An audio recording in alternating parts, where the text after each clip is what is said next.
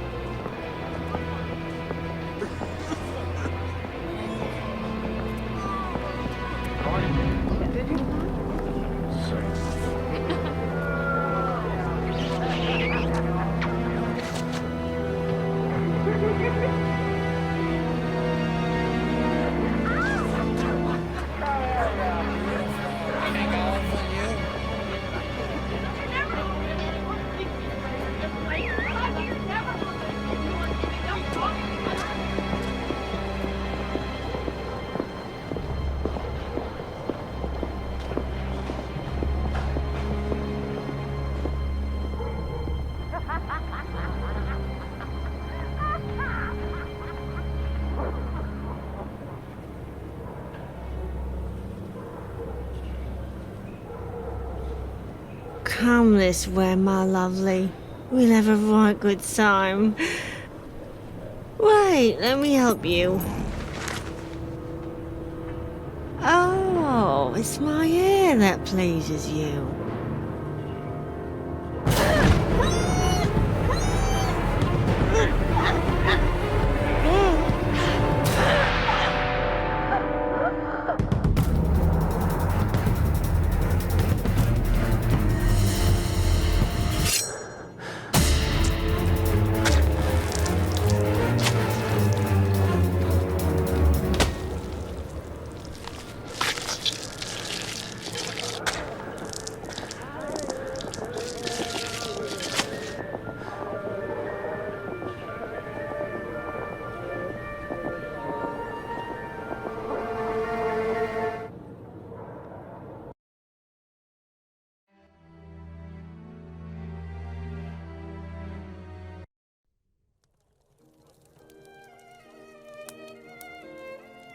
The news is as dark as the sky, Holmes. An inquest has been opened into the murder of a poor woman in the East End. The unfortunate girl was discovered last night, lying in the street, still warm. The murderer was filled with an incredible savagery. Oh, the article gave me shivers down my spine. The inspectors in charge of the case don't seem to have even the slightest lead. A similar murder took place less than a month ago. Ah, love. A romantic walk, a kiss in the moonlight, a polite refusal, a terrible anger, and a hanging. This area of Whitechapel is a disgrace to London. The government should take serious note of what is going on there. Whitechapel? This woman was found in Whitechapel? Yes, indeed. Bucks Row, to be specific. Then it was not a question of romance, but of commerce. Unless these women actually take pleasure in the vice, the female nature is completely... Holmes, do you hear yourself? A woman is dead under unspeakable circumstances. No less than any other, she was a human and one of Her Majesty's subjects. None of these streetwalkers of which you speak have any other way to survive but by selling their bodies. You know as well as I that our era is not a gentle one, and these women don't have much to look forward to. Some grace, if you would. Do not refuse them your compassion. Do not say another word, my dear Watson. We shall leave immediately for Whitechapel. To the scene of the crime? No, I think it would be better to arrive there a bit later once night has fallen. At the moment, the spot will be overrun by police officers and spectators. It would be impossible to investigate properly. Then where are we going, Holmes? The best thing to do would be to head to the police station and attempt to get a copy of the preliminary reports. But the article in the Star seemed quite complete to me. You must know, Watson, that journalists often draw conclusions from the facts without a proper understanding of how to do this delicate task. We must obtain the reports from the inspector in charge, as well as those from the coroner. Very well, Holmes, but all the same. It seems to me that I have a map of London somewhere, Watson. Can you find it and locate Whitechapel while I get ready? You are too kind, Holmes. Searching through your mess?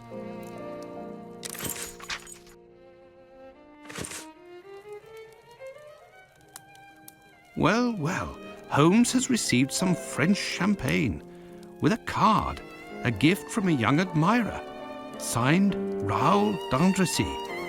Who on earth could that be?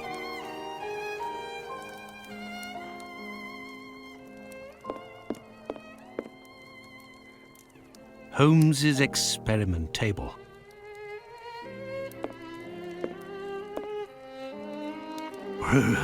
The Adventure of the Dancing Men. I remember it well. The Queen's initials done in bullet holes. Good old Holmes. Holmes's violin. He doesn't play nearly enough, if you ask me.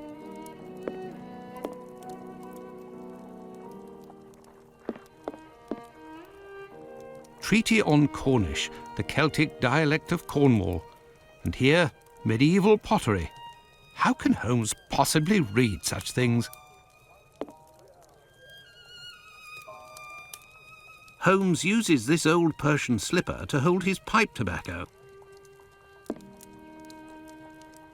Colonel Gordon, during the last adventure of the resident patient. This is how Holmes stores his post. Thank goodness his clients don't see this. This is the coal bucket in which Holmes keeps his cigars. What a funny idea. This is the harpoon that pierced the sailor Peter the Black. Bizarre little relic.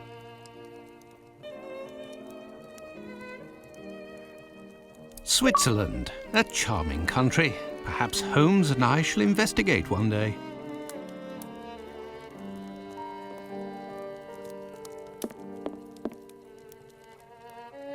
A map of London, at last. Let's see, the district of Whitechapel.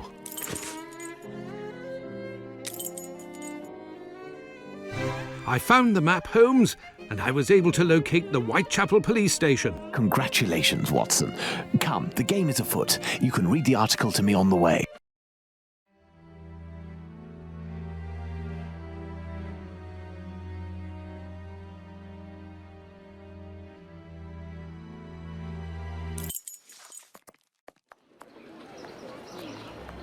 We have arrived, Watson, in Whitechapel.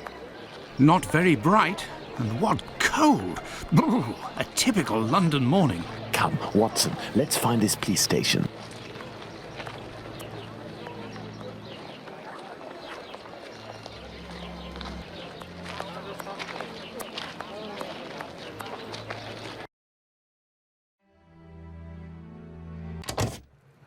Well, this station isn't very well kept, I say. It's a local outpost, Watson. The daily tasks that confront these constables are not the easiest, and they are poorly paid.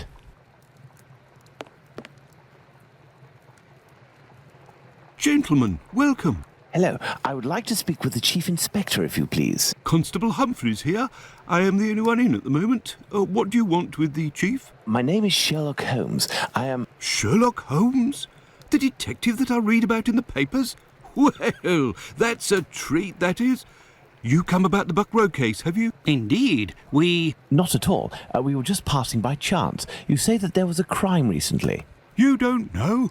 You must be the only folk in London who haven't heard. It won't be long until you find the culprit, no doubt. Nothing is less certain. Suspects 0. Clues 0. It's not good for us, especially not in this district. Listen, this isn't what I came here for, but if I can be of service, in a confidential capacity, of course, if you can entrust me with a copy of the preliminary reports, I could study them and return later with my conclusions. It's just that these are official documents. I can't take a decision like that without the inspectors. The sooner we know the facts in the file, the sooner we can be of help, my friend. Say, if you are Sherlock Holmes, you can find anything, isn't that true? With your magnifying glass, footprints. My performances are often embellished by my biographer. Ah, good.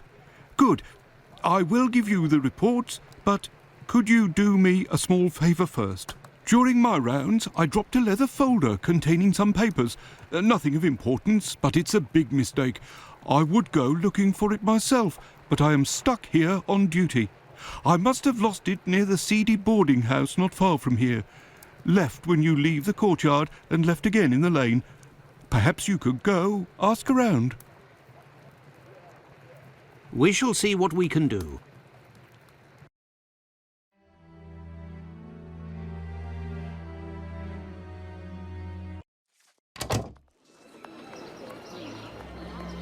Are we going to go look for these documents? Why not? It'll give us an occasion to take a tour of the district, Watson.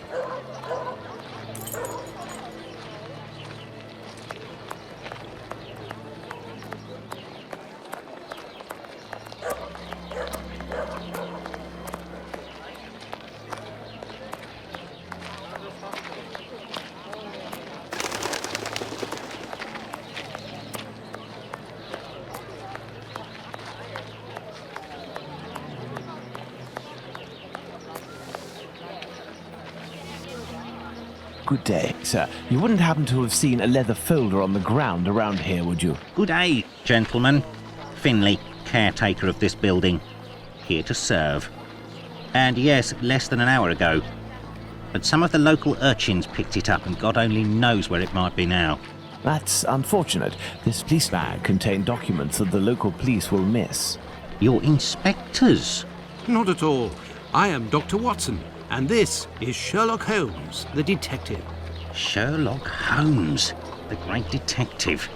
You must be here about last night's murder. Have you discovered the identity of the poor woman? Indeed, I'd only to read the papers. Mine is dated from this morning, and it does not say who it is. I'm not really engaged in this case, but if I can help the police, I will do so willingly. Oh, to be sure. I've been told that Inspector Aberline is in charge. A very capable man. So, according to you, I have no chance of finding this folder then? Indeed. But I, on the other hand, should be able to find it. Do me a favour in exchange. A vagrant comes almost every night to sleep in one of the nooks not far from my windows. He coughs, howls, sometimes even sings. He's quite hefty and I don't dare approach him. I've lost 3 tenants because of him. If it's you who speaks to the police, they will take this matter more seriously. Tell them about the captain. They'll know who you're talking about. In the meantime, I'll find your police bag. Let's go to the police station.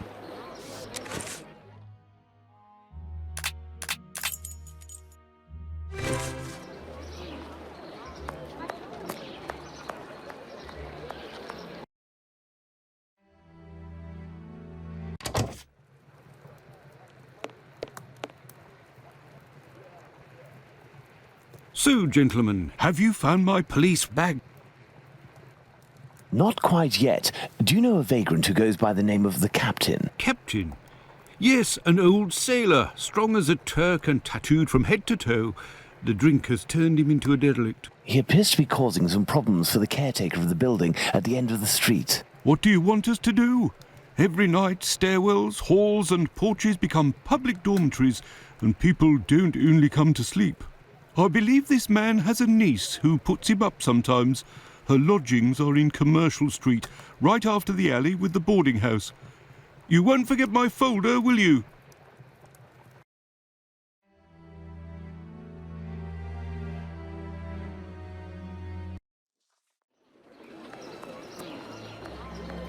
Do you believe this woman will agree to have her uncle stay with her?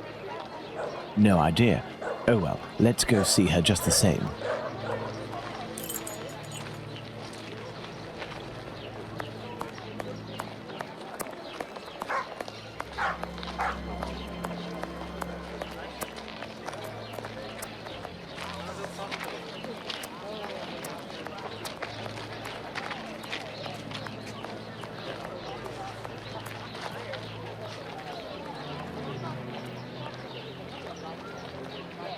There. This is where the niece of the captain must live.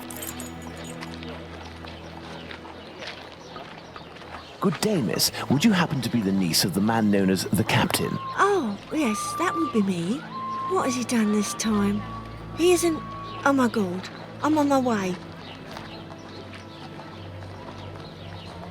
Miss, we have come to ask if you could have your uncle come live with you.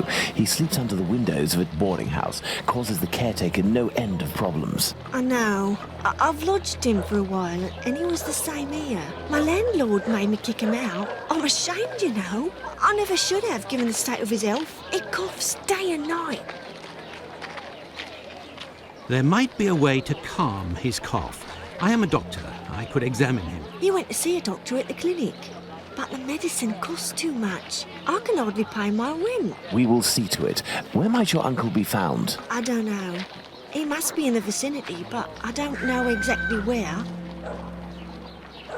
We will find him. Holmes, this is serious. Find an alcoholic in Whitechapel? A needle in a haystack would be easier. Come, dear doctor, let's trust to our lucky star. Moreover, we also have our informers, remember? Are you referring to those brats to whom you are always giving charity? Exactly, my secret police. Some of them must surely roam in this area. It suffices to find them.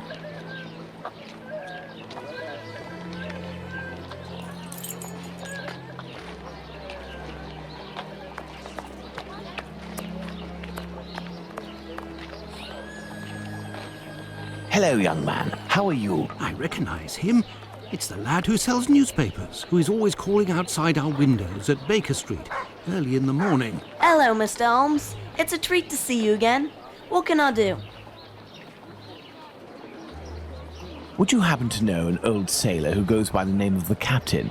A poor man who hits the bottle a bit hard. Of course, Mr. Holmes. He's there at the end of the street. Round to the left he is.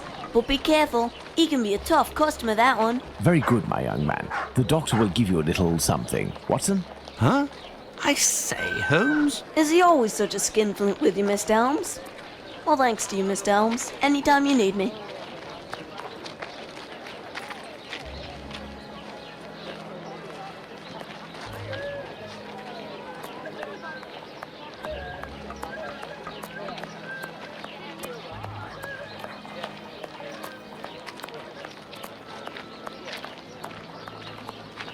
I can hear someone coughing more than is natural, Holmes.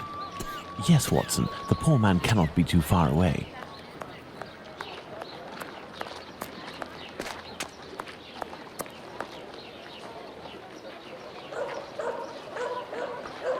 If, in order to listen to us, this man imposes as condition that we find his pet cockroach, there will be another murder in Whitechapel today, Watson. Yours. Ah. He is in a critical state, Holmes. He has barely a month left. Is there a way, dear doctor, to ensure that this last month passes in silence? Really, Holmes, sometimes you... Oh, really? I will make note of some medicine to get immediately that will relieve his pain. Very well. I will locate an apothecary or a clinic.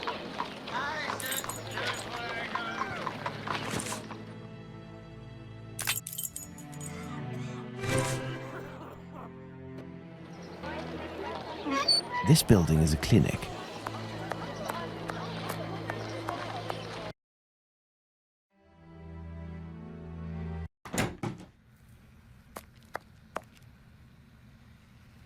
Good day, sir. Dr. Gibbons. You aren't from around these parts?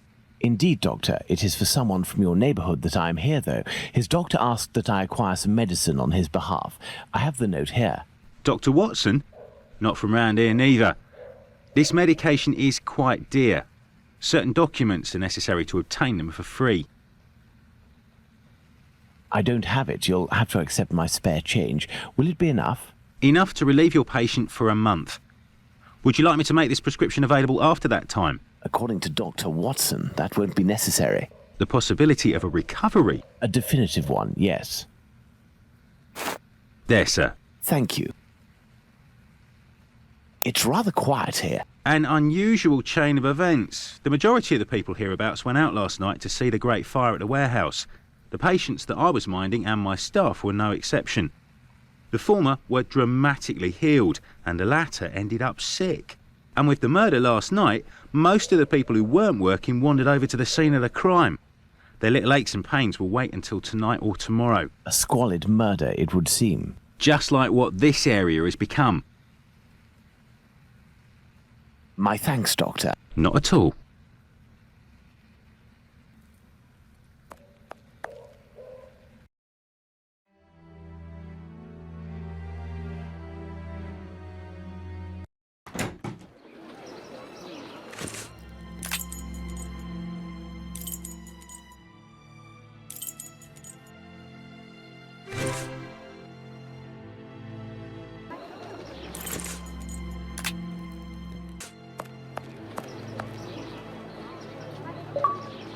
Here is the medication, Watson.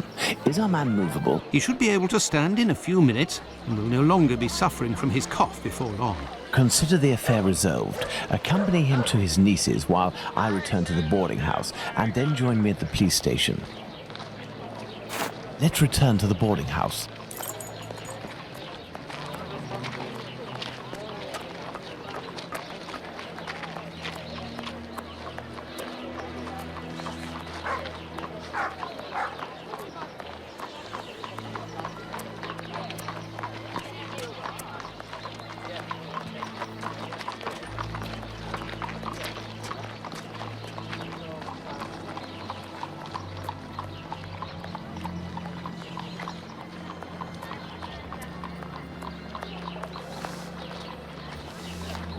I have good news for you, Mr. Finley. We have sent the captain to stay with a relative, and he shouldn't bother you for a while. I also have some good news. I have your police bag. Thank you. I bid you good day. Oh, it was nothing. Tell me, one of my wife's friends lost... Another day, Finley, another day. Let's go to the police station.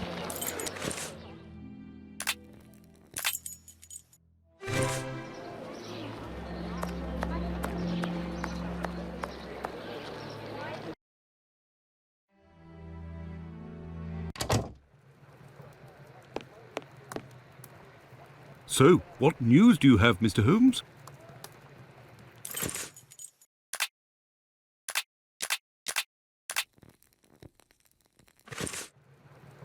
Are you sure it's the police bag that you lost?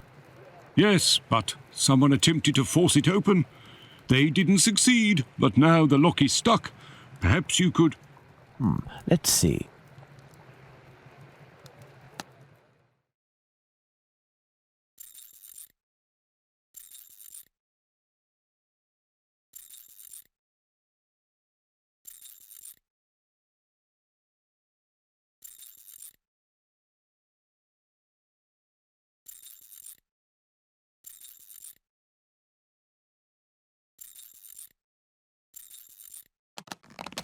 All done.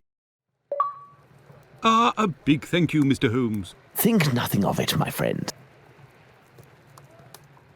So, the reports. Why don't you wait till the inspectors get back? You would certainly learn more. If I wanted to meet the inspectors, I would have done so. So, give me the preliminary reports, and above all, do not mention my visit to anyone. Is that clear? Sure, if that's what you want. Here are the reports. Thank you.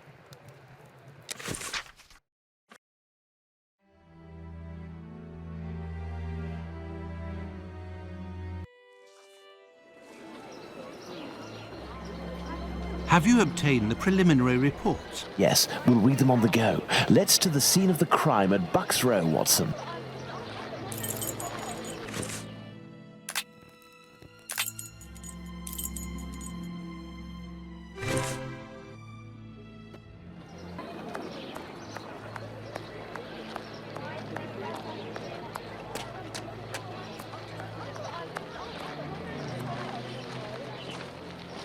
Bucks Row.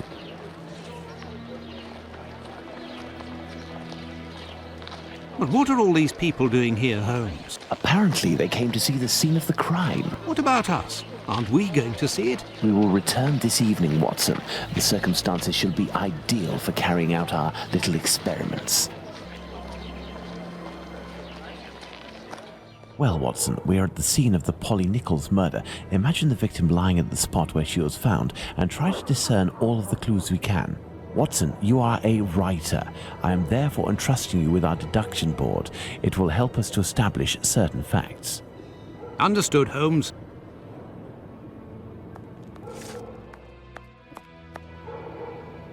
There is only one streetlight lit on this street, Watson, and this spot is particularly poorly lit.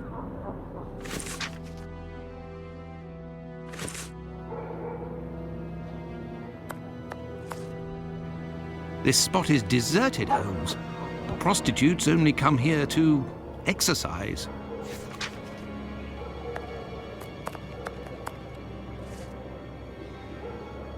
No signs of blood. There is a black bonnet near the left hand. The body was lying on its back, legs straight and slightly apart. The skirt had been lifted up to the middle of the body. The left hand was touching the barn door. The body was still warm. Let's reread the preliminary report for the details on the wounds inflicted upon this poor woman. No marks on the ground. The ground is muddy. Let's look at this poor woman more closely. A small pool of blood, 6 inches in diameter. The throat was slit from left to right. There are 2 incisions. There is a bruise at the level of the right maxilla. The tongue is swollen. Well, Watson, we have found all of the possible clues, I think. We will now attempt to recreate the scene of the murder. Come closer, Watson. I have to make you up. You are joking, Holmes?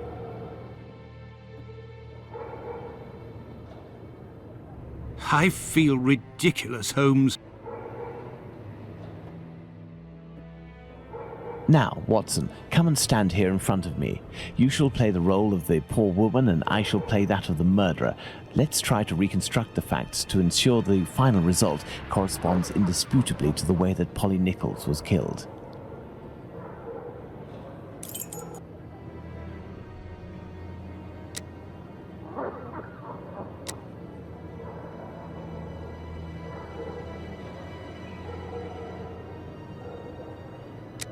Yes, it's quite possible the events occurred like this.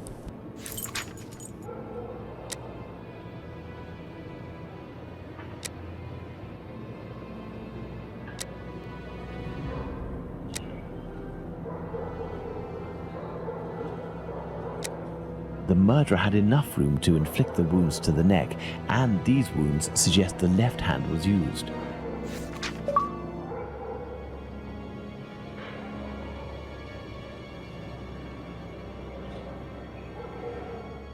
My dear Watson, now that we have found all of our clues, nothing remains but to subject them to our most likely hypotheses in order to deduce the facts.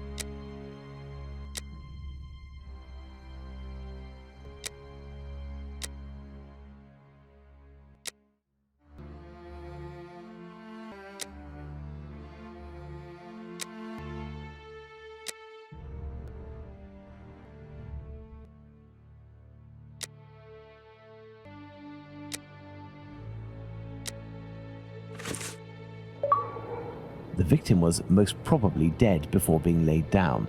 Once the heart stopped, gravity drained the body slowly, not in a heavy spurt that would have stained half the street. Thank you, Holmes. I understand why you told me not to change clothes. Do you realize that our behavior didn't alarm anyone? The victim's ordeal was even more discreet. By acting in silence, we have confirmed something. The crime definitely took place here. The victim and her murderer were able to come here without making any noise, and afterwards the murder took place without the slightest cry being uttered. Come, Watson, let's go home. We have spent far too long in this sinister alley.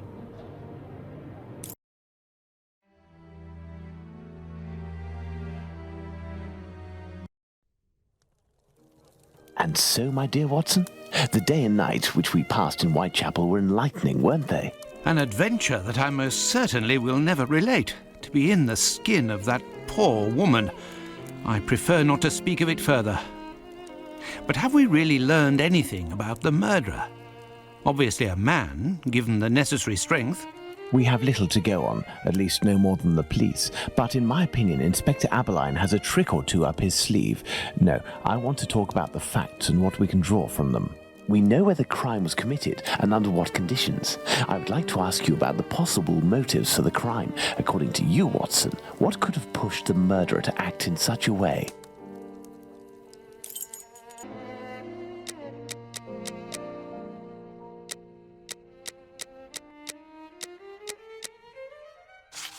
Revenge, Holmes? Revenge could be a possible motive, but with one small reservation. We have reason to believe that the victim considered her murderer to be a typical client.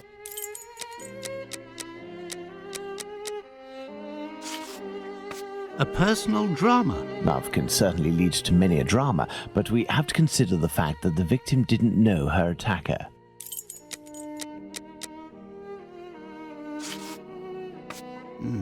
Theft, perhaps? I have a hard time believing that someone would attack poor Polly so fiercely just to rob her of a few coins.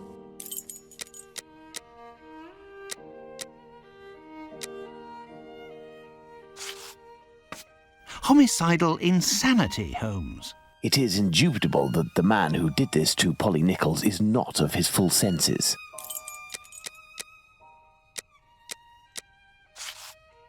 Elementary.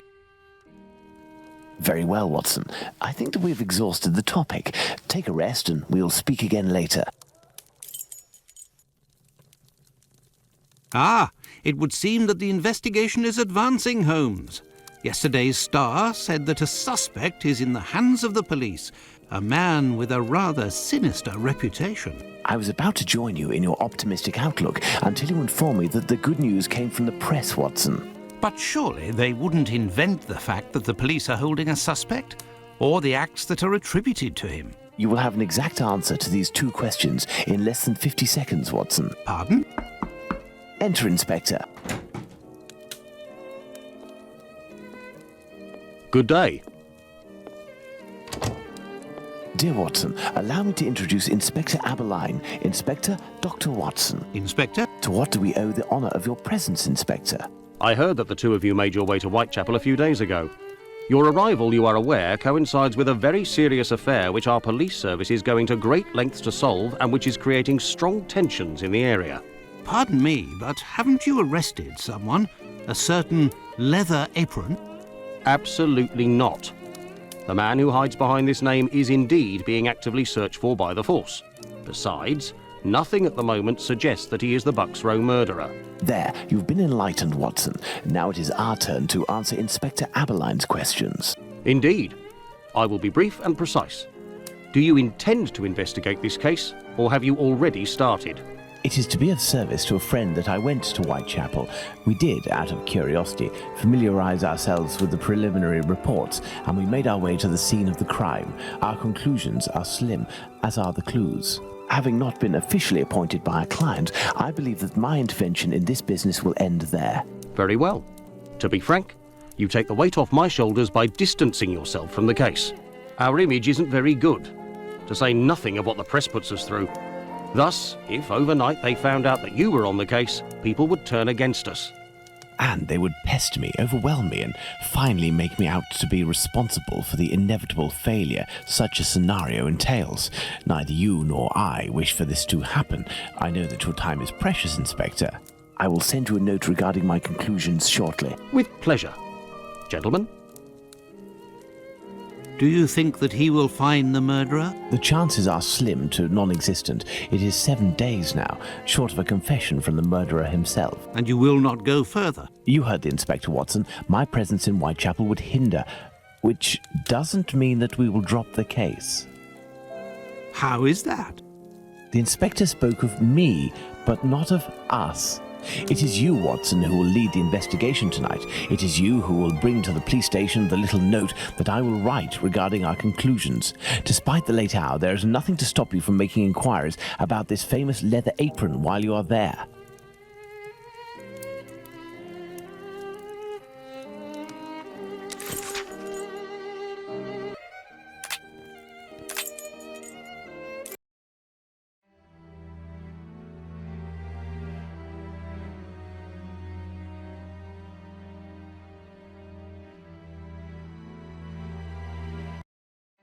Well, if I follow Holmes's instructions, then to begin my investigation into this leather apron, I must first head to the police station.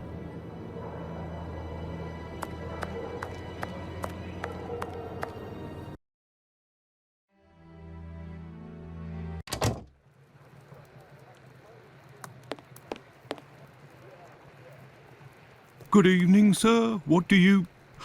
I know you. You were here last week with Sherlock Holmes. Indeed. I have come to bring a message from Sherlock Holmes for Inspector Aberline. Very well, I will pass it on. But come to think of it, someone was asking about you recently. Finley, the caretaker of some shady boarding house nearby. Does that mean anything to you? Ah, perhaps. Actually, I read in the Star that you have arrested a suspect called Leather Apron. You shouldn't believe what you read in that rag, sir. The man is being hunted, but we have yet to get our hands on him, and we aren't close to it either. Why ever not? Bah, he's a specialist in the streetwalker racket. These girls make pitiful witnesses, and we don't inspire confidence. Furthermore, the man seems to be pretty discreet lately. Someone must be helping to hide him. How to get on his trail, then? One of these girls would have to confide in us and give a valid description of the man. Then we'd ask around the journeymen, who use aprons, I imagine. Well, goodbye. I must go to Finley's boarding house.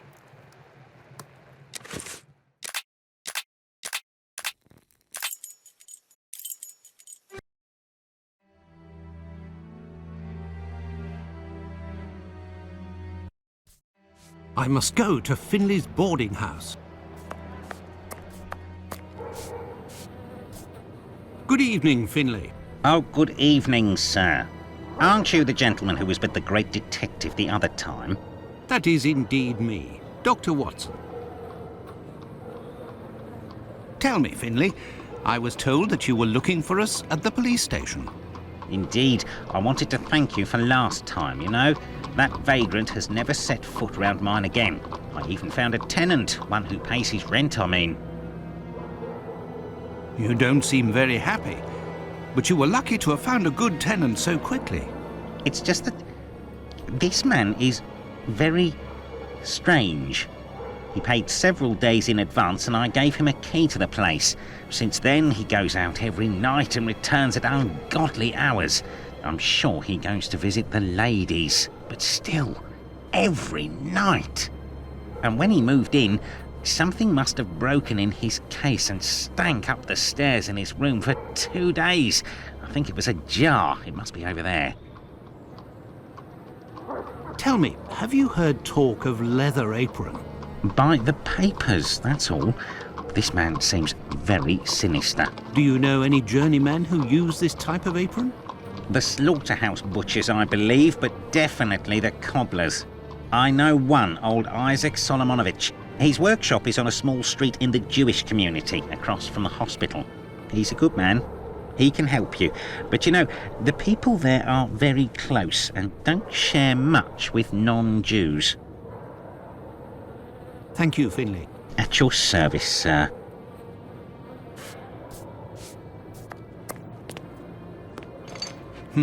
This odour is very strong indeed, but the whole neighbourhood as such has a dreadful stench. Finley might have an idea as to what this jar that contained. What do you want, Doctor? You're right, the pieces of the jar that your tenant broke do give off a strange smell. It's true. That's quite normal given his trade. Yes, and what would the trade be of your strange tenant?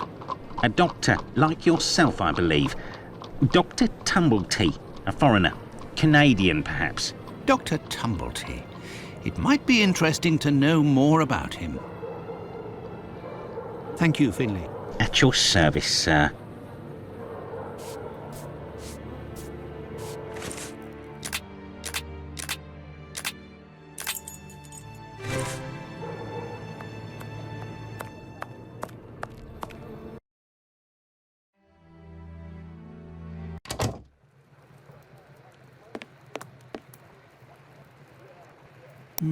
The night is cool. What a horrible summer we have had. Does the name Tumblety mean anything to you? Not at all. But if you like, I can make inquiries. Fine, why not? One never knows. Well, goodbye.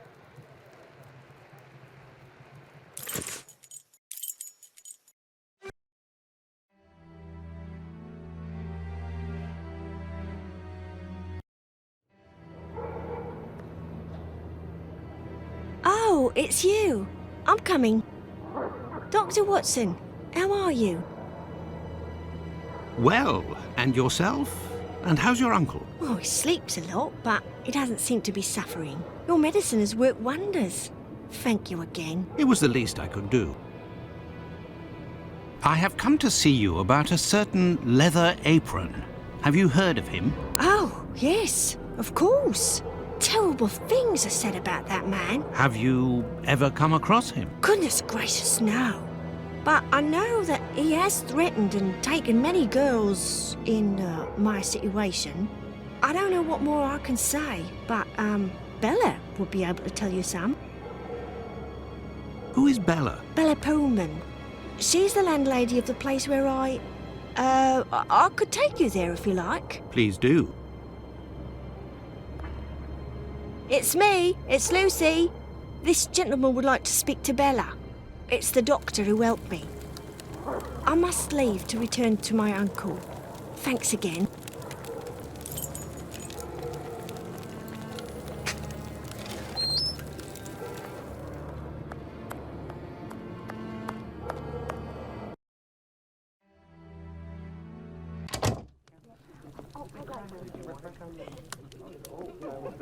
Can I get a refill, please?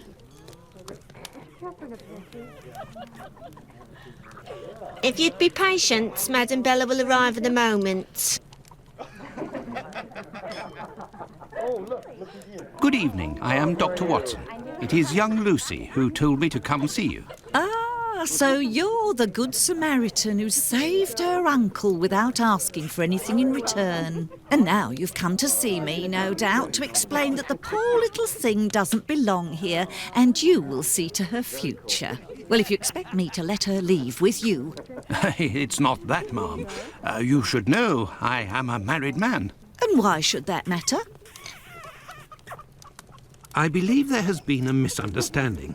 The reason that Lucy sent me here is that you may be able to give me some information about Leather Apron. Are you a doctor or a constable? I am most certainly a doctor, but I am acting in this matter in a private capacity, and I would like to find this man. Well, if you're able to rid us of him, I'll give you a week's worth of free passes. That man is a thorn in our sides.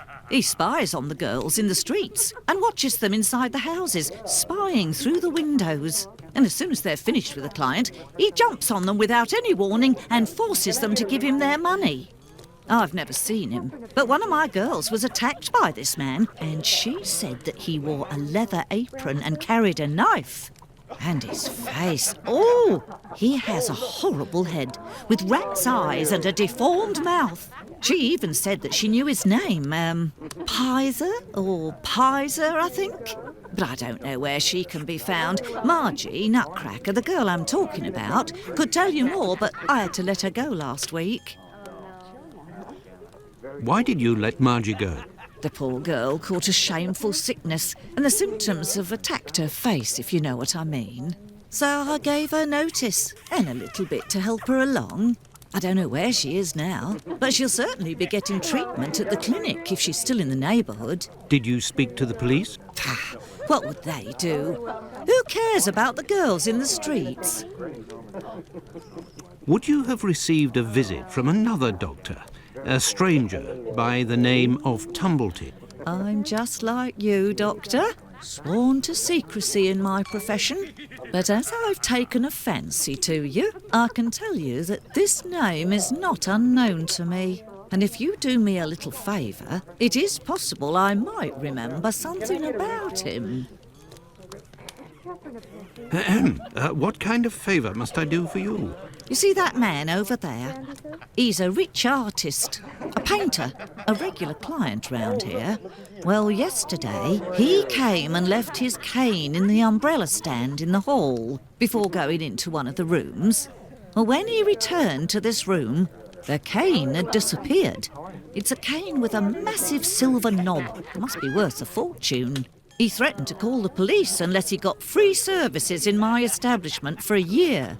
I'll be forced to accept, unwillingly, of course, given the services that he's demanding, unless the cane is found. Did you question the residents regarding the theft? They didn't see anything, and there's not one of them that would risk stealing from a client here. Who was in the room when your weasel of a client was in the chambers? There were a few that came and went, but Mary could tell you better than I can, because she was the one at the counter yesterday. Thank you, ma'am. No problem, my angel.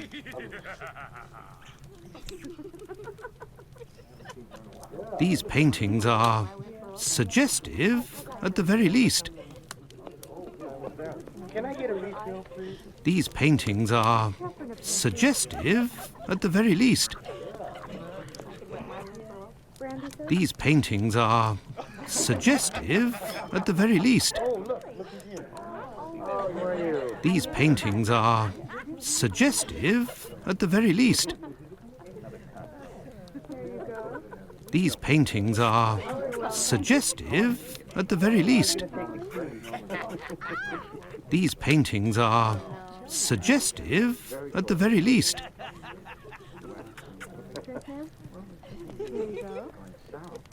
These paintings are suggestive, at the very least.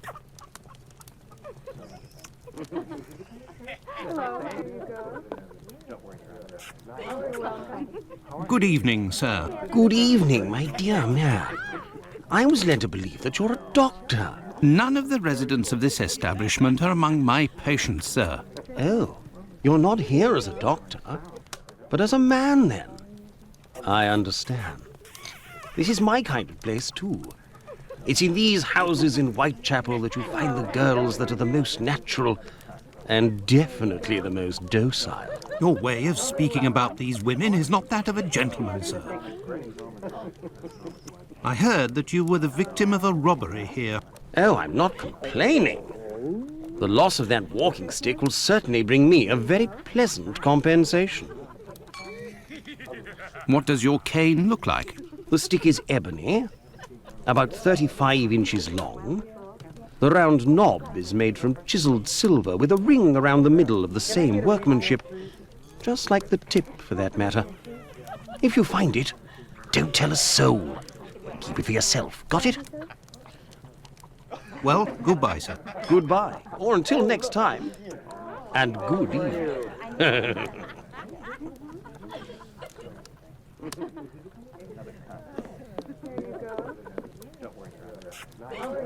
What happened to this rug? Oh, it's when we got a cold yesterday. I asked the young man to fill the pail. Came back to put it down, but his feet were covered in soot and he made a black print. Madam Bella said it was my fault and I got a shilling's penalty. I also have to clean the print and it's no picnic. He has immense feet, that boy. I heard that there was a theft yesterday. Did you see anything? No, and I was here the whole time. Who delivers the coal? It's never the same person. I'd never seen that lad before. Do you always keep an eye on the coat stand? Oh, yes. Well, when the coal delivery came, a client came out of the chambers and stopped me from seeing the boy who brought the bucket of coal. You don't think he would have taken advantage? Until next time, miss. With pleasure, sir. Can I get a refill?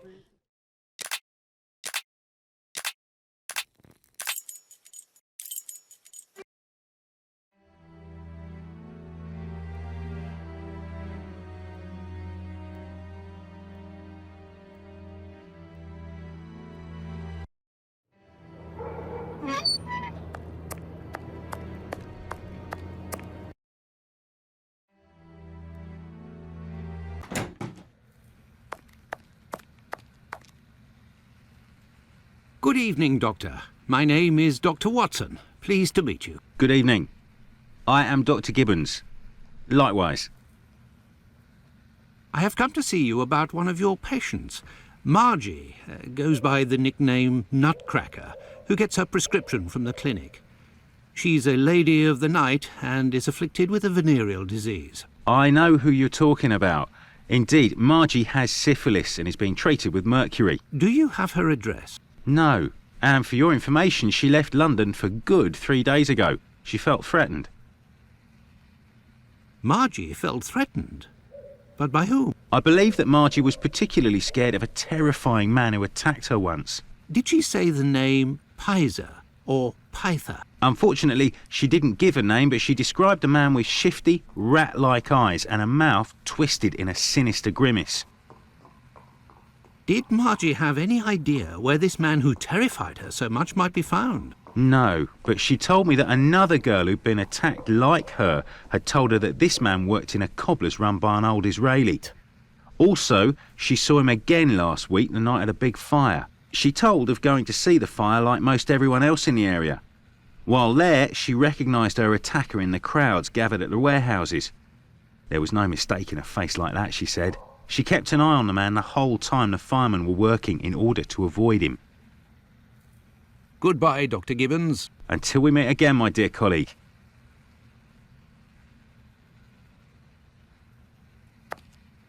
A large black footprint. What can I do for you, my dear colleague? Pardon me, Doctor, but who made the large black footprints there near the beds? The brother of one of my patients. The poor thing had her leg amputated after colliding with a carriage. We arranged to find her a prosthesis. Prostheses are very expensive. How did this man pay? He told me that one of his uncles gave him a walking stick with a chiselled silver knob. I agreed to accept this knob in exchange for a simple prosthesis with harness. But this object is of great value and I could finance half a dozen other prostheses by selling it on Petticoat Lane. Doctor, I have reason to believe that the silver knob that you possess is from a cane that was stolen by the man who brought it to you. And I believe I know to whom it belongs. That's what I was worried about. The story of the uncle seemed a little strange. Nevertheless, you must have proof of what you claim. I will show you all of the knobs that we have here. If you find the knob that the young man gave me, I will believe you. So be it, but something is bothering me. I will need a complete cane, not just a knob. Don't worry, dear chap, build one. I can loan you some tools. Make use of the odds and ends in my cupboard. It'll help get rid of it. Well, I shall try. I will have to remember the description that Sickert gave. Goodbye, Dr. Gibbons. Until we meet again, my dear colleague.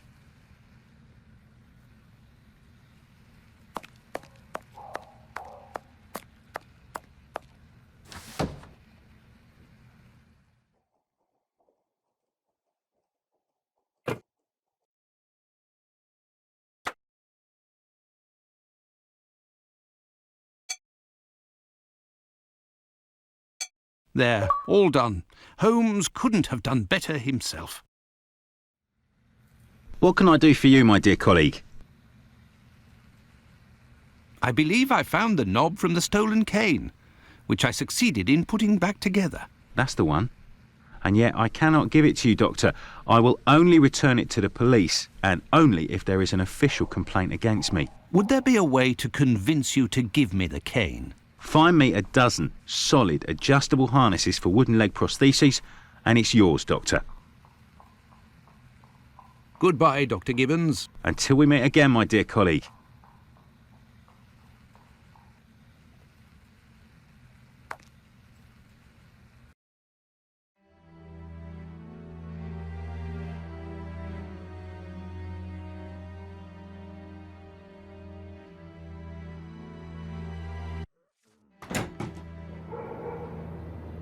This interview with the doctor revealed an important fact. Leather Apron could not be the Bucks Row murderer. According to Margie, the villain passed most of the night of the crime at the fire. He could not have been at the scene of the murder at the moment it was committed. He is nonetheless a dangerous character.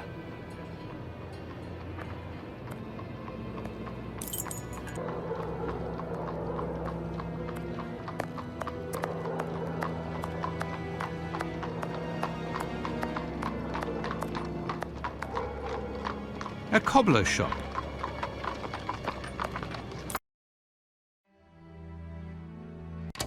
There's nobody here. How very odd. I say, these things look like harnesses. Oh my, they are noisy. Good evening, sir. Pardon the interruption.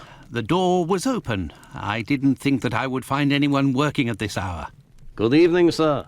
I didn't hear you come in. Say, those things that made noise, they are really harnesses, aren't they? Yes, horse harnesses. But I must tell you, sir, that the store is normally closed at this hour. That is why I've asked you to return tomorrow. I didn't come about my shoes. I came to speak of a cobbler, perhaps one of your former employees, a man with very particular habits. You aren't with the police by any chance? I'm sorry, but I do not want to speak of anything but shoes with you. I am not a policeman. I am Dr. Watson. It's Mr. Finlay, who told me that you might be in a position to inform me. Ah, that Mr. Finlay is a very brave man. And if he sent you, then you must certainly be a worthy man also. So, Doctor, who is this cobbler with strange habits? The man of whom I speak is called Pizer or Pyther, a man with a frightening face. Do you know him? Yes, John Pizer. He worked here for a while, but he is no longer here. Do you know where I can find him? No, and if you look, you will not find him. Why? Because he is in hiding, Doctor. You see, a week ago, a horrible murder took place in the neighborhood. A rumor circulated that he might have been responsible for this crime. They say he has quarreled with women of certain virtue in the past, if you understand me. Isaac, it is about the Bucks Row case that I have come to see you. I have the certitude and an incontestable witness that Pizer is innocent, at least of this crime, although he has attacked a number of street women. If he doesn't come forward to explain himself to the authorities, he is condemned to hiding and to take the fall for this murder. Furthermore, it will cast suspicions on your community because they must be hiding him.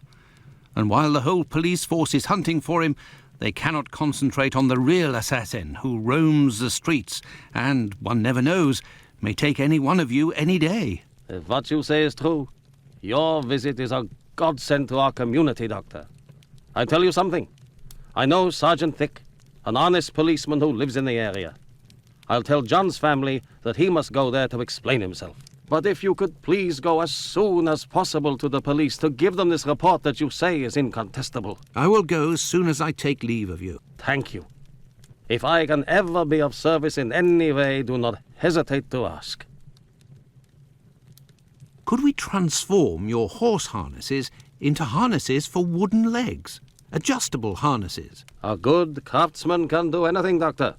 And I do believe that's what I am. Come back in a while and it will be done. That will be my thanks for what you have done. I shall return later. At your convenience, sir.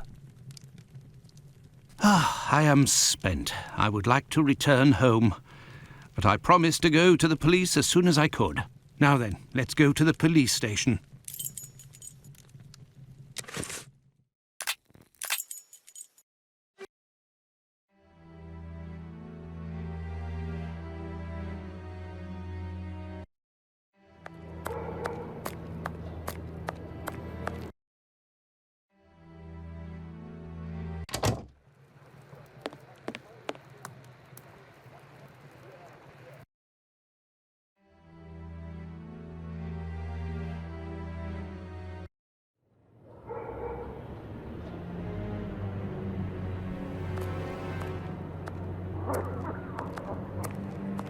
Will you?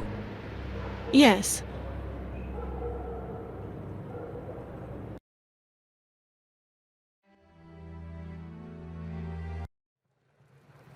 Hey, Doctor, you seem tired. Were you wandering the darker parts of Whitechapel all night? You could say that. I have some information on Leatherapron, the man of whom we spoke earlier. Do you know where he is? No, but I can clear him of the Bucks Row crime. A witness proved him totally innocent. Oh, Watson, is it only now, after many hours of walking, that you decide to pass on the important message that Inspector Aberline is waiting for? But, no. But what are you doing here, Holmes? I was worried, Watson, and with good reason it would appear. Go give the message to this policeman and let's go home. Nobody appreciates me hanging around here, you know, and it's freezing cold. Ah, Creddle, none too soon. You will take the testimony of this... No, you continue with your duty shift. I must find Chandler in Ambury Street. He's struck again. Who? The murderer, the Bucks Row assassin. Hanbury Street. Let's go, Watson. We have no time to lose.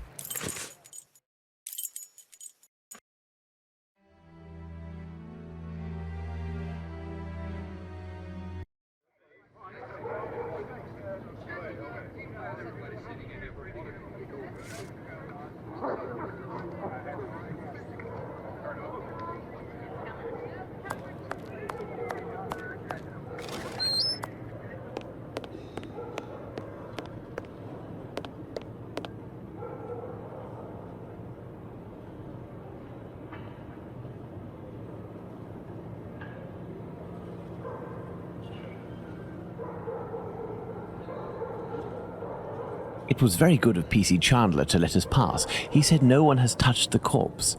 It's the perfect opportunity for us to put our skills to the test. Watson, let's not waste it.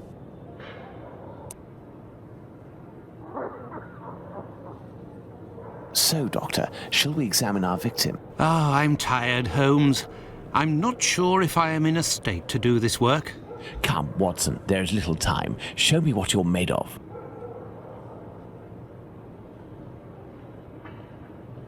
Oh, my God. Pray, Watson, pull yourself together. Can you establish the time of the crime?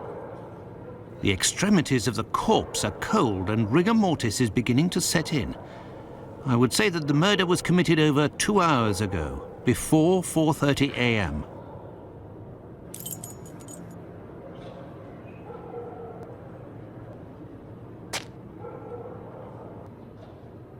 The blood is a dozen inches or so from the ground. Bloodstains on the wall.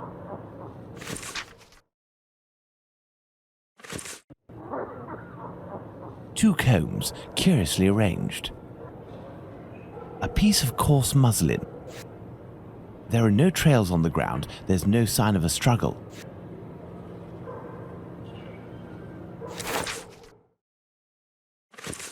A torn envelope. It smells of rubbing alcohol. It contains 3 pills. I will take one. 2 should suffice for the police. Now, let's look at the stomach, or at least what remains of it. It's dreadful, Holmes. Who could do that to someone? That's what you're here for, Watson. Tell me what this man has done. The stomach has been entirely opened and...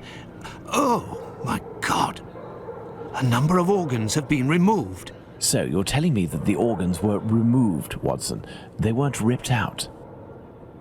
Not at all, Holmes. On the contrary, this is clearly the work of an expert. I couldn't have done any better myself. And the uterus is missing.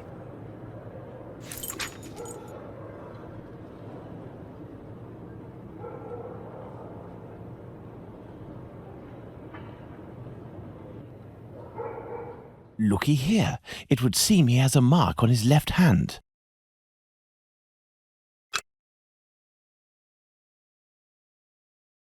The victim must have worn a large ring or several little ones, and someone pulled them off forcefully. This detail will be very valuable, Watson. You can be sure of that.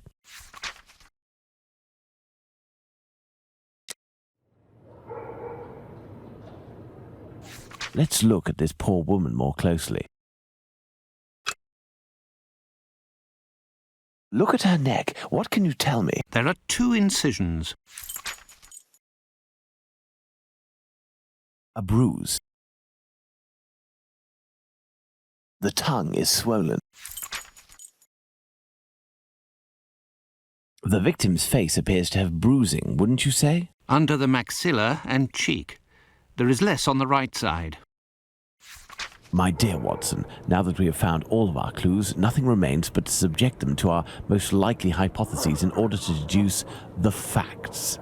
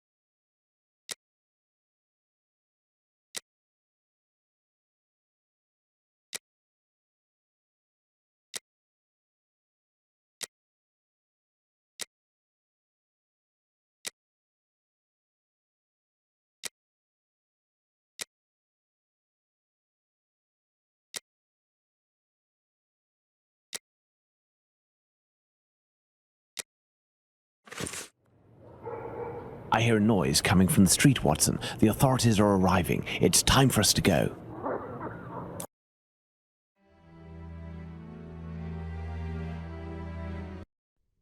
Holmes has been locked away in his room for days, always saying the same things. I'm thinking, Watson. Very good, Watson. As you wish, Watson.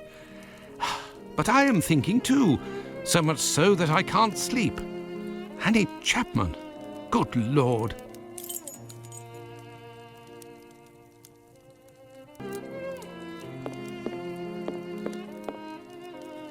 Holmes examined the broken jar that belonged to Finley's tenant. I wonder what this substance is. I don't recognize the odor. Formalin, Watson. This jar contained formalin. Interesting, don't you think? I've been waiting for something for days. Just the tiniest bit of news that would make sense of this whole matter. But there's nothing, neither from the press nor the police. Unless Inspector Aberline is holding on to some information without realizing its importance, which is quite possible. It is time for you to return to the police station in Whitechapel, Watson. And didn't you tell me that you had a matter to take care of it? Take advantage of it to learn more about this pill and its contents. Ah, but Holmes, it's late, and spending another night in this district is hardly my idea of entertainment. I know, Doctor, but we don't have any choice. Time is against us. Take your pistol in case you run into any troublesome characters. Fine, as you wish, Holmes.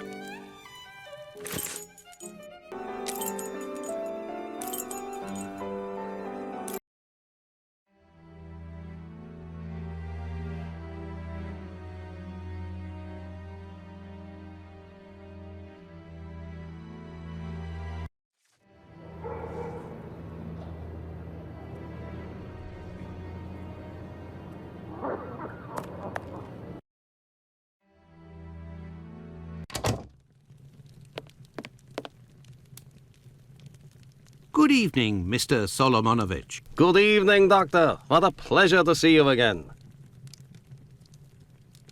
Have you finished converting the harnesses? Yes, just now. I got a little behind because of all the commotion. Commotion? Don't you start. 3 days ago, the very afternoon that you passed by, there was a chase throughout the neighborhood. Hundreds of people were chasing one man, claiming he was responsible for the murders these last few days. Schmonz! It was awful. I hope those maniacs didn't catch him. Better the police should.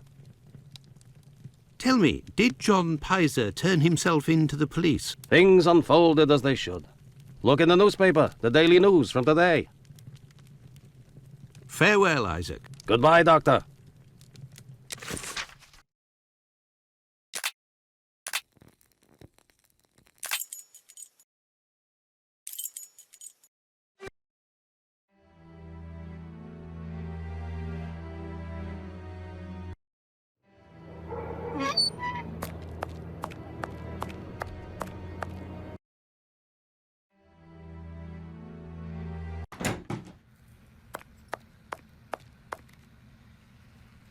Good evening, Dr. Gibbons. Dr. Watson.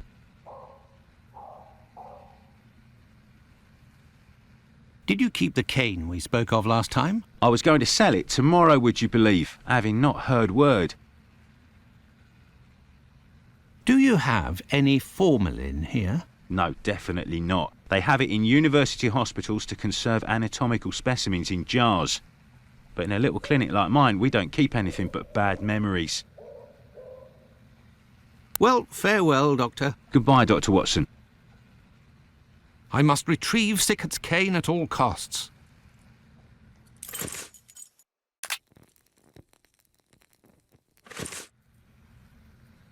Yes, Doctor? Could you tell me what type of pill this is? Yes, we have those here. It's not really a medication. We give them to patients with chronic respiratory conditions like tuberculosis. Did you have a patient by the name of Annie Chapman, the woman killed 3 days ago? Indeed. She came in the morning of her death. Poor woman. Did you give her these pills? Yes, now that I think of it. She actually came in twice. The first time I gave her an almost empty container without making her pay. She came back during the day and said she dropped the container and stepped on the pills. She wanted to know if I could give her more again without paying. I refused. After she left, a patient who was there told me that he lives at the same place and confided that she had been lying. He saw the pills fall in the tenement's communal kitchen, but the woman immediately wrapped them up in a piece of paper. Where did this paper come from? According to this man, she'd found it near the chimney in the kitchen. Anyone could have thrown that paper there. That envelope can't have anything to do with the murder. Pardon, Doctor? Nothing. I was just talking to myself. Well, farewell, Doctor. Goodbye, Dr. Watson. I must retrieve Sickert's cane at all costs.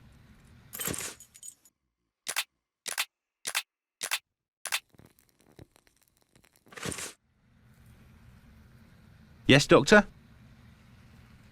Here are your harnesses, Doctor. They are top quality, I'd say. Definitely worth the price of this walking stick. Here, it's yours. Well, farewell, Doctor. Goodbye, Dr. Watson. I must go to Miss Bella's.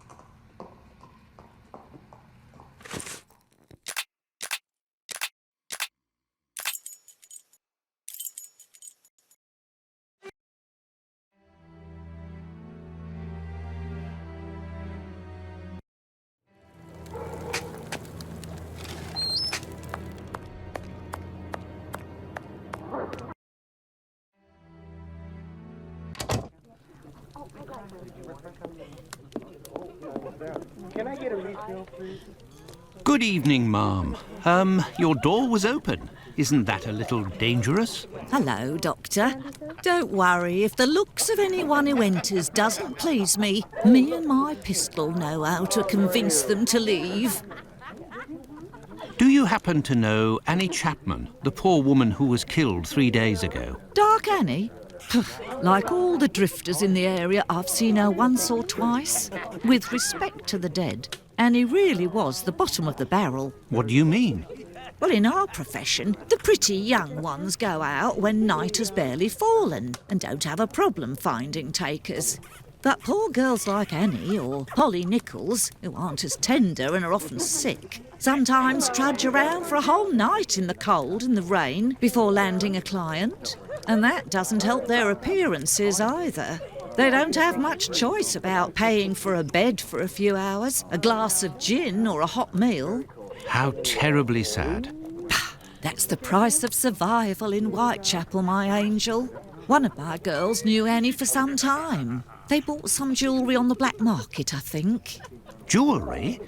How could Annie Chapman have possibly afforded jewellery?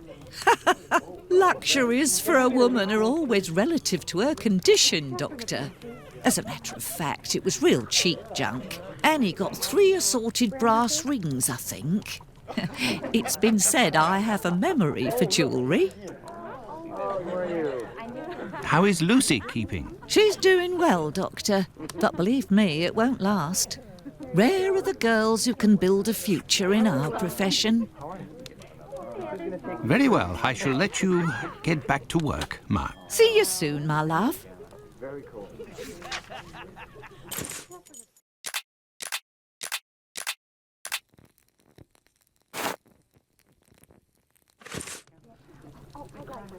You're still there, Doctor? Can I get a refill? I found the cane that was stolen from your client. Here it is. Doctor, you are a real saint, I can see that. I'll finally be able to present my bill to this damned painter. If by chance you see him, tell him that a little surprise awaits him here. You told me you would give me some information on this Dr. Tumblety. Agreed. He's a Canadian or an American. He parades from time to time through the neighbourhood in a 50-guinea suit and acts like a doctor. But for business, he isn't worth it. This damn Yankee hates women. The few times that he was approached by the girls, he spit on them, all the while hurling insults. It would seem that he was hunting for the bad boys. He's looking for trouble, that animal. Does he frequent any pub in particular? Aye, the Wasp's Nest on Burner Street, I think. A seedy spot even by our standards. Very cool. Very well, I shall let you get back to work, Ma. See you soon, my love.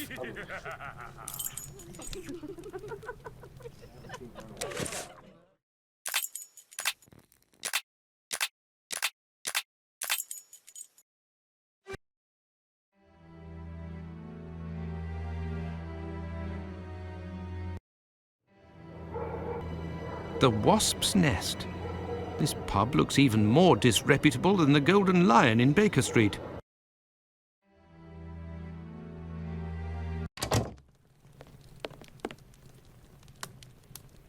Good evening, sir. It'll be the coup of my career, Governor said. Ha! You'll make loads of doss of the paper, he said. You're a journalist? That's so. Tom Bulling at your service. The Whitechapel ferret, the wizard with the scoop.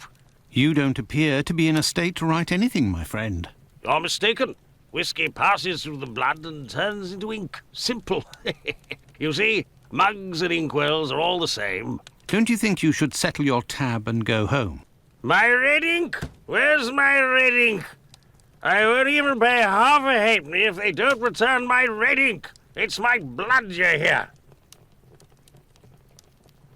Very well, I'll be on my way.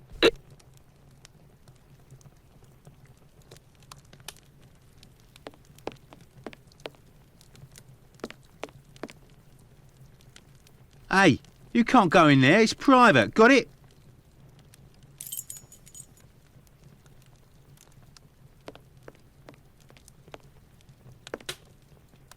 This is the sink where the barmaid puts the glasses to soak. Look, red ink. What's that doing here? The bottle is closed. There must still be some ink inside, and it looks like a glass. The barmaid must have put ink into the sink by mistake. Right. Do I get in your way? Me? If you'll excuse me, sir.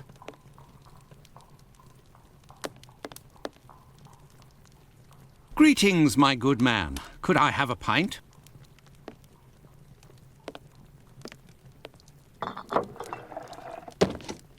Here, Gov. I've been told that Dr. Tumblety might be found around here. Is that so? I don't do a roll call of all the drunkards here. I've got my hands full just making sure I get their money. Don't people pay when they order? Nah, look at that little scribbler there. Completely dead drunk. Tonight's tally is about as long as his arm. If he skips out, I'll be in for a guinea almost. What's behind that locked door over there? Can I go in? Not likely. And let me be unless you're wanting a drink. Got it?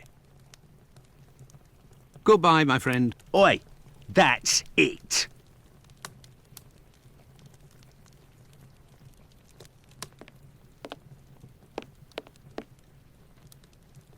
Good evening, sir. Well, I know you.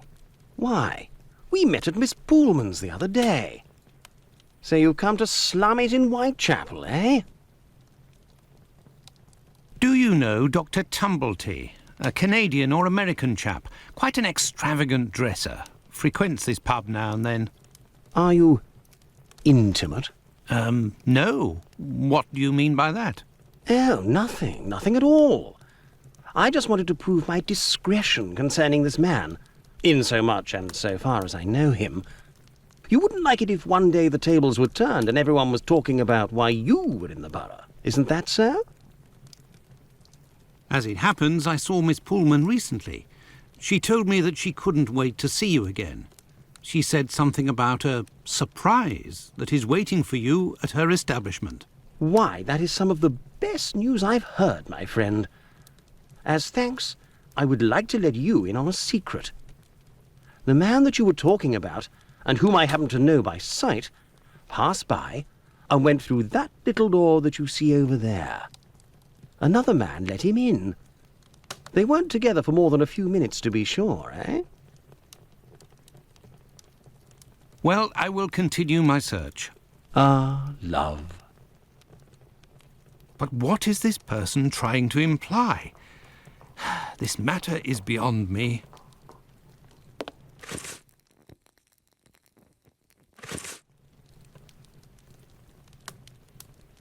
You're the best. The boss told me.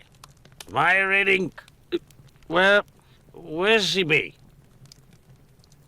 I found your red ink, my friend. You should settle up and head home. Thank you, my friend, thank you. The spring-heeled phantom will be revived.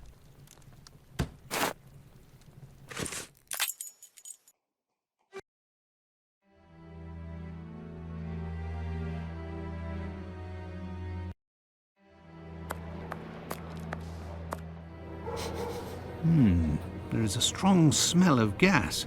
It seems to be coming from the abandoned building.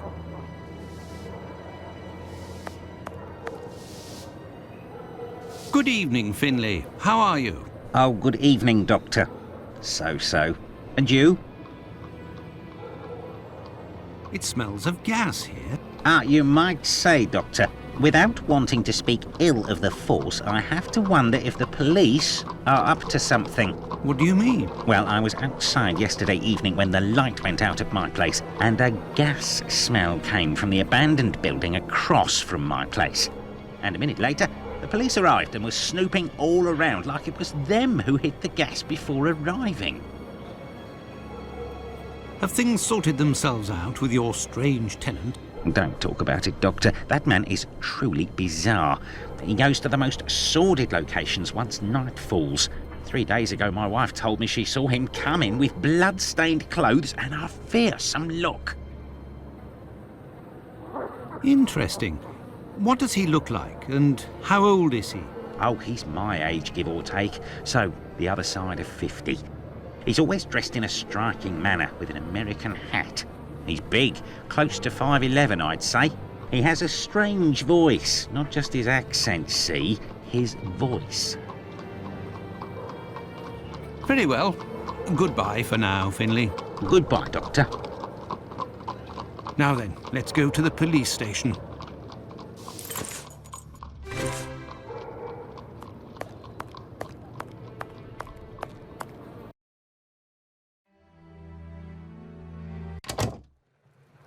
Good evening. I hope I'm not disturbing you. Not at all, Doctor. This man, Mr. Richardson, is a witness to the horrid affair at 29 Hanbury Street, the murder of Annie Chapman. We are discussing the relevance of his testimony. You're probably not in a position to discuss it with me, but I would like to know more about what you call the relevance of this young man's testimony. Oh, there's no secrecy. It's simply that the testimony given by Mr. Richardson doesn't match the time of death given by the coroner, Dr. Phillips. What was the time of death, according to him? Before 4:30 in the morning. My conclusions were the same. Were there any other conflicting testimonies? Well, 2 other witnesses summoned at the preliminary inquest gave testimony, but in these cases too, the times don't match. Do you remember what it was they said? I didn't question them myself. A colleague of mine took down their statements on paper, but on deciding they were of little use, he tore them up and threw them in the bin. There's no point in being bogged down with useless paperwork. I will take my leave, Humphreys. Goodbye, Doctor.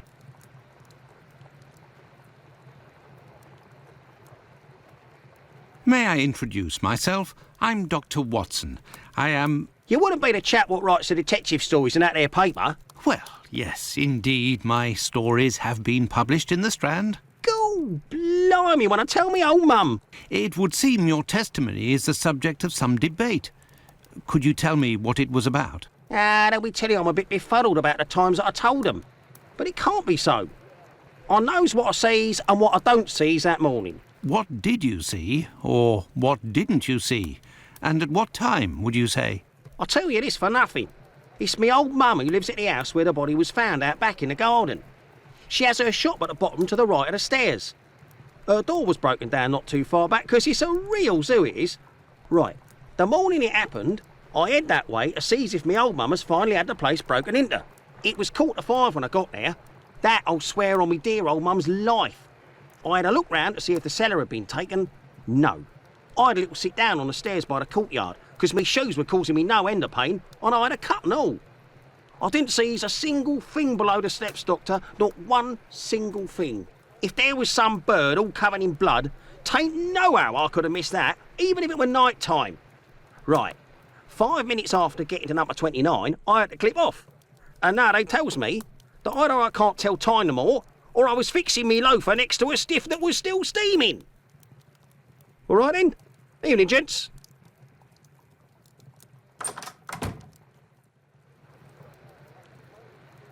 Yes, Doctor? So, how far along are the investigations into these 2 recent murders? Everyone around here believes both crimes were committed by the same man. But as for the Hanbury Street and Bucks Row crimes, nobody has heard or seen a thing. By the way, have you heard of a Dr. Tumblety? No. Is it important? Yes. Well, no, maybe. Actually, I don't know. I have heard about this man, his frequent nocturnal outings and bizarre behaviour. What does this chap look like, Doctor? And where can we find him? The last I heard was that he was staying at Finley's place, the man who was looking for me a few days ago. It would greatly assist us if you could ask Finley what your strange associate looks like. We could then see if the description matches any witness accounts. Tumblety is a man around 5'11", about 55 years old, extravagantly dressed and with a rather distinctive voice. He boards at Finley's. You should know where that is, as the police were there only yesterday. Their arrival coincided with a strange gas leak. Ah, yes, I know where you mean. Indeed, there was an odd affair with the gas. It was rather unsettling. We were searching for a well-known scoundrel who was ratted out by Squibby, the chap we followed and saved from the pack a few days ago.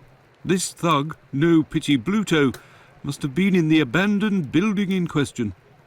But there was no sign of him when we arrived. Furthermore, an inspector said that, given the smell, the thingamabob that supplies gas to the building was probably damaged.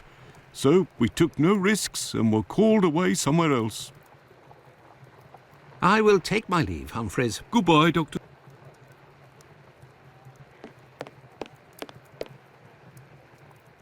Here are the ripped statements. I can piece them together again.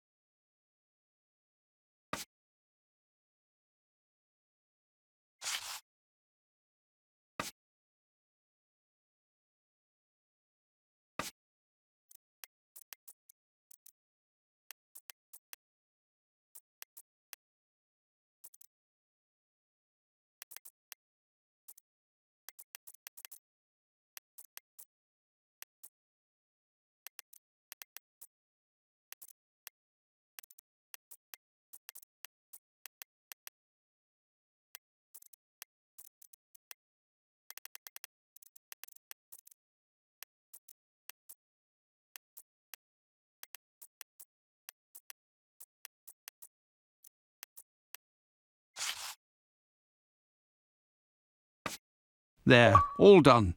Holmes couldn't have done better himself.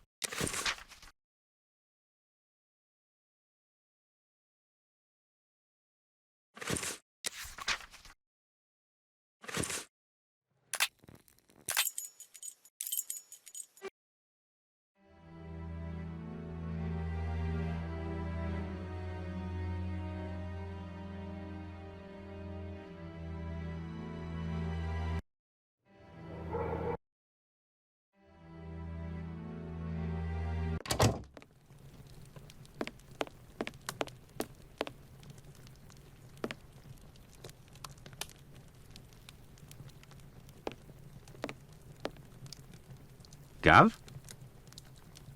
Here you go. It's on the journalist, my friend. I owe you one. The next one is on me. What'll it be? Nothing, thanks. But I may need your help. Listen, my friend. I would like you to let me in the door over there. You're a bobby? A peeler? Absolutely not, my friend. I am a doctor. Fine. I owe you this at least. There's a bloke behind that door there. No pity Bluto. Let's just say he wants to lay low for a moment. So I don't think he'll be opening the door just now. Unless... Tell him you have word from Squibby. That'll open the door. But who can say what'll happen when the door closes? Goodbye, my friend. Oi! That's it!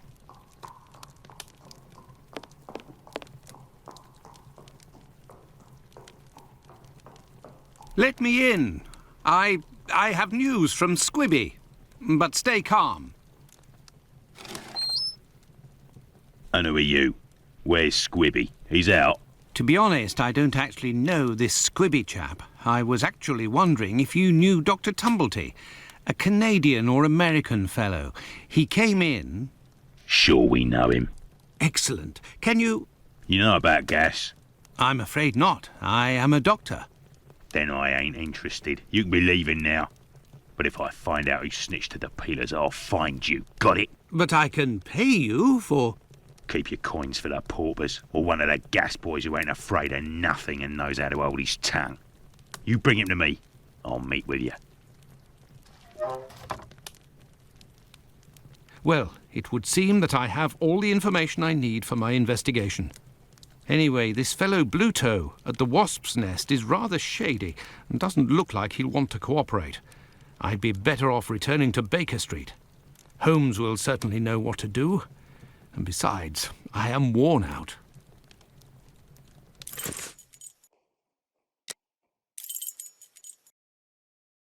Let's go back to Baker Street. Home, sweet home.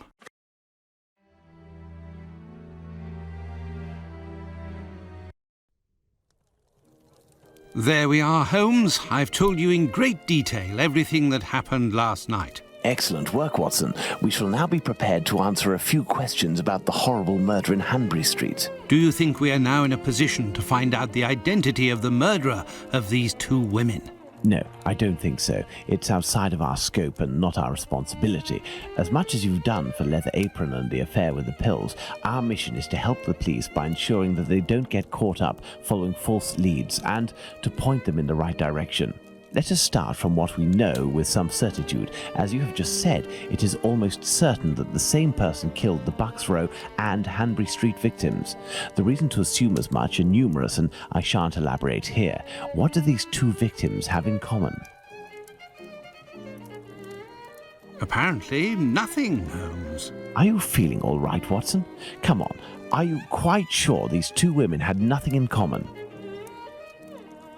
Perhaps they both knew someone in common. Quite literally, you're right, the killer. But that doesn't tell us much. Had these two women had an acquaintance in common, the police investigation would most certainly have found out about it. And yet it didn't. It's true these two women were in the same profession, but... Indeed, Watson. These two women were both prostitutes. That is of vital importance, Watson. My memory from your examination of the scene is rather hazy. Didn't you say something about the killer's frame of mind? I was talking about the victim's possessions that were placed on the ground and the rings missing from Annie Chapman's fingers. This killer is a cunning predator, comes from a rather humble background and shows steely self-control in carrying out the murders. Something is puzzling me, Holmes.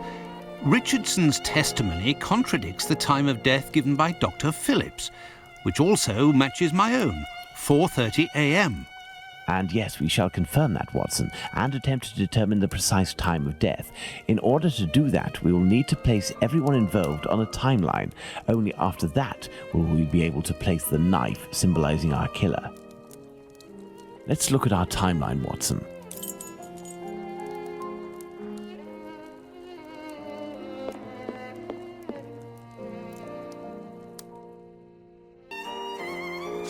Let's put the time of death as assessed by Dr. Phillips on the timeline. The assessment of the time of the murder given by Dr. Phillips and yourself, Watson, 4:30 a.m.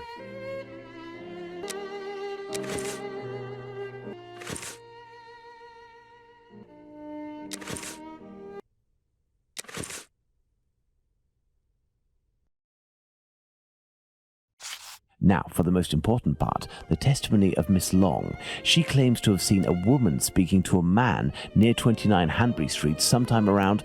What time, Watson? Let us assume, therefore, that Miss Long's testimony is, as is most certainly the case, true. She places her meeting with the victim at around 5:30, claiming to have heard a clock chime on the half hour at the moment when she enters the street.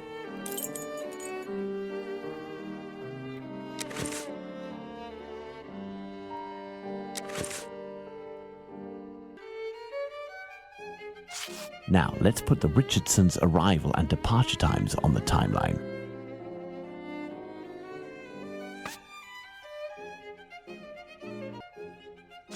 Now, let's put the Richardsons' arrival and departure times on the timeline.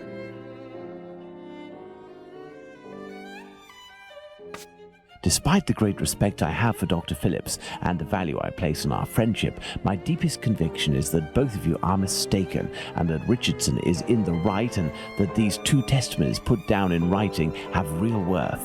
But how? Explain yourself, Holmes. Remember how you assessed the time of death? You touched the fingers and body of the victim, but it was remarkably cold for this time of year. In addition, the corpse had been drained of bodily fluids. Its heat retention was therefore no longer the same as that of an intact corpse. Egad! You're right, Holmes. Oh, I've had some time to research, Watson. Given these facts, my first diagnosis may have been off by half an hour, perhaps even an hour. Thus, we can confirm Richardson's statement and establish that the murder was committed after 4:50 a.m. and not before 4:30 a.m.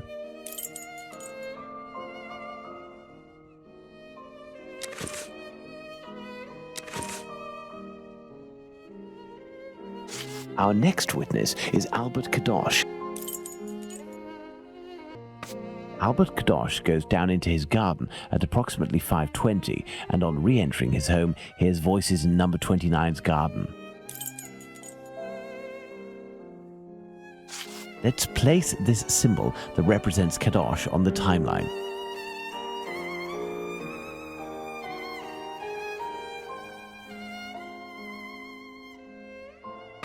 Kadosh goes back down into his garden approximately 4 minutes after having left it, and hears the sound of an impact against the wooden fence.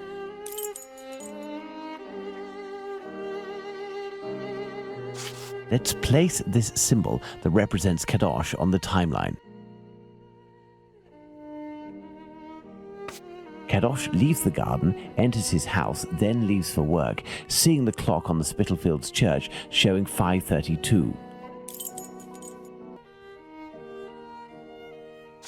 We left the station at 6 o'clock and it took us 20 minutes to arrive at Hanbury Street. Our arrival at the scene occurred at around 6:20. Given the distance separating the two locations, we can deduce that the corpse wasn't discovered after 6 o'clock and therefore that the murder must have been committed before. Excellent, Watson. All our people are now in place. Yes, but Holmes, Miss Long claims to have seen the victim at around 5:30. But according to Kadosh, someone, most certainly the victim and her murderer, was already in the garden at 5:30. Excellent observation, Watson. It must be noted, however, that these two witnesses, Long and Kadosh, saw the time shown on the clocks in the area, which are often inaccurate and went by their empirical and, in this case, erroneous estimate of how much time had passed. Thus, neither of these two times can be considered reliable. Do you mean to say that these two testimonies might match? Indeed. Let's put Miss Long's meeting with the victim at 2 minutes before 5:30.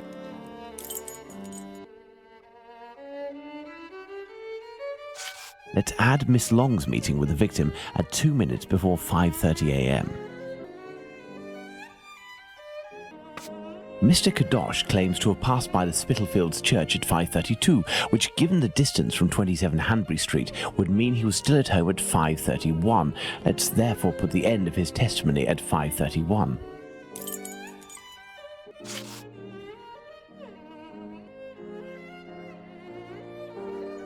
Miss Long heard the man say to the victim, "Will you?" to which the victim responded, "Yes," which would suggest that an agreement was reached and that the transaction was imminent. They then proceeded to enter the garden, which puts the voices heard by Kadosh at 5:29.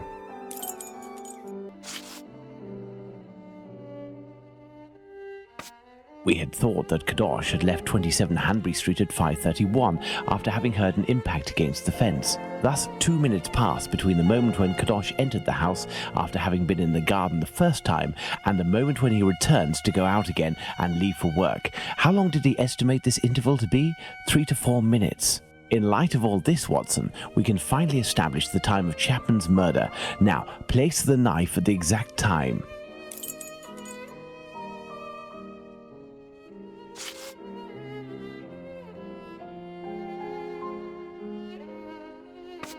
Now then, taking into account that the local clock isn't exact and that a young man was off by a minute or two in his estimations of his comings and goings, we can confirm Miss Long's testimony and place the time of the crime at approximately 5:30. But in that case, Holmes, the man that Miss Long saw is none other than... That's right, Watson. It was the Whitechapel killer. To think that Miss Long and Kadosh were only a few feet away from him. Indeed, Watson, had Miss Long passed just a little closer to the victim and her assassin, or had the young Kadosh popped his head over the fence out of curiosity, the killer would most certainly already be behind bars. That's some stroke of luck he had there. I couldn't agree more, Watson. But his luck didn't end there, given the mutilations inflicted upon this poor woman.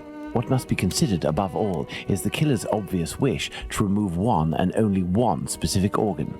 His surgery pinpointed the exact spot, avoiding superfluous incisions. This suggests the man possesses at least a minimal anatomical knowledge. Are you suggesting a doctor or a butcher? Perhaps, but the possibilities are still too broad to conclude with any certainty.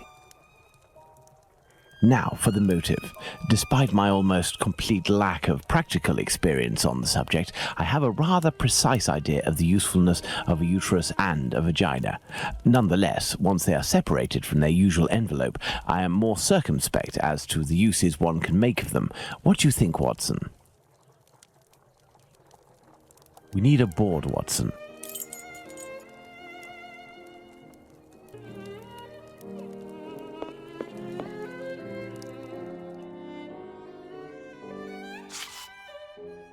Perhaps it was intended as a study specimen. I have little faith in that theory. Hardly anything was taken from the Bucks Row victim.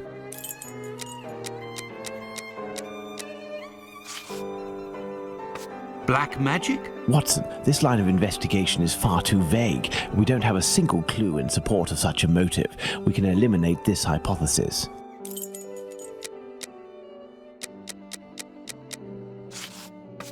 Holmes, what if it was cannibalism? Even if the idea is unbearable, we can't ignore it as a possibility. A desire for some sort of morbid trophy? I'd be inclined to dismiss this motive. If this were the case, why would nothing have been removed from the Bucks Row victim?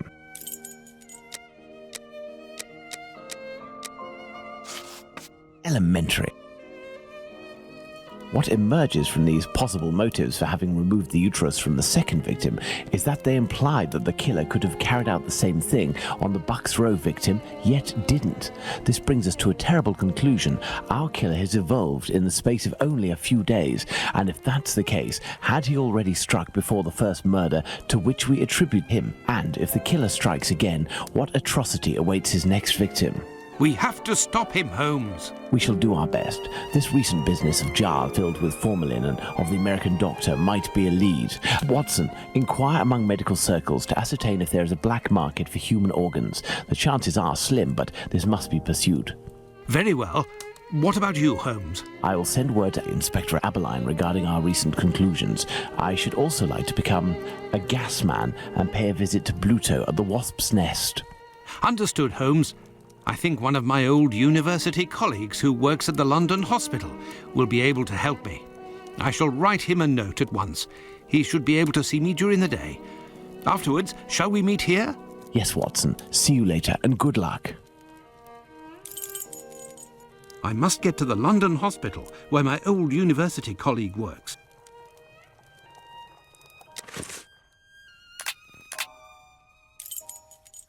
To the London hospital, quick!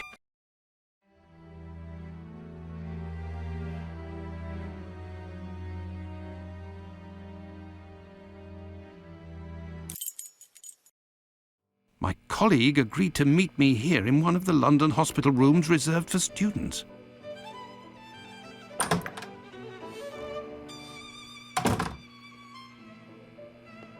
Ah, John, you're there already. Punctual as always. Tell me, you don't seem to be in good shape. Is it possible that your recent marriage is making you this morose? Ah, you know me well, Andrew. No, it's a strange and terrible affair that concerns me. Have you read my note? Yes, I admit that I was surprised. It just so happens that I, too, was asking questions about our morgue. What do you think? Have you heard of any organ trafficking within? No, John. No doubt there exists some exchange between colleagues. Not quite legal, of course, but nothing that can qualify as trafficking.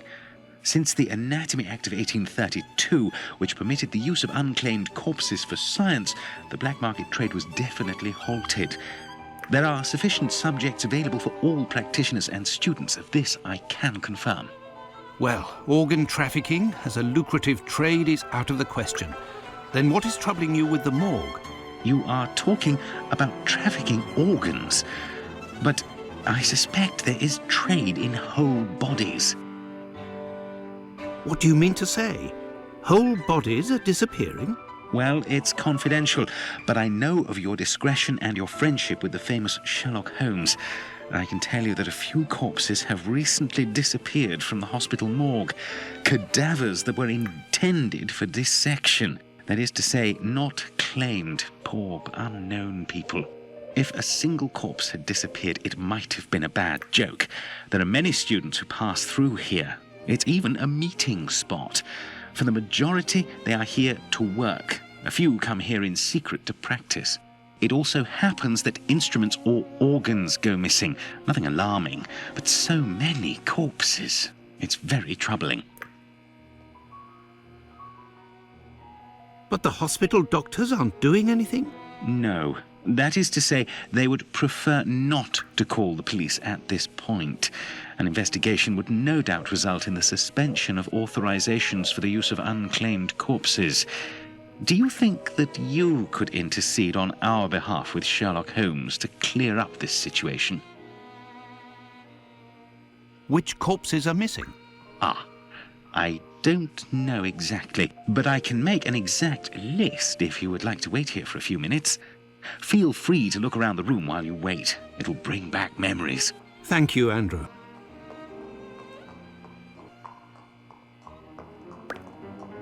It's here that students come to carry out their experiments.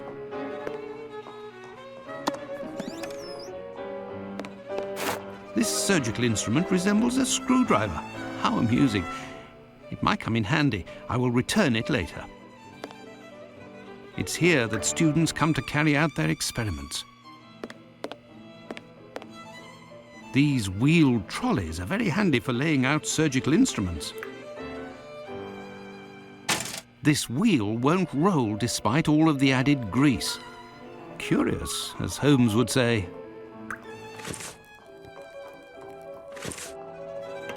A message. Why the devil was it hidden here?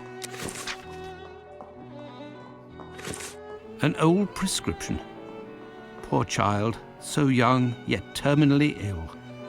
Strange, someone scrawled something. Part of it is in Latin. These are instructions, it would seem. The last lesson must have been about the human heart. And for a class of beginners, I expect, as this diagram is rather rudimentary.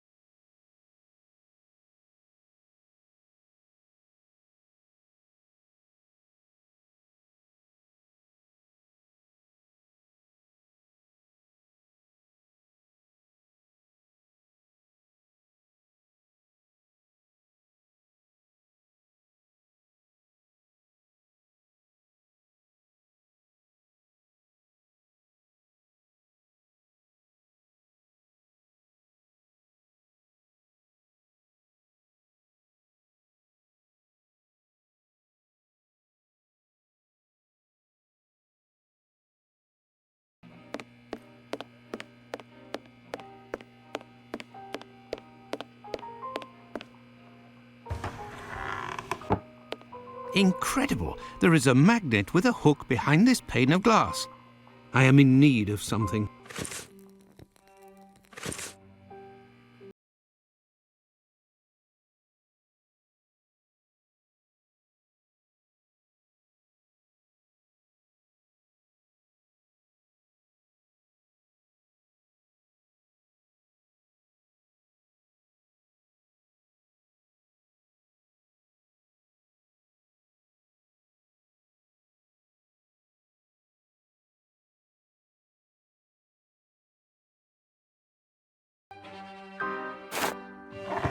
There, all done. Holmes couldn't have done better himself.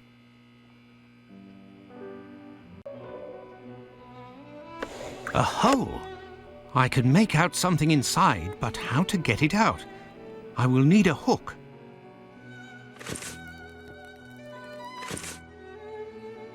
I found it! A coded message. I do believe I will need Holmes. Here is the list, John. The missing corpses are those of a woman, 40 years old, beginning of August, another, 55 years old, 2 weeks ago, and recently, a young woman. These corpses had nothing in common except that they didn't have any apparent lesions. All of this is very troubling. Well, I think that I have all of the information possible, and I promise that I will do what I can to clear up this business. I must leave you, my friend, and... In the name of our friendship, Please, don't go so stare. To be sure. Thanks again, Andrew. it is I who must thank you, John. Don't forget to keep me up to date and say hello to your charming wife for me. Count on me, Andrew.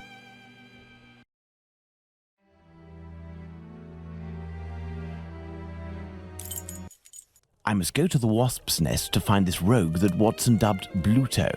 He may be able to provide information on Dr. Tumblety. This lead, although tenuous, is well worth following. I must return to Whitechapel, but it would be better if I did so incognito.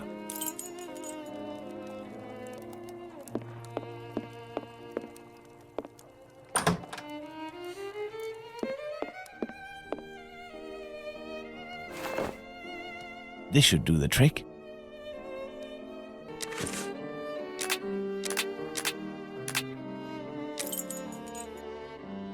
Let's go.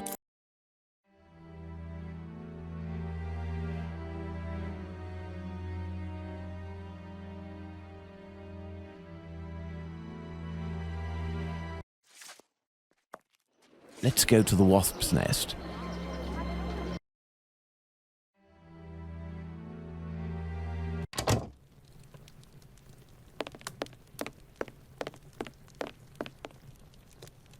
Old Tong. There's something here. There's something here. I need something.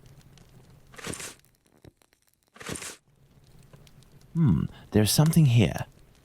I see a jewel. It's fallen between the floorboards.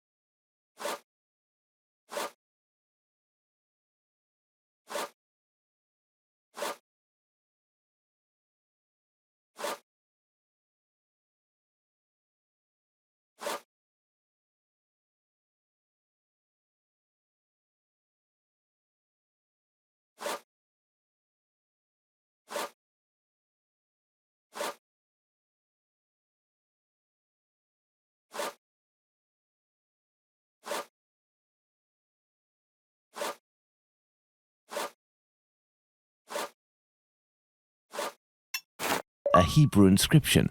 Going by the length of the chain, it must belong to a child.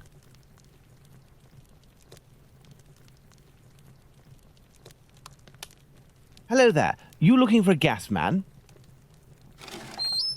You really a gasser? You sure it isn't a bobby? Well, if you don't need me, I'll be on my way then. I've already been paid up. Stay. Who paid you? A doctor, Marston, I think he was. He told me you'd talk to me about a foreigner, name of Tumblety, if I did you a favour. Right, mate. Might happen. What is it you need me to do, then? Listen to me. At the end of Whitechapel, there's an abandoned dump of a house, opposite Finley's boarding house. Upstairs in the mess where the gas pipes are, you'll find a sack with something heavy inside. If you look in, you'll regret it here. You find it, you bring it here, and you don't tell a soul, right? Got it. And then you'll tell me about this tumble-tea so that I can report back to the doc? Yeah, doctors know people.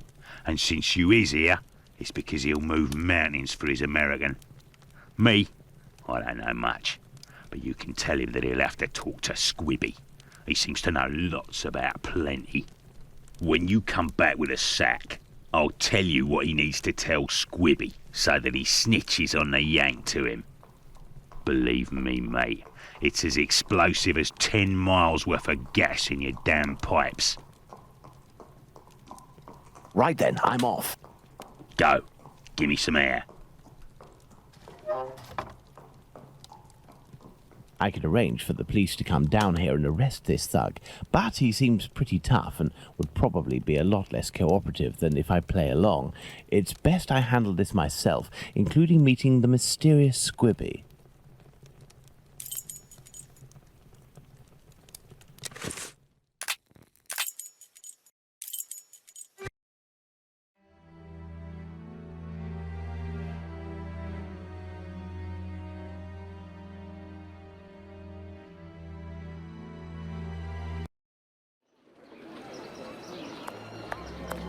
It's the abandoned house that Bluto pointed out to me. He must have set up his hideout there. There's a strange smell coming from this old building. Good day, Finley. Good day, sir. Have we met before? It's me, Sherlock Holmes, but I don't want it to be known that I'm here. Can I count on you? Certainly, Mr. Holmes. I shall be as silent as the grave. Your tenant, Dr. Tumblety, is he here? I don't think so. I'll go and find out. It would seem we've been having some gas problems. Don't talk to me about it. The problem is from the abandoned house not far from here, but nobody has come to take care of it. Perhaps I could go and take a look. Do you have a ladder? No, but I think in the pile of wood under the stairs there is one in pieces. And if you also need something from the scrap heap, some old tools or who knows what, feel free to take it, Mr. Holmes. But leave the dishes in good condition. Thank you, and goodbye. Goodbye, Mr. Holmes.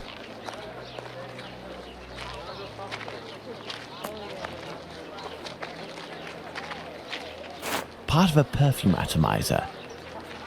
A broken hammer. I will have to find a handle. This lead pipe could help me to repair the gas lines.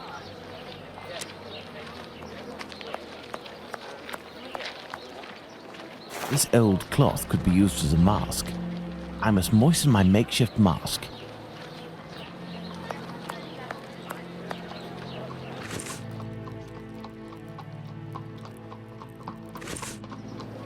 There, this damp cloth will do for a mask.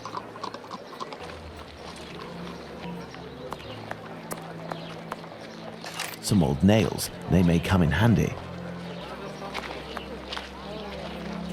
Finley's ladder is smashed to pieces, but all the parts appear to be here. This must be a piece of the ladder.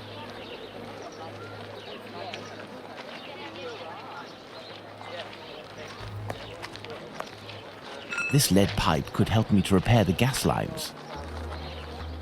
This must be a piece of the ladder.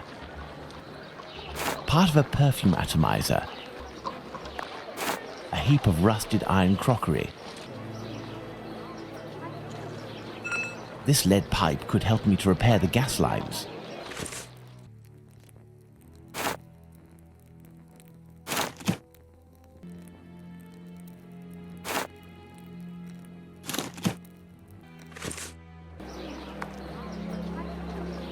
This must be a piece of the ladder.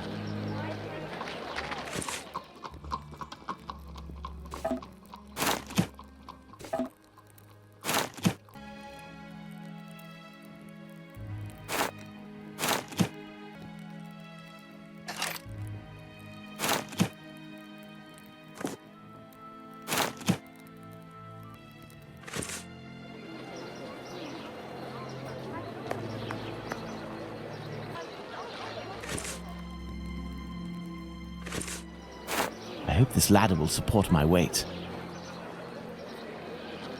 Let's go.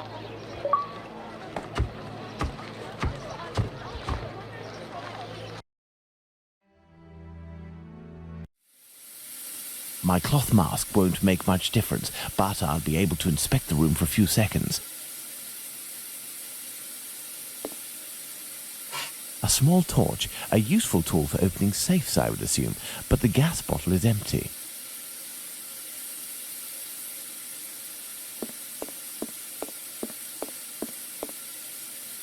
This iron bar will help me.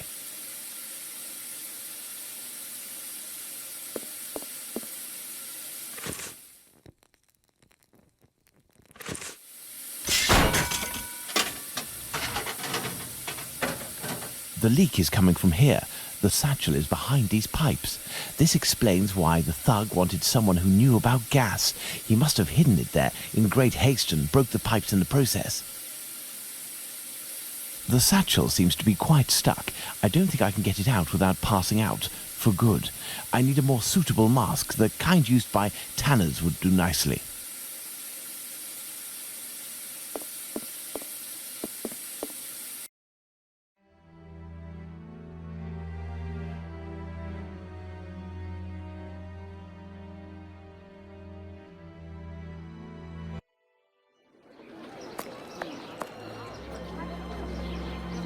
How is your investigation going, Mr. Holmes? I'll be needing a mask of the sort tanners use. Do you know where? Go check in the little lane across from the clinic. At the cobbler's, perhaps. Thank you, and goodbye. Goodbye, Mr. Holmes.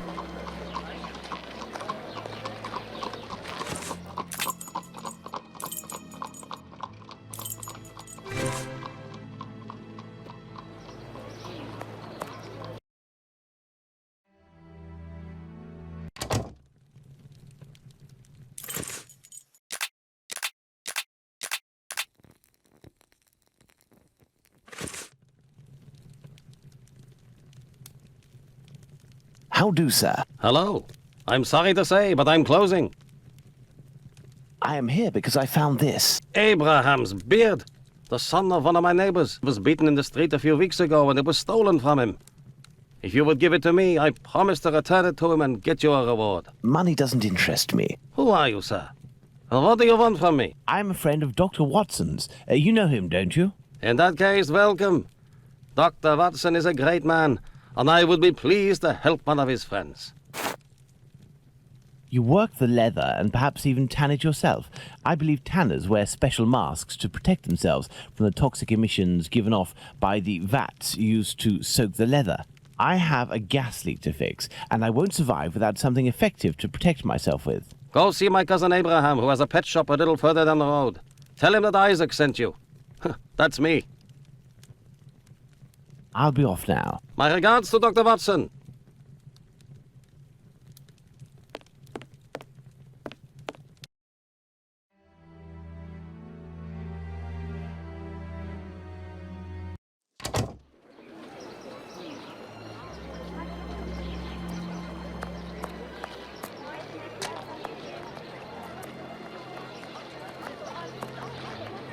This is a pet shop.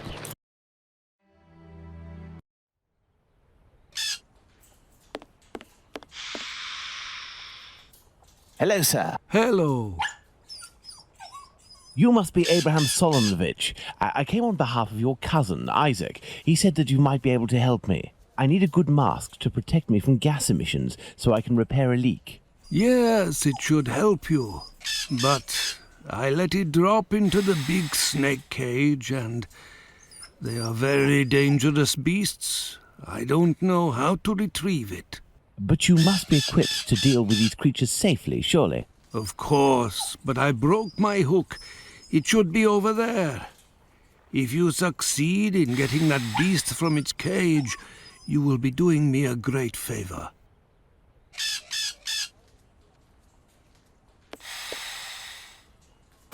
I have the broken hook. I can repair it, but I'll need some materials. Perhaps I'll find some material at Isaac's that will be of use. This cage must do to hold the snake.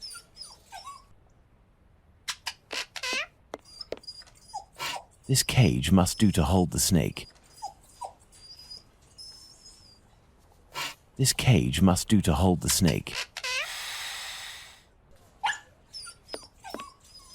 Perhaps I'll find some material at Isaac's that will be of use.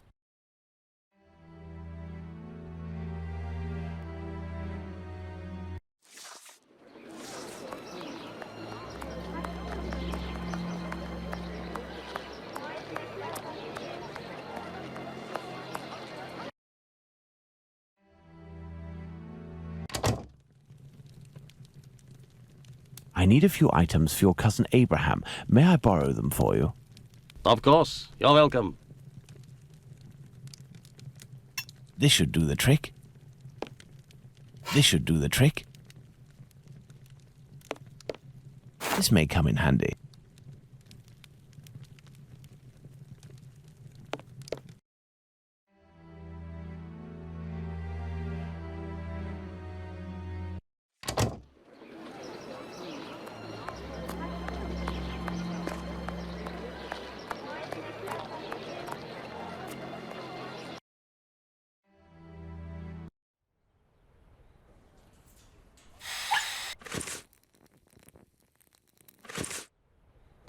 This cage will do the trick. The mesh is small enough.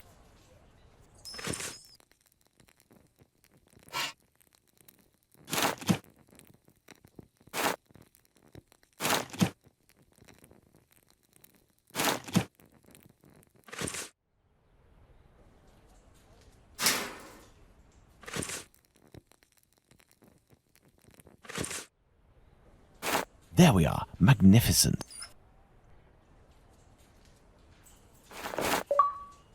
If I may ask, why is it you have such equipment? I haven't always had a pet shop, my friend. I was a butcher for many years, but I wasn't serious enough to be a real meat man, and I was looked down upon in the community. I found myself carting carcasses from the slaughterhouse, a repugnant job in which you catch vile illnesses. It breaks you before you're out of your 30s. Thus, I had the idea to make this mask with a sort of filter, and it worked. Since then, I have quit that work, and with my little savings, I started this business. I lived through the deaths of thousands of animals. Now I am devoted to their lives. If you are interested, I could sell you a little canary, for example. No, thank you. Let's return to the boarding house.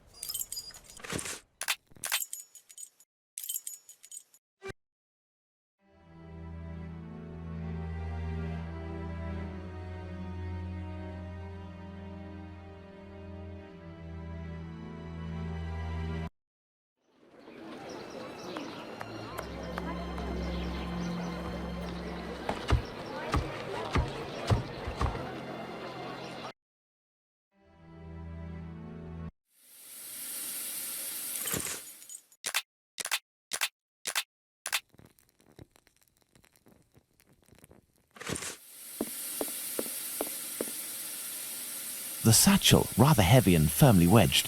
Dislodging it will take a concerted effort and is better done in a safe environment. I must repair this leak before I can get the satchel out.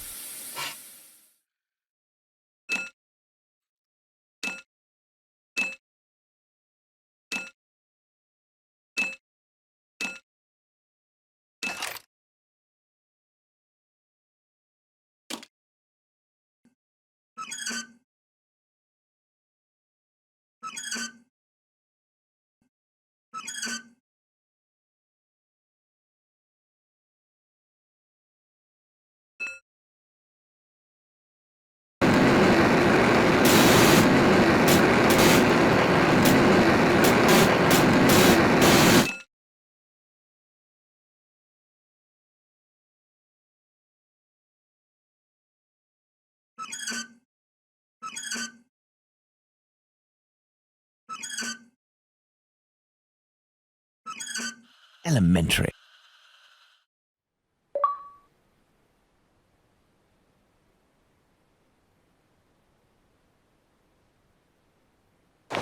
This much-talked-about satchel is very heavy and seems to contain metal dishes. I told Bluto that I wouldn't look inside, but I've little need to. It's quite obvious that it's full of silverware.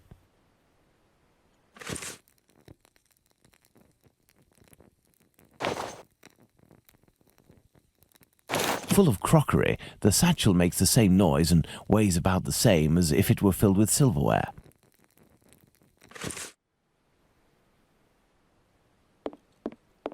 There is still gas in here.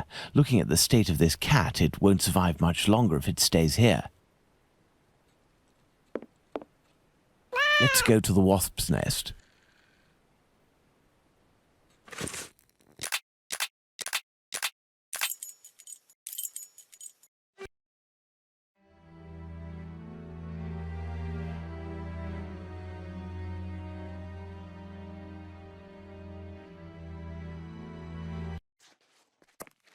Let's go to the wasp's nest.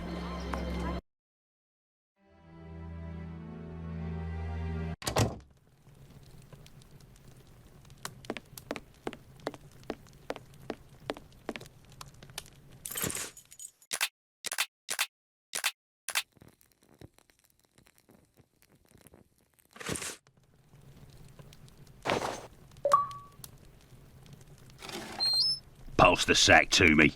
Did you look in? I give you my word, but it won't belong to you until you tell me where Squibby is. Fine. The poor idiot was taken by the peelers the other day. I don't know why some chap started to screech about it. He was the Whitechapel killer, but he ended up followed by an hysterical mob. In a flash, the bobbies had him rounded up and locked down.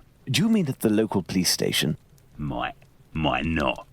But if you or the doc talk to him, tell him that about the kayak business. I'll forget our score if he rats on the yank. He'll know. Now, hand over the bag. I say, that's all a little bit wishy-washy. I'm not sure it's worth the satchel. Hey, don't shake it like that, moron. If you don't want to end up with a knife in the back, you'll get busy with the pipe. Got it? Here, take it. That'll teach me for being a good Samaritan. Honestly, how rude. I'd best be off now. Better to not be around when he opens the satchel.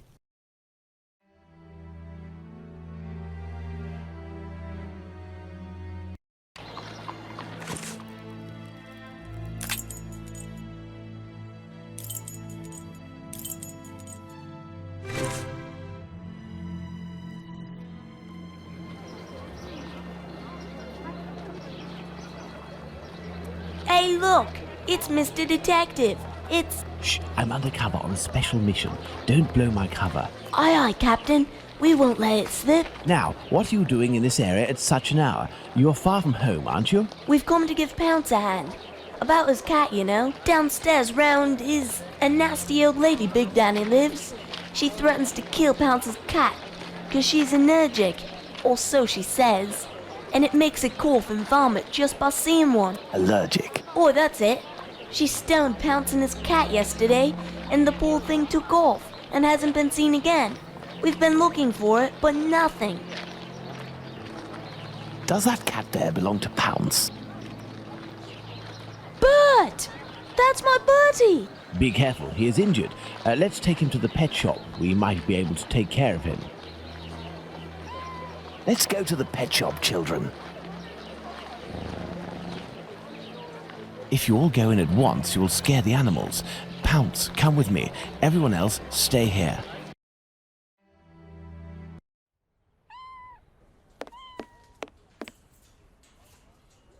What can I do for you? I have come to return your mask. Ah, thank you. If you need something else, do not hesitate. May I present young Pounce and his cat, Bert. Poor Bert, he's been injured. It's Big Danny who threw a cobblestone at him. Big Danny? Danny the Jaw? The terror of the Highlands? Oi, that's her, mister. You know this lady? Lady is not the appropriate word. Fury, more likely. Danny is a night worker. Before that, she performed in a circus where she fought against men for a penny a round. It was said that she never lost a fight. Is there anything you can do for poor Bert? I don't know. This cat seems to be in a sorry state.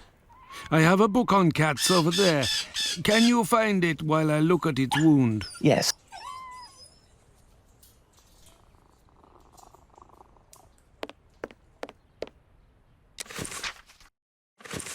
Aha! This must be the cat book Abraham needs.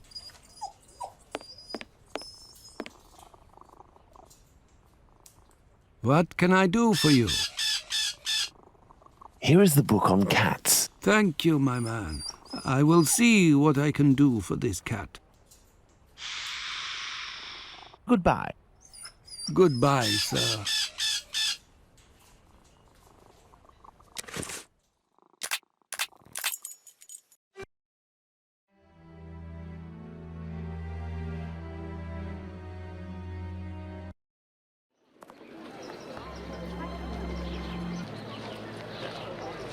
So, you little jackanapes, you want to ride on the big whirly? Another day, perhaps, Mum. As a matter of fact, I would like to know if a chap I know called Squibby happens to be in this police station, and how many policemen are inside. Information? Yes, but time is money for me, you know. Here are a few guineas, so... Squibby. I'll tell you everything that I know, my ducky. Nothing. I know nothing about whether Squibby is there, and I don't give a damn.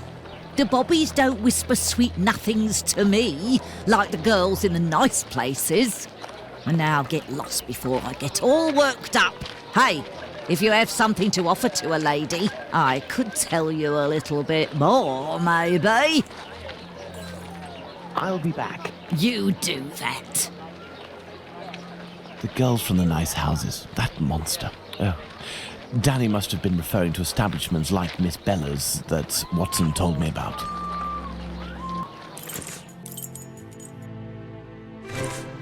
Fine. I have to go to the brothel.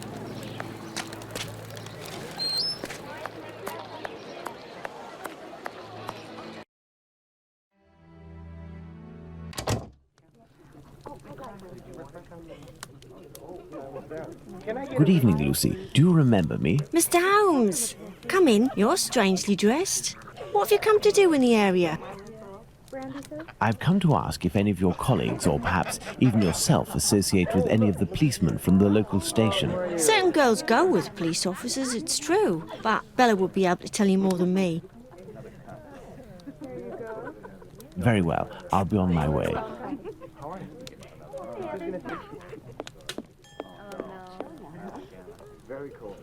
You are a friend of Dr. Watson? Indeed. A fine man, your Dr. Watson. He got me out of a damn business with one of my clients. We gave this boar a lesson to remember, and he's since gone to France, having snagged one of my best girls. But it's a break from all of her chatter. You're looking for information about the police, is that right? I can't help you there. The girls concerned are busy. And anyway, I don't have the time. What is bothering you so much? A client left me a case of bottles as payment. It happens all the time. I'm saddled with all this stuff. He told me that these perfumes were the latest thing, straight from Paris. Well, I'd barely smelled the first one when I nearly fainted. There might be some good ones in there, but I'd have to find out if it's really perfume, so that it won't burn the skin off my pretty girls. Madam, I will undertake to tell you exactly which of these products are perfumes if you agree to entrust them to me for a little while. In exchange, I would like to know more about Squibby. Yes, I know him. We've struck a deal, Mr. Holmes. I'll give you these bottles.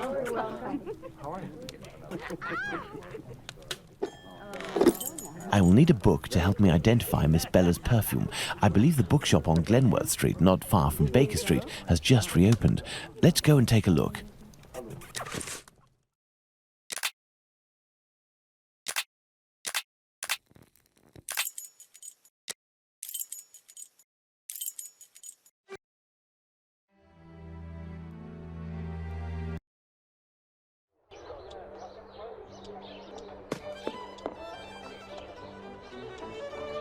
Hello, sir. Hello. Are you the new bookseller in the neighbourhood? Yes. My name is Barnes. You're one of my first visitors. Welcome. What are you looking for? I'm looking for work that can help me identify perfumes, a book that deals with vegetation and its possible uses in the domain, for example. I would recommend the Encyclopedia Spartacus about vegetation. It consists of a reference on the matter. This book is the most complete that there is.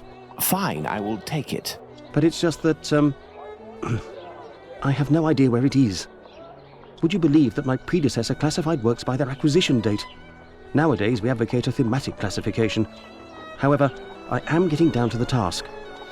You aren't looking for anything concerning the history of the scripts. I'm fascinated by the subject, and I already have numerous books on the topic. It is no doubt very interesting, but I need this book Spartacus without further delay. Fine, fine. I will try to find the acquisition date of this encyclopedia, Mr. Holmes, Sherlock Holmes. Ah, fantastic. You are the man for the job. Perhaps you could try to find the missing dates. That will buy you some time. There are some dates missing? Yes. I forgot to mention that detail. The dates were written on cardstock attached to the columns, and there was one date per section. As one goes along, you will see there is no specific order, and certain are missing. I remade the labels, but I don't know where to put them. They're there on the counter. Are there any other details to know? The proprietor inscribed a date every 2 years since his arrival in 1864, up until now, that is 1888. He left a note regarding his method of shelving, but I didn't understand a word. I do believe, in fact, that he was a bit mad. Well, I will see.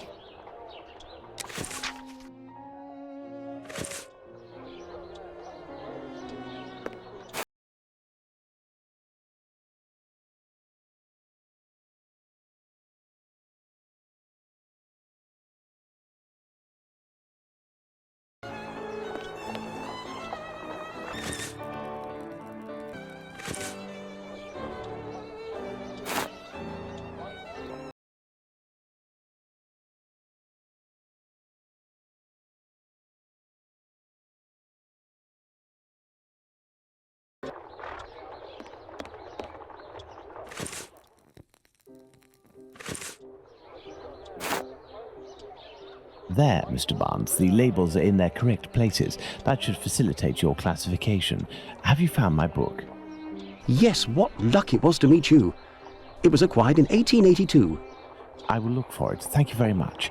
I would suggest that you organize your books quickly. I am in the habit of visiting my local bookstore at least once a week. You are right, Mr. Holmes.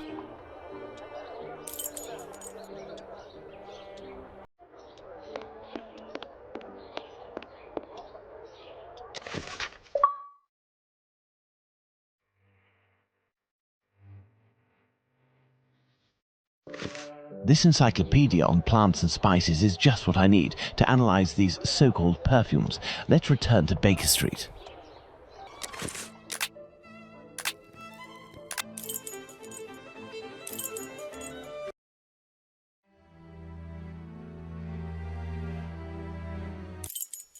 I will need my work table.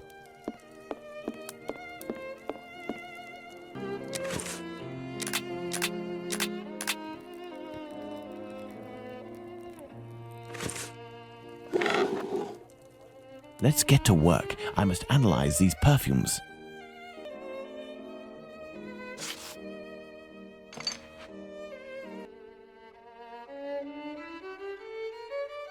These shapes represent the smells at my disposal.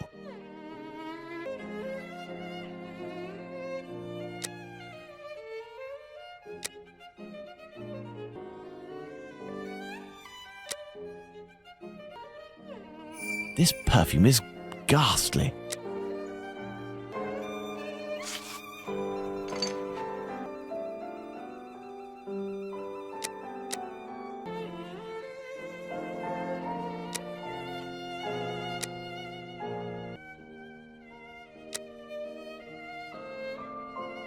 Excellent. Now on to the next step.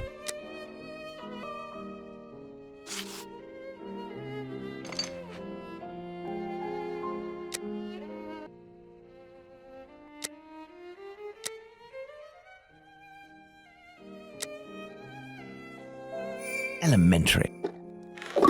Fine, I have to go to the brothel.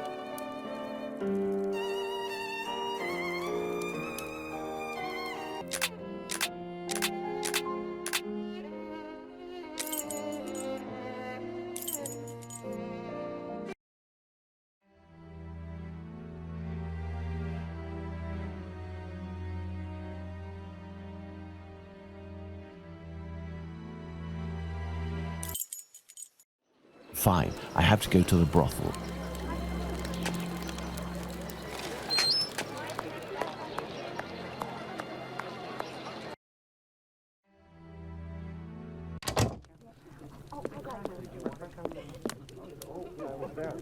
So, my dear man, have you reached a verdict? I have distinguished the good perfumes from the bad, but even the good ones are nothing more than common sense for adolescents.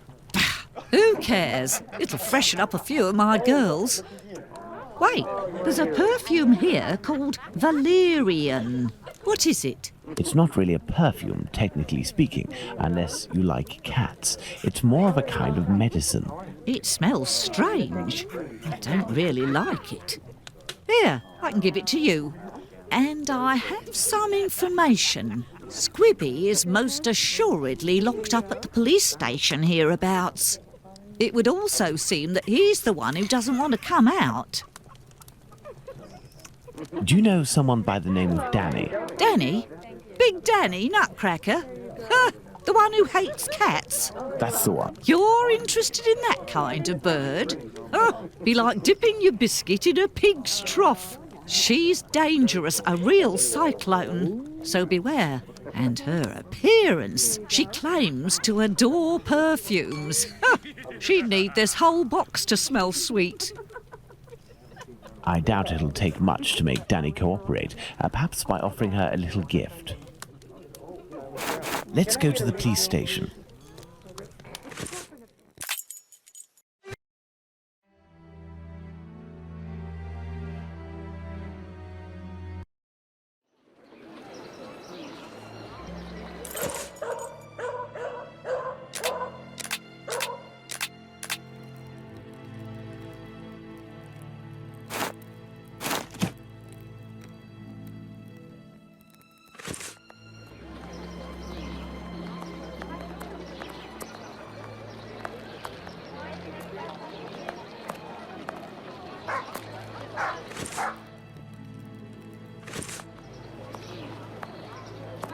Do you remember me? Would you be kind enough to help me by telling me how many policemen are inside in exchange for this bottle of perfume? There ain't much in the station.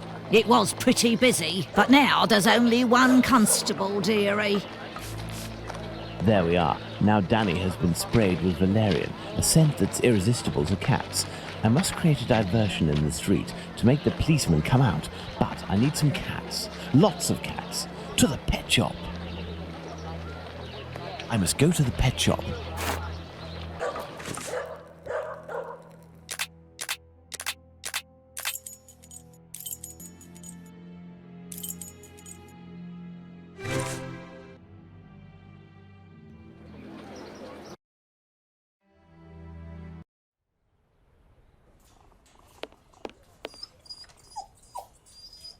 What can I do for you? So, how is Bert doing? He'll pull through. But he must eat, and I have no food for him here. We will need to find him some. And where can we get some cat food? We must find Handyman. He sells meat for cats. It's around this time when he passes the end of the road. You might be in luck. You'll hear him from far away. He was always calling beep, beep. Thank you for everything, Mr. Solomonovich. So, Pounds, shall we look for the cat food seller?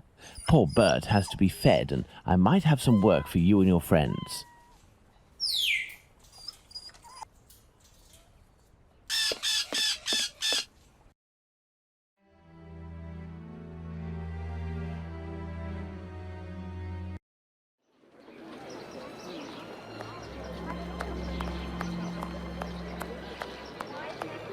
Beep, beep.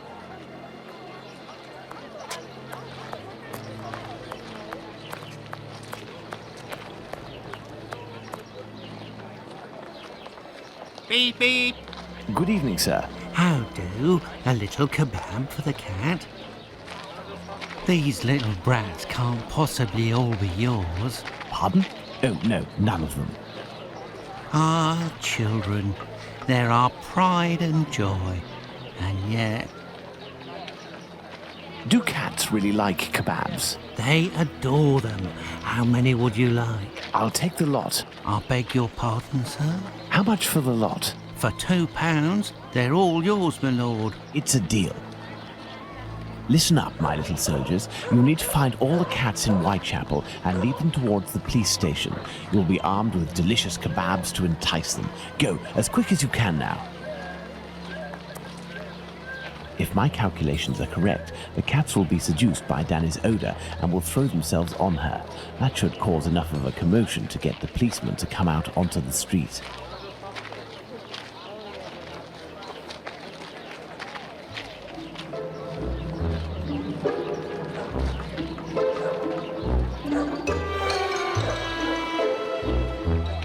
Come on now, children. Let the cats alone.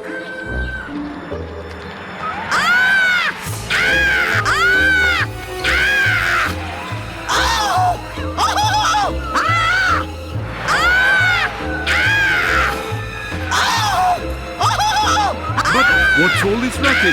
Calm down. Come on, out. And make those cats shut up.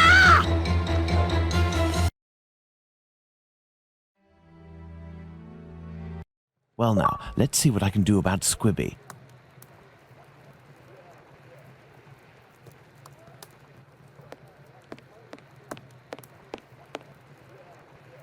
This must be the door that leads to the cells.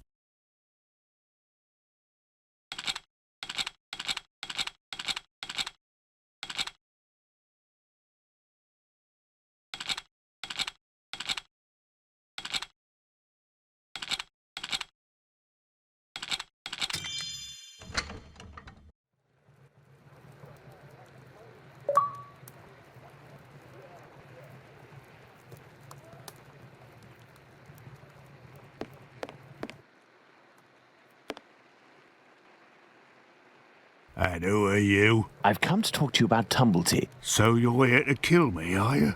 Absolutely not. I've come on behalf of someone you know, who told me you have some explosive news about this American. In exchange, he has settled your bill on the kayaks. You ain't no street person, you. You're a bobby, trying to wind me up, aren't you? Not at all. Will you agree to talk? Not a chance. I'll give nothing away for nothing. I don't have to follow Bluto's orders. I'm in it up to my neck, and the bobbies won't agree to keep me locked up here for the rest of my life. You mean to say that you are here of your own accord? Damn right. Only death awaits me out there. I was almost lynched because I was blamed for the murder of those poor girls who were chopped up like animals. The police put me here for my own safety. That's where this journalist showed up. A journalist? I socked him once for disrespecting me down at the pub. He said I'd pay for it one day, and that day came. He said he was going to squeal to the papers about me. With my description and my tattoos and all, I was arrested at the same time the police said they'd caught the Whitechapel killer. While waiting to write the article, he started the rumour. Now the streets ain't safe for me no more. I understand. Listen, if I find this journalist and make him promise to not write a word about you, and if I also agree to pay for you to get out of London, will you tell me everything you know about Tumblety? You sure know how to speak to ruffians, don't you? You got yourself a deal. What's the name of this journalist? Bulling. Tom Bulling. Tom Bulling? That name sounds familiar. That wouldn't be the journalist that Watson met at the Wasp's Nest. Huh? Ah, no, nothing. I was just thinking aloud. Well, I'll be going, Squibby. You're right. It ain't healthy here. I shall leave Bluto's treasure at the station. The police will know what to do with it.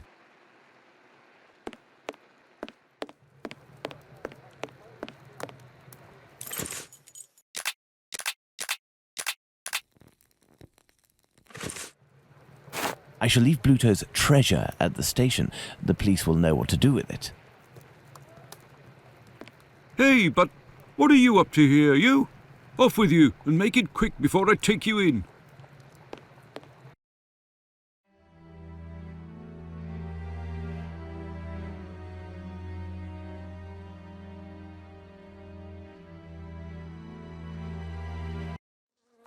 Let's go to the Wasp's Nest.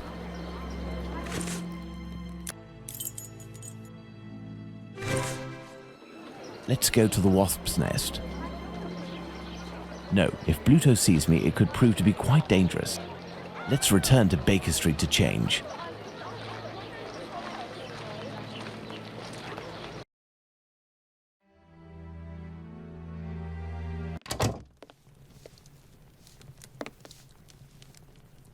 Good evening. There'll be a nice tip in it for you if you can tell me if you recently saw a journalist here. Yes, sir. A damn nuisance, that man. And a real cad. He cursed me out something fierce for staining a book that he put down, even though it was him who was shaking so much that he soiled it with a whole lot of ale. He was reading a book? Oh, not a real book. A halfpenny rag. He put it down on the ground, and I put it in the paper bin for the stove. It should still be there if it weren't already put in the fire. Goodbye, miss. At your service, me lord.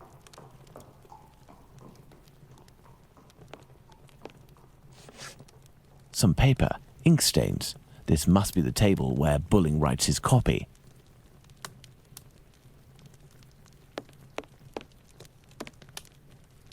Evening. A pint for me and have one for yourself.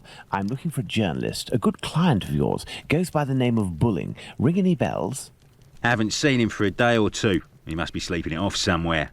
Where to hide from the landlord when you owe some serious bread?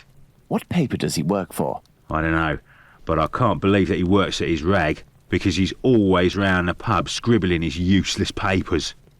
The last time I seen him, he spent a whole day at that table drinking and scratching away from morning till night.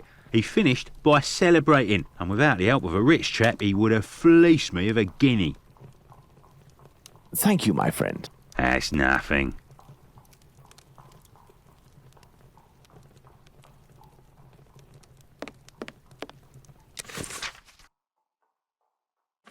Spring-heeled Jack, a fantastical character that terrorizes the population of London. This journalist has some far from cheerful reading.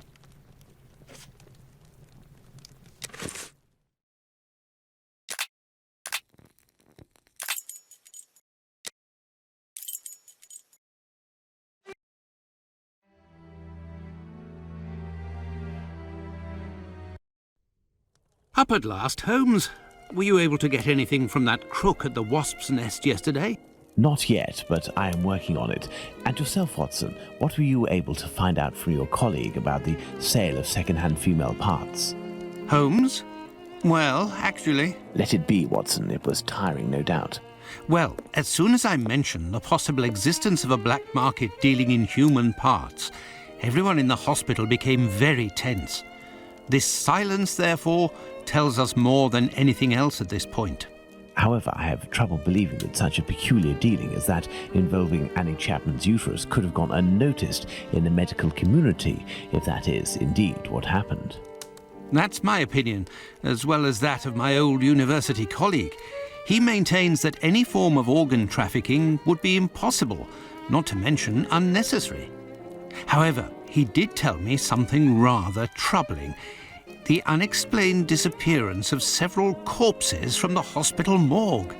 He has allowed me to investigate, provided I do so discreetly, and here is what I found, concealed in what appeared to be a secret letterbox. Interesting, an encoded message. Indeed, and look, the symbol of a certain well-known Spartaca encyclopedia is printed on it. Perhaps it will help in deciphering the letter. Thank you, Watson. Are you going out again? I promised a new patient, Captain Stenick, I'd go round to examine him. He lives nearby. I may be back before you've had a chance to decipher this mysterious message.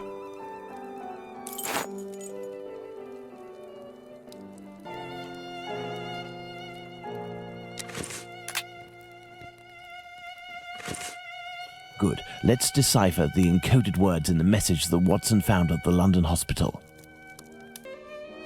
The index of the Spartaca encyclopedias seems to have a connection with this letter.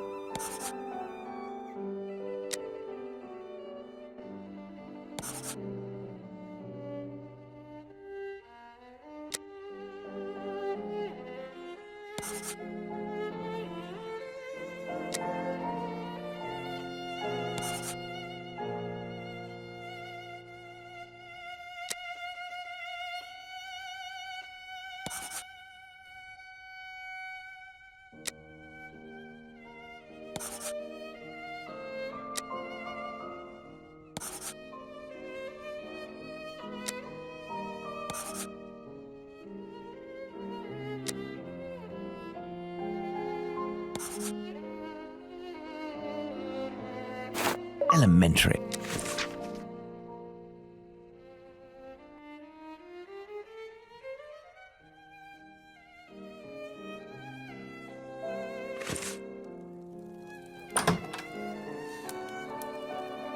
My dear Watson, I congratulate you on your investigation. This letter seems to well and truly confirm the organised trafficking of bodies in London. My God, how dreadful. Watson, we must go to the address that appears in this message. I would suggest you take your weapon. It hasn't left my side since the beginning of this whole affair, Holmes. I'll also be putting on my workman's disguise again. One never knows. But what about me, Holmes? Stay as you are, Watson. At worst, you can pass as my employer. Find Wharfdale Road on the map of London, Watson. Understood, Holmes.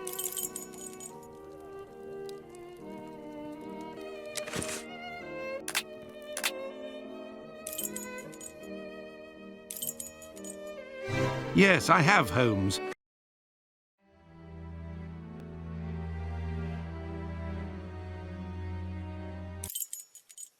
Here we are, Watson. 17 Wharfdale Road. Let's be careful. You think so, Holmes? This house seems to be abandoned.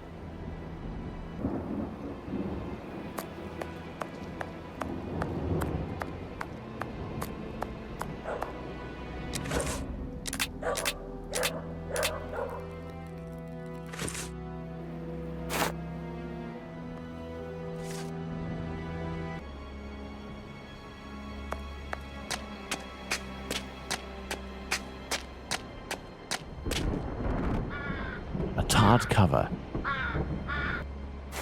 There, this piece of tarpaulin is very thin, but solid enough for our purposes. But what the devil are you doing, Holmes?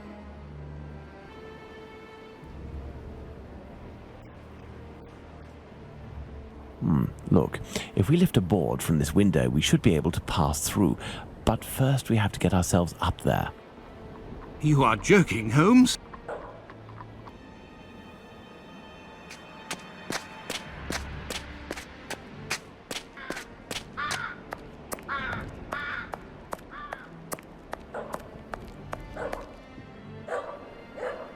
Closed. This lock is solid, but very old. I should be able to force it.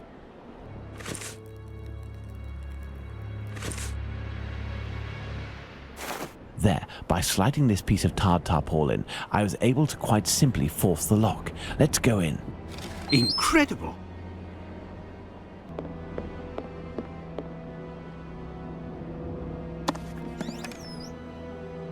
These little metal instruments are rather curious. I'll take one. Some makeup applicators. These jars contain chemical products. I have no idea what they are for.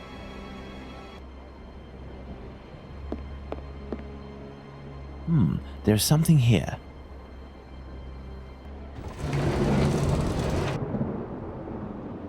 A trapdoor.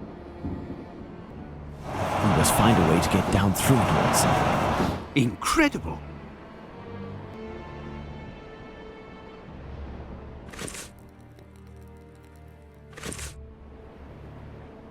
Excellent. Now, on to the next step. I will go down alone, Watson. Try to cover for me if someone should happen along. Understood, Holmes.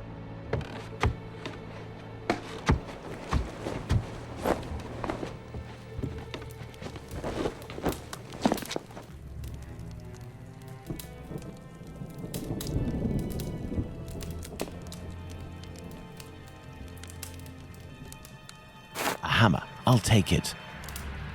Pincers. This old box must have held nails a long time ago. Nothing of interest. Rings, wedding rings, gold teeth. I don't imagine where they came from. This may come in handy.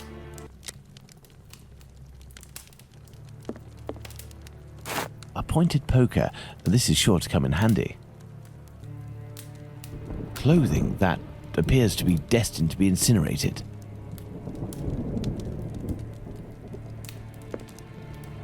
A coffin, recently made and already broken. It is a stretcher that can be dismantled into 2 pieces. I have to find a way to take it upstairs, I think. I'll be needing it. Here's an electrical mechanism. Turning the handle should supply it with energy. It would seem that there is a broken connection.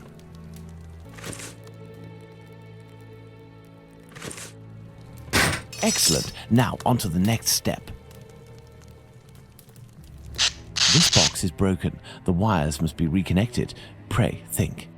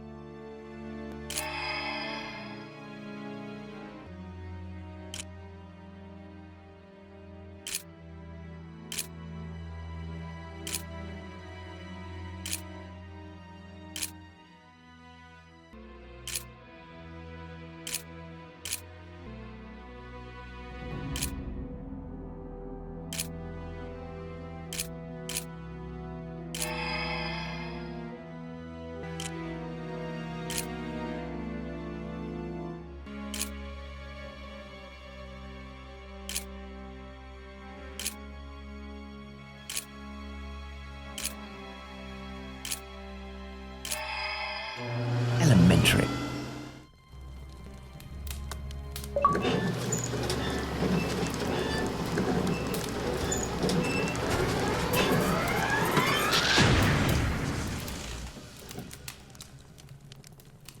That's good, Holmes. I don't know why you brought this thing back up, but I can take it. Perfect, Watson.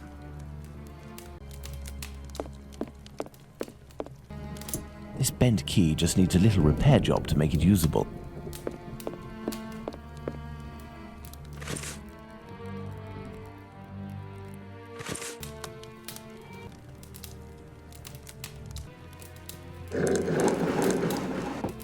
This may come in handy.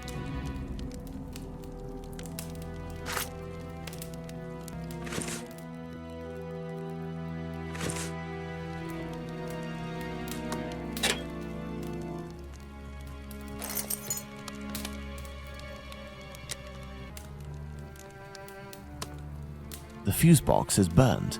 The lift is blocked. I'll have to find another way out.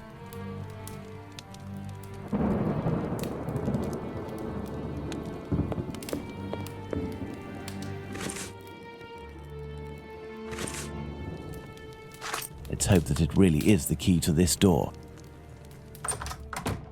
And so, Holmes?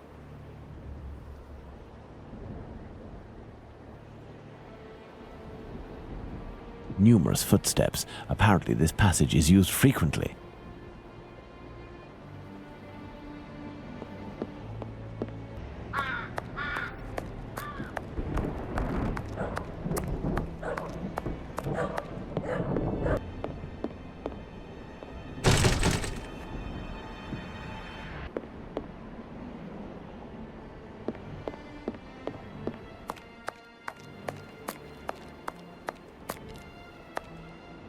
This wheel is in good shape, but it is impossible to remove it. The pin holding it is stuck.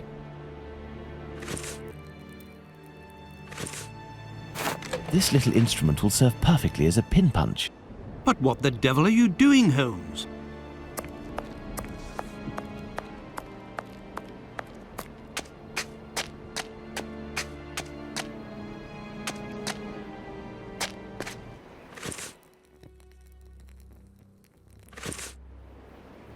Elementary.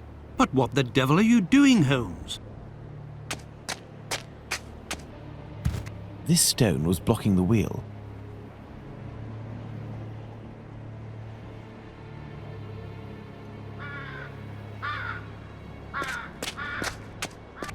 This stone was blocking the wheel.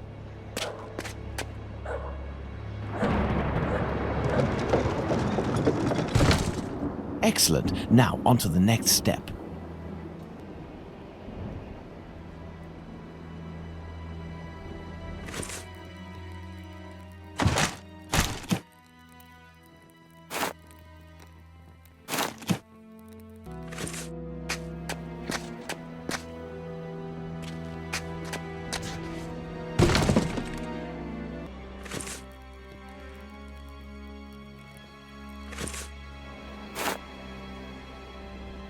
I hope this ladder will support my weight.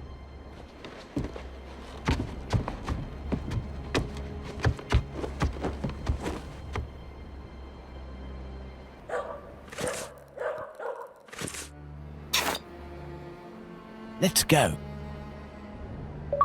My God, Holmes, where are we? For us to find out, my friend. This woman is dead, Watson. Yes, several days ago, Holmes, but the body is perfectly preserved. No odour, no visible decomposition. Look, Holmes, a label from the London hospital. It must be a corpse stolen from the London hospital. Strange smell. What do you think, Watson? A zinc chloride solution without a doubt. A product generally injected into cadavers to help preserve them.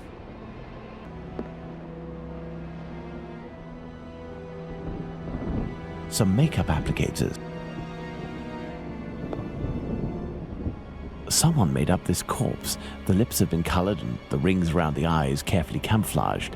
Yes, somebody wanted to give the impression of life. To what end? Glass eyes in all shapes and all colors.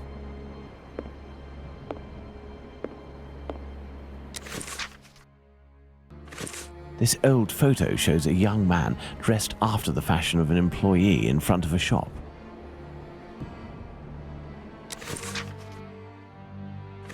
Amusing. The man in the photo taken in 1883 and the one on Prince Raskolnikov's leaflet are one and the same, and no more a prince or a Russian than you or I, Watson.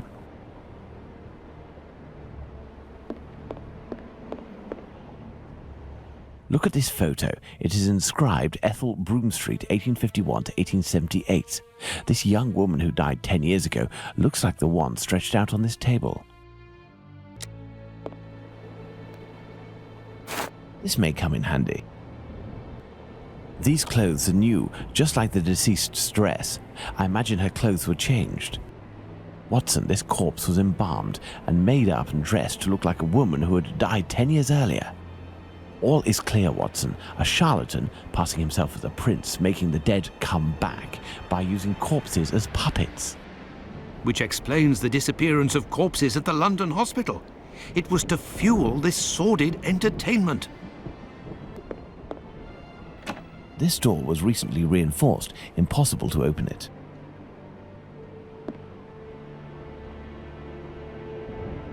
This cheap jewel must be an accessory of some sort.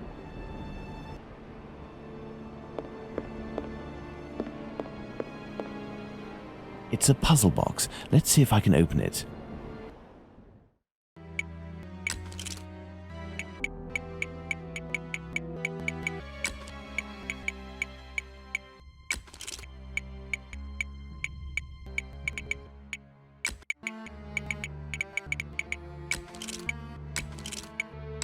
There we are. Magnificent.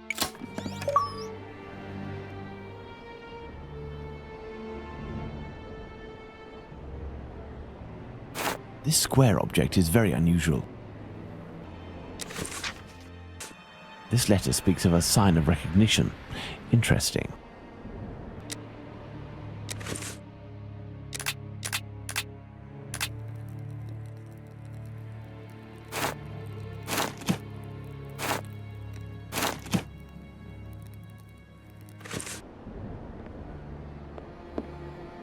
Holmes, I hear a cab stopping in the courtyard. Someone's coming. It is probably the dealers, Watson, but instead of running, what if we were to meet them, if we managed to win their trust? You are joking, Holmes?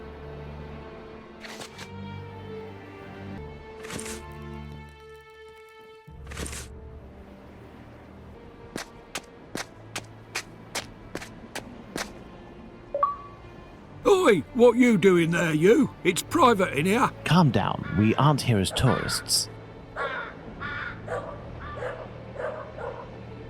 We have come to collect our packets. Oh, well then, you just had to say. I was told that you weren't no tramps, but I weren't expecting that you was... Given your get-up, I guess your boss. Yes. Well, the subject ain't ready yet. I ain't done with it yet. You'll have to come back. Well, that's, a real problem. Say, we have personal orders too, for some organs. You wouldn't know where we can find them. What type then? Kidney, uterus. Oi, I don't hack up my dollies. That's the work of an artist. But you wouldn't happen to have a colleague who might furnish this type of item? No, you can't make a copper doing that nowadays. Since the bigwigs made it easy to get stiffs, the medical schools are bursting with bodies to carve up. Docs and students have got all they need. Business is dead. For a few coppers, hospital bloke might help you out, but I don't know for sure. They'd be right in for it if they got caught. It probably just ain't worth it. I understand. And what do you do with the corpses once you're finished with them? I don't bother myself with that. For one thing's for sure, after the séance they're good for nothing but chucking out. I ain't Napoleon's embalmer. Well, if you'll excuse... You've got a funny way of talking, you. Oi, it's normal. He's a brain, you see. A thinker at that. Seize you round, old man. So, Holmes, the corpses that have disappeared from the London hospital are used during séances. Nothing to do with organ trafficking. Yes, it all suggests nothing of the kind is underway in London. In the medical world, all dealings would be visible, not to mention unnecessary. The crook we met confirmed this viewpoint. It's hard to imagine, therefore, that our Whitechapel killer perpetrated these massacres with the goal of selling the organs. What lead should we follow now, Holmes? Try to learn more about Tumblety. This squibby should give us some information, but first I must stop the journalist Tom Bulling from harming him. I hope my secret police will soon have some information on him. While we wait, Watson, I would ask you to inform your colleagues of your recent discoveries. It would be good if these morbid, ghostly spectacles stopped, and this will need to be done at the London hospital. You are right, Holmes.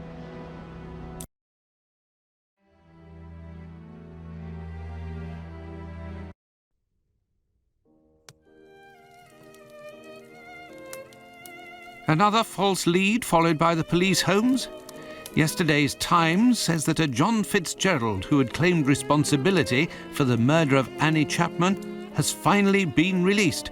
He was, it says, lying. That's of little importance, Watson. It's incredible. It's been more than 3 weeks since the murderer struck, and the tension is as strong as ever. The press won't stop talking about him, and people are still full of fear. Perhaps the killer got what he wanted. People talking about him, and has chosen to stop committing crimes. What do you think, Holmes? I doubt it, Watson. Everything leads me to believe that he is in hiding and waiting for the right moment. The area is packed with police, and that would obviously hamper his work. You think he will start again, Holmes? I have every reason to believe nothing will stop him short of his arrest or his death. Sadly, our investigation has reached a dead end, and I fear that we'll need another victim to get back on track. Yes, how awful. And what of the case of the burnt mat? Have you resolved that? Oh, that's a matter of little interest, and resolving will be of no benefit, above all to Miss Fleming.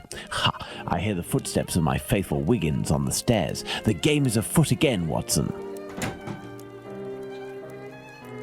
Mr. Holmes, the scribbler resurfaced.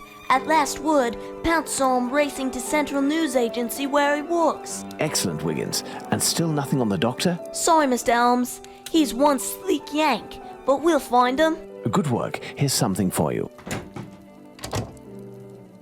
I must leave you, Watson. If I can get my hands on this bulling, I will have much more interesting news on the bothersome Tumblety. I have only to change. If you can, Watson, I entreat you to stay here and await my word. We may not be more than two when the time to act comes. You can count on me, Holmes.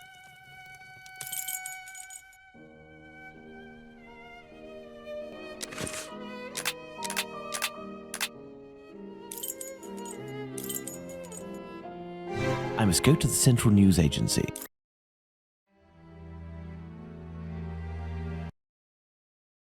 I'm at the press agency where bulling works.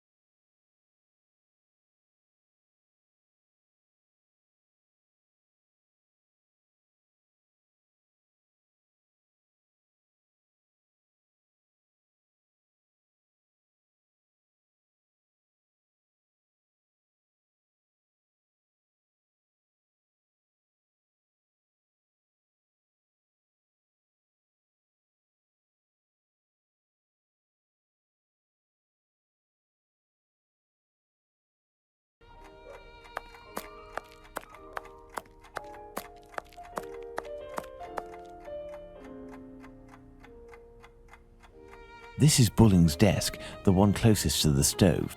This may come in handy. Some coins. I will take them. That will avoid suspicion if the journalist returns. These are Bulling's notes. They are of little interest at the moment, but one never knows.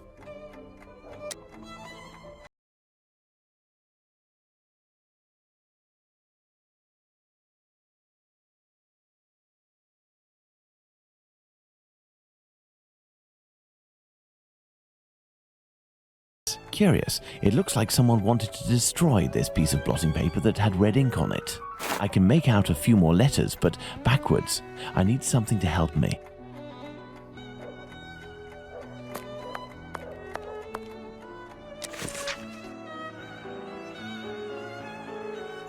Bulling's boss, Mr. Moore, seems to be protecting the journalist.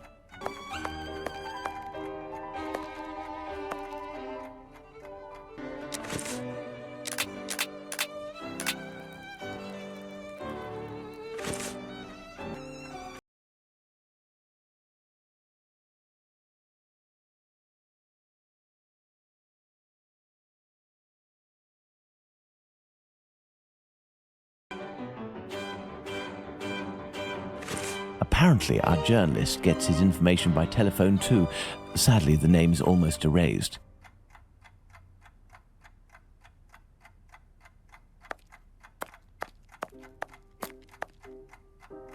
If I telephone one of Bulling's contacts pretending to be his assistant, I might learn something of interest.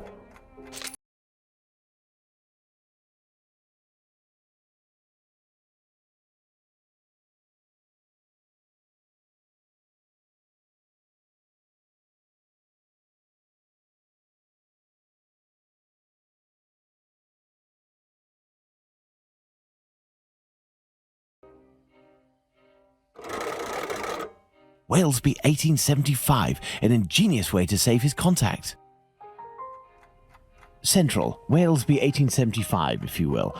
Thank you, I will wait. Walesby, I am listening. Hello, my dear man. I'm calling on behalf of Tom Bulling. Bulling? So you know where this hypocrite, this liar, this... Not at all. He is currently unobtainable. In the meantime, he has left me with a note asking me to pursue his work, and he told me that you were aware... That's just great. I dropped everything off at his agency, but he didn't even bother to do the same for me. Tell me he at least gave you the information that I was asking in return. I am ready, sir. I'm listening. Do the police have a suspect for the bizarre theft of cigarettes and carrots that took place at the Commercial Street Market?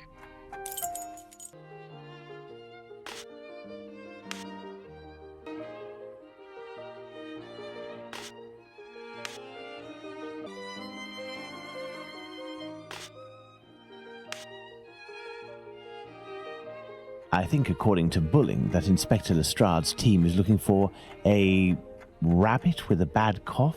Ah, damned Bulling. One day he'll be in some serious trouble for mocking the police. And now, can you tell me, with regards to the parliamentary scandal, what did the head of the Whig Party respond to the Tories who were treating him as a great incompetent?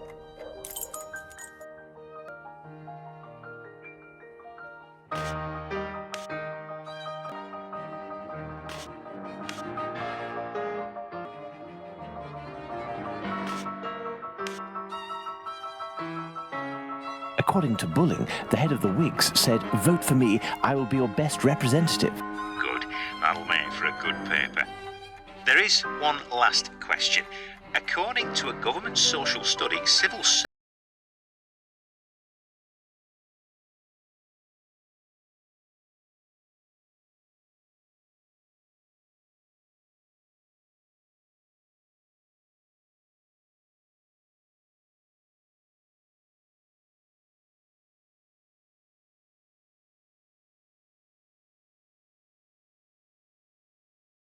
I've already read the paper when they come home from work. Very true. Good. It seems like Bulling has finally done his work. As everything is all in order, can you now tell me where the information is that you sent to the agency? Yes. There is a large brown envelope near the dispatch cabinet. It's in there that we exchange our tips with Bulling. 1,000 thanks. Goodbye, sir. My salutations to Bulling.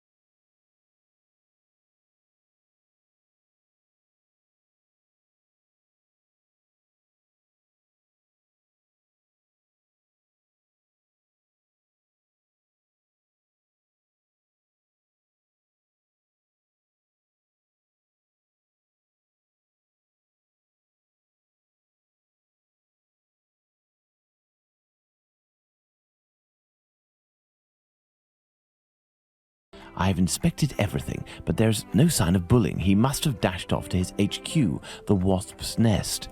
However, before I go to see him, I should find out about this mysterious information. It could help me get something out of the journalist. To the police station, then.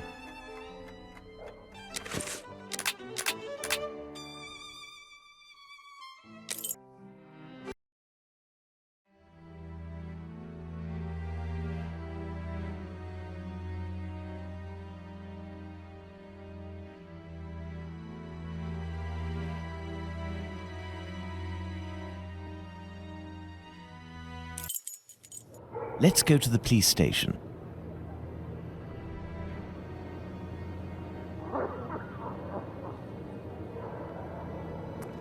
Come, back again, are we? Come this way, good man. The inspector has a few questions to ask you.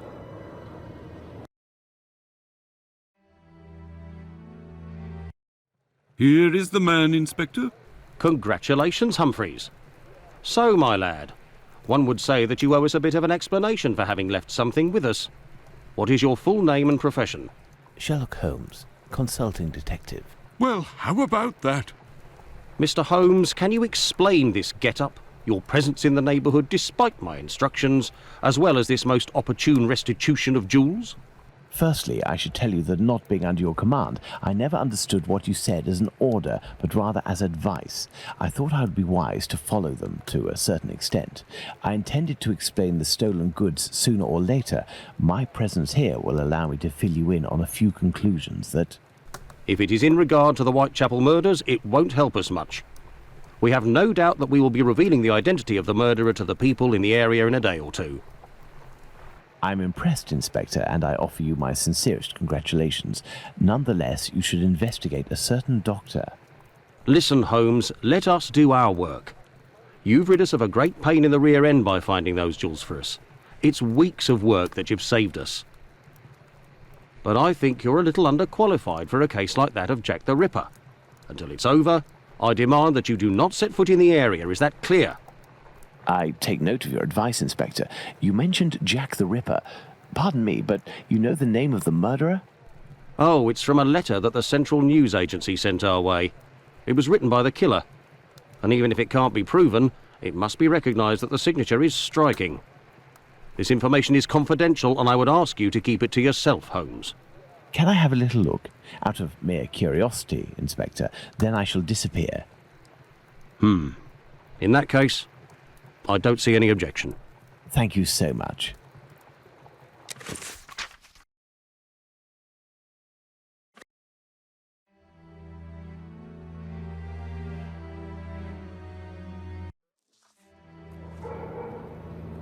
Me?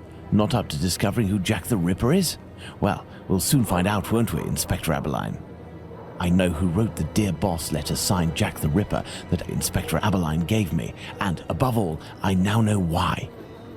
This Tom Bulling was inspired by this fantastical character to build a myth out of the Whitechapel killer. Perhaps he would be receptive if I shared my discovery about him and prevent him from accusing Squippy.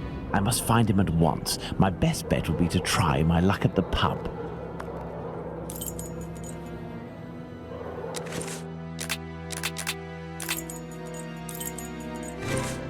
Ah, Holmes, I got your message, and here I am.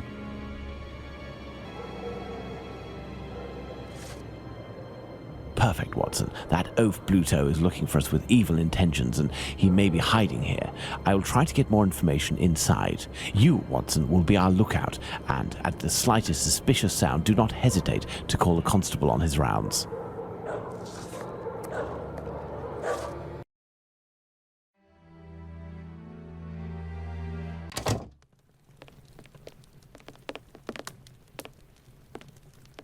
Good evening, Mr. Bulling. We know each other? No. However, I have some information that may be of interest to you. Talk, my friend. A pint for you if what you say is worth something. Does it have to do with the Whitechapel murders? Indeed, I know the identity of the man who wrote a letter to the police, a letter entitled Dear Boss, in which the author claims to be the Whitechapel murderer and is signed Jack the Ripper. What? It's a journalist who was inspired by Spring-Heeled Jack in order to strengthen the credibility and the seriousness of his agency.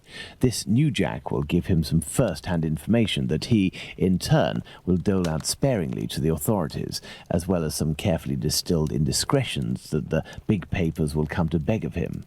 He plays both sides off against one another and becomes the chief orchestrator of the rumor. He wrote this letter in this very spot, and he has red ink on his fingers. Like you. What exactly are you after, my friend? You've been threatening a certain Squibby to distribute a telegram naming him as a possible suspect in these murders in revenge for an old feud. I would suggest you don't write this note and that you leave Squibby alone. I'd forgotten about the existence of that rapscallion.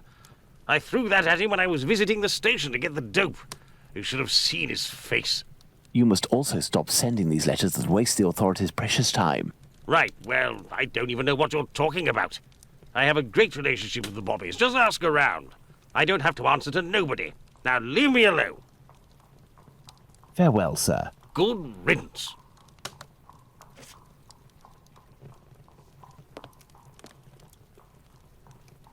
Hey, you wouldn't be the gas man that Bluto's looking for. Don't know him.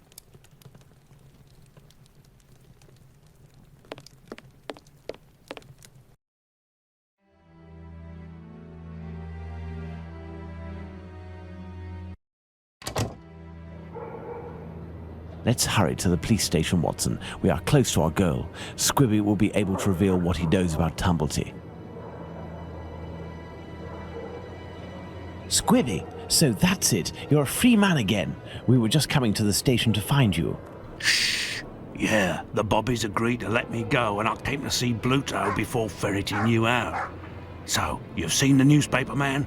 Yes, he is in the pub and everything is taken care of, but I'm waiting to hear what you have to say about Dr. Tumblety. Okay, but we have to be quick. One night, I goes to see Bluto in his hideout that ain't far from the boarding house where this Tumblety bloke has a room. I see him coming in too. He must have been on one real binge. To the point, the Tumblety fella was there, and he smiles at me, all nice like. He tells me he's a great Yankee doctor, but my business interests him.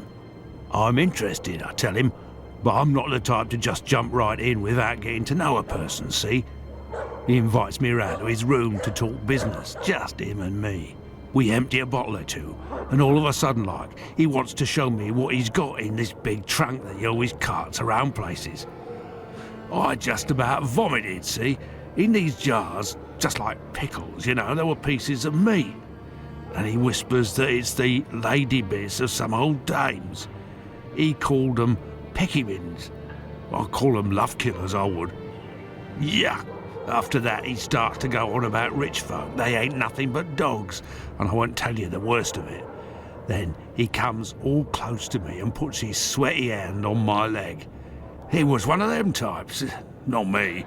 I don't wait a second before I give him a good thrashing, and I start running and let go of him, and he still wants to see me again, just to talk business. But then I had to do time, so business. Do you know where he can be found? Why, ain't he in his digs? Maybe he got to liking life behind bars too. I heard that in some jobs, there's a way to... Thank you for your information, and we'll meet again, my friend. Here is the sum I promised to get you out of London. Ciao, fella. I've just got a little score to settle with Bluto, and I'm heading for the country.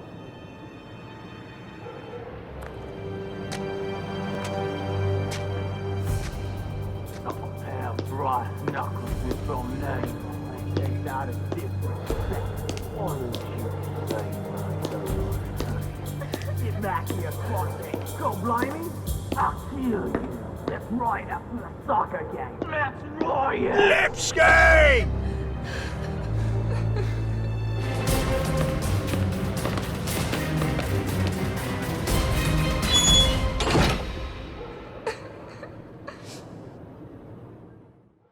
My dear Watson, we must strike while the iron is hot. We have avoided meeting Dr. Tumblety until now. The time has come to do so. Do you have an opinion, Holmes? We must assure ourselves that the factor collector of female organs and a murderer who removes said organs are resident in the same area at the same time is nothing more than coincidence.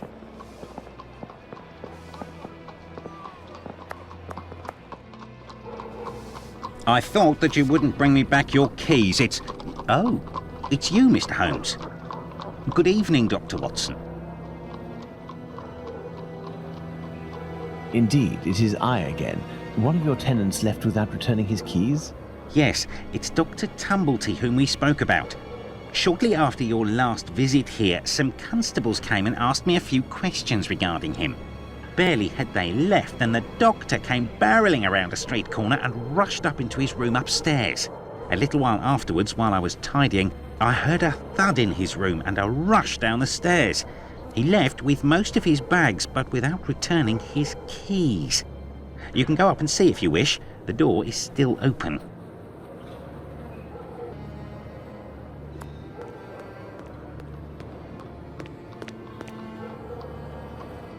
Careful, Watson. Do not walk around here until I've inspected these marks. I know, Holmes, I know. I understand your methods. Ah, you have your rule and magnifying glass. I thought that you had forgotten them, Holmes. I never forget the essentials, my dear Watson.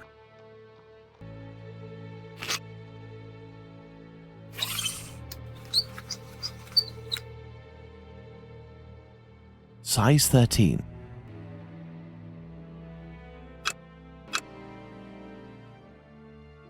Right foot, light trails. The man was running. This isn't water. Going by its sticky texture and odour, I'd say we're dealing with formalin. These are the footprints of a tall man who had recently stepped in formalin and who left this room in a hurry. Well, can I walk on it and enter the room now, Holmes?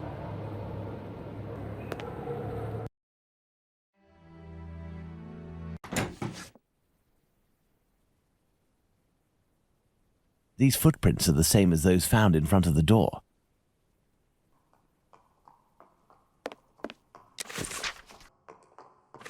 If this letter is addressed to him, it would appear our doctor is a veteran of the American Civil War.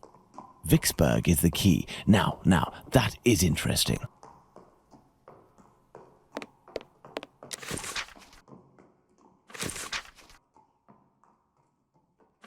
This Dr. Tumblety seems to be attracted to men more than women, that much is clear. So, the doctor has a handgun, and he would use it to restrain young men, perhaps. There are a few pieces of a large glass jar in this puddle. The man who left the footprints on the ground must have walked in it while fleeing. These footsteps must be those of Squibby. He must have hit Tumblety, who dropped one of his jars. And he ran out. Elementary, Holmes. Perfect, Watson. Going by its size, this enormous trunk must be a wardrobe. These brackets are rather unusual. What do you think, Watson? Let's see, Holmes. These are the names of the battles from the American Civil War.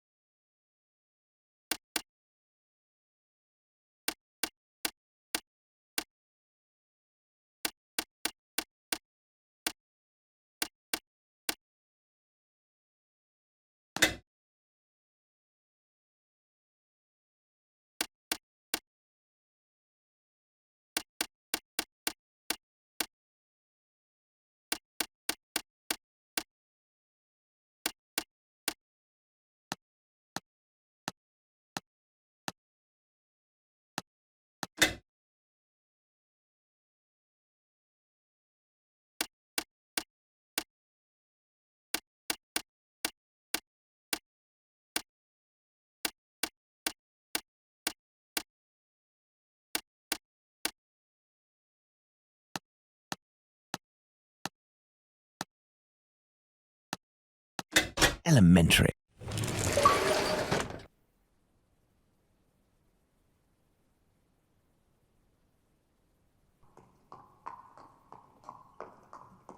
This is dreadful, Holmes.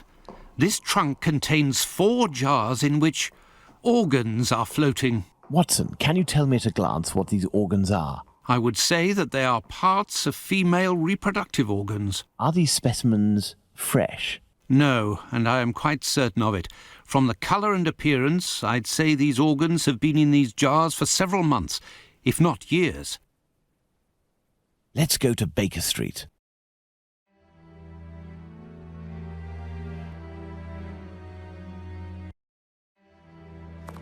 Is there someone here? Yes.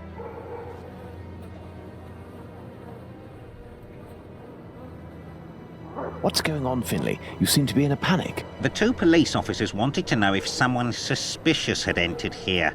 The Whitechapel killer has struck again, and if I understood correctly, he killed 2 women in the past few hours. Where? I don't know. The police didn't tell me anything. Quick, Holmes. We must catch up with them. Certainly not, Watson. Mr. Finlay, do you know if the doctor had any other pieces of luggage up there apart from this trunk? 1 or 2, I think. Do you take care of the doctor's laundry? My wife does laundry for the tenants once a week. The sheets likewise. Would you be kind enough to let us know as soon as possible if the doctor shows up again? Certainly. I'm just worried that he won't be back, you see, and I'm annoyed about my keys.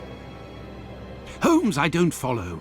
The Whitechapel killer is, at this very moment, very close by, and we are just staying put, twiddling our thumbs. The Whitechapel killer has always been nearby, and what will we do? Go back to the scene of the crime or crimes and mix with the onlookers and trample the crime scenes even more? No, our time will come. Let's return to Baker Street. Let's go back to Baker Street. Home, sweet home.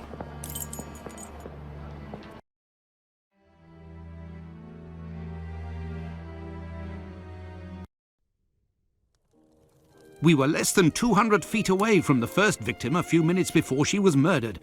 We might even have heard the murderer's voice, and we haven't done a thing for the past week. You're the one not doing anything, Watson. For my part, I have been working, and as you know, I've made good use of this week by tracking down and verifying all of the solid facts on these two murders to write up the notes that are on my desk, read them over again and try to gain a bit of perspective.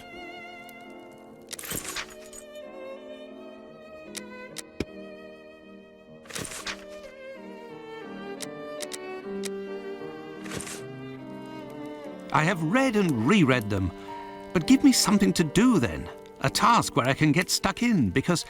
Find me a slaughterhouse that will give us exclusive use of its block for an hour, and find me, in your opinion, which common animal shares the most characteristics with humans from a physiological point of view.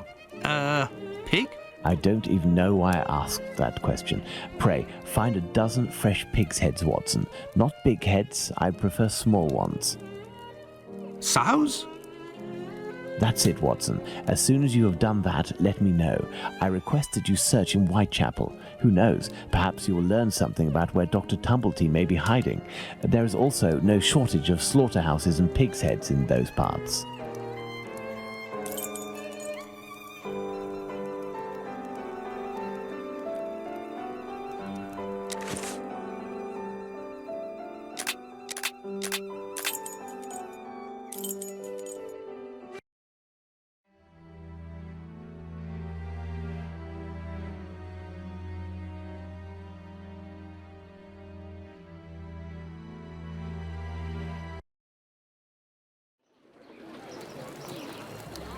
What a ridiculous idea to have asked Holmes for something to do.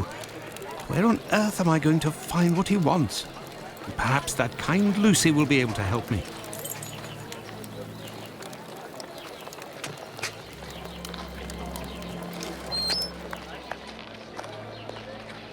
Good evening, Lucy. But is something wrong? Good evening, Dr. Watson. Yes, it's my uncle. He's no longer with us. Please accept my condolences, miss. Thank you, Doctor. But why are you here? Can I help you? My request may sound rather strange, but do you know if there is a butcher's or slaughterhouse in the area where pigs are killed? Yes, Fletcher's the man. He was a regular client, owner of a little butcher's shop not far. But Miss Bella didn't want him to come, as long as he didn't treat his awful sickness. Can you point to his shop on my map? Certainly.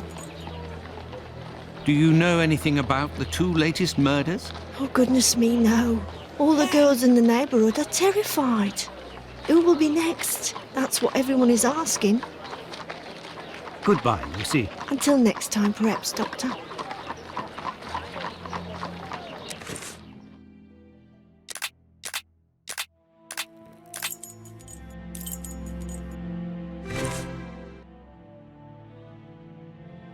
Ah, there's Fletcher's butcher shop. Closed due to illness. If the proprietor is ill, the butcher's block is probably not being used.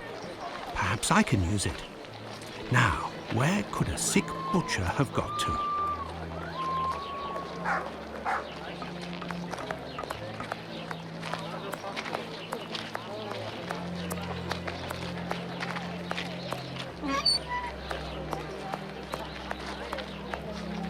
Yes, if Fletcher is ill, he should be here.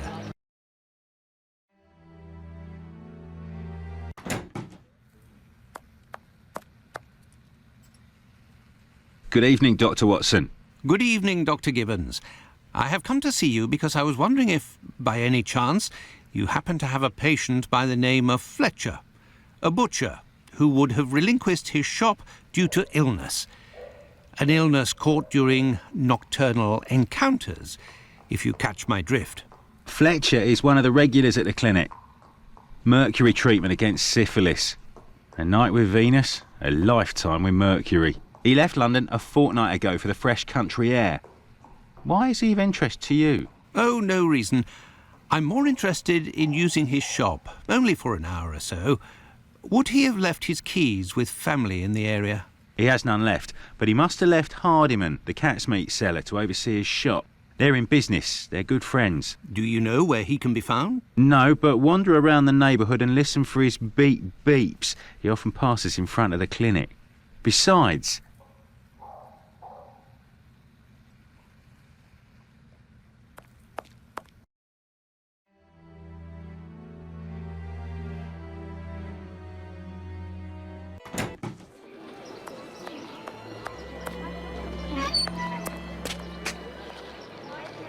It's me that you're looking for, sweetheart. Actually, no. I am looking for the cat food seller, Hardyman. Hardyman? Poor Hardyman? It isn't quitting time for him yet. That gives me some time to wander the streets before he shows up, and with him all the cats hereabouts.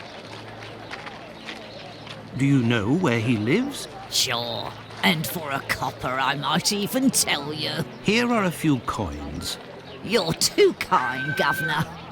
Well, these days I knows that he lives with his mammy on Hanbury Street, in the same place where Dark Annie bled to death. Why did you call him poor Hardyman? Bah! He's in grieving, of course. Just a few weeks ago he lost his wife. And 3 months before that, his girl, poor fella. He was in tatters. Even came to cry on my shoulder, believe it or not. Well, I must leave you.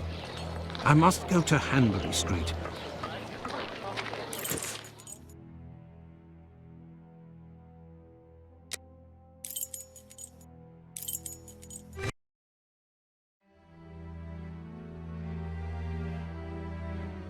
This is the building in which poor Annie Chapman was killed. Beep beep.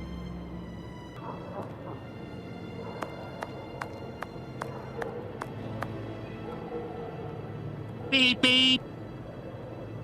Hello, are you Mr. Hardyman? That's me. I am Dr. Watson.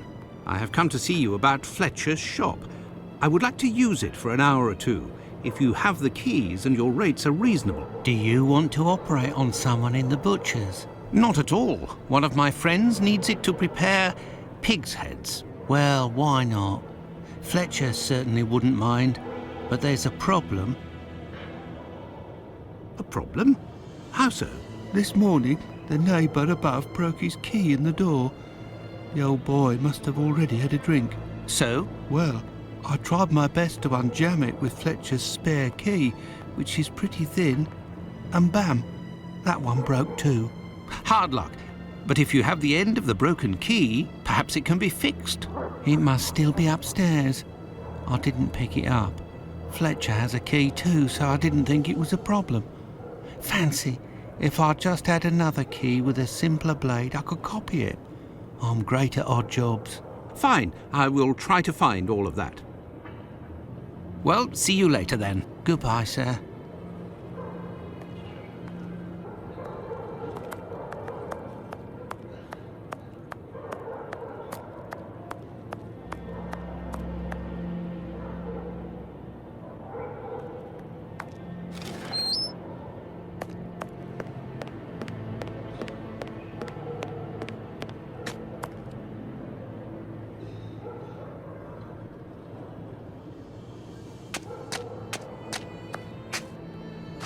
This key was left inadvertently. Indeed, there is nothing terribly precious inside. But what a stench!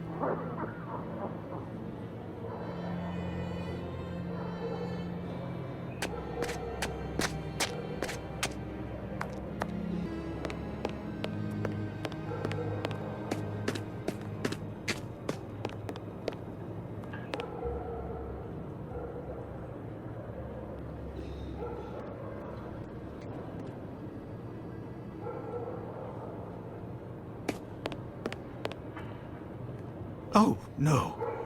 But what a... Ah, how dreadful. I found it.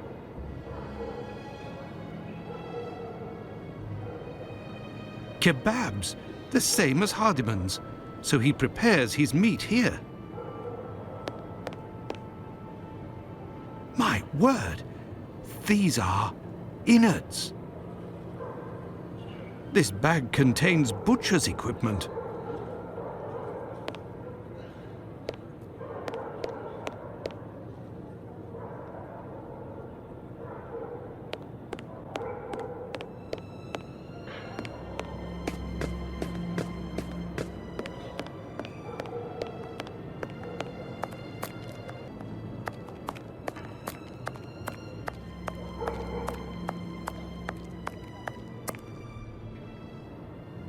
Have you found everything I need to remake the key? There you go. I think you'll manage with all of this. I'm sure I will, sir. It won't take me long. Say, I think there's some of your business upstairs. Oh, you're right. I ain't had the time to sort it out. Sometimes I'm in such a hurry to prepare my meat that I forget to clean up. But why do it in the stairwell?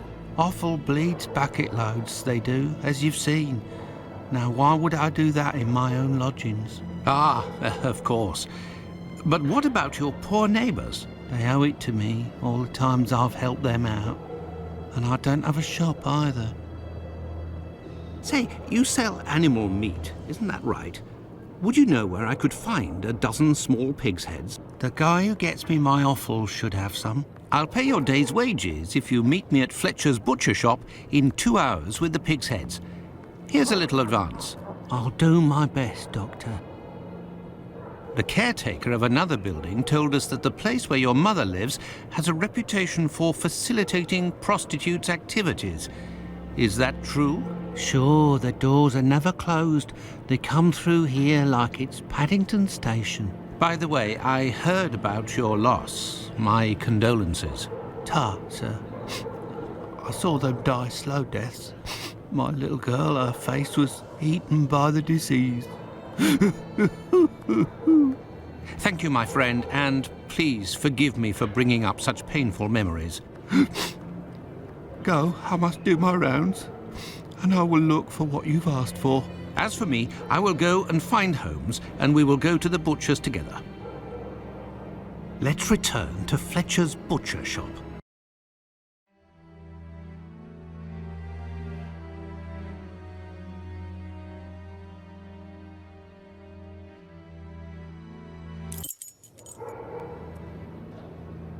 Your heads are on the block inside. Say, you wouldn't be the same chap who bought my whole load the other day. It's possible, but if you want to continue to do business together, you mustn't speak of my presence in the area to anyone. Don't worry, my lord. I'll be as quiet as a church mouse.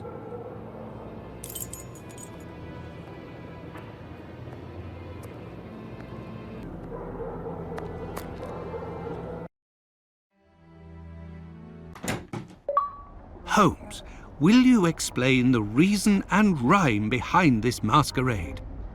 Elementary. We shall conduct an experiment that will allow us to answer a simple question. Does the type of weapon used by the killer correspond to a specific profession?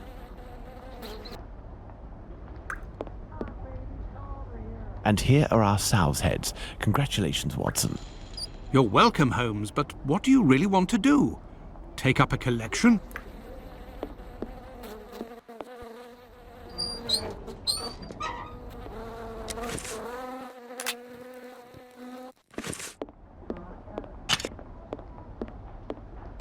There, this door is slightly raised.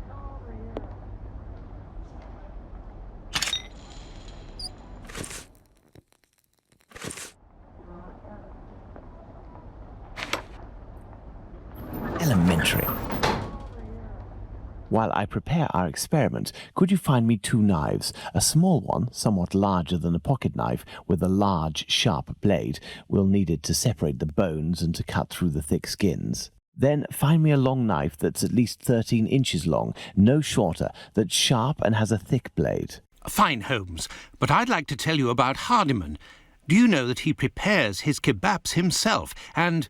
That he owns butcher's tools and uses offal? That's obvious, Watson. Pray, take my magnifying glass and my rule and get started, Watson. Find me these 2 knives.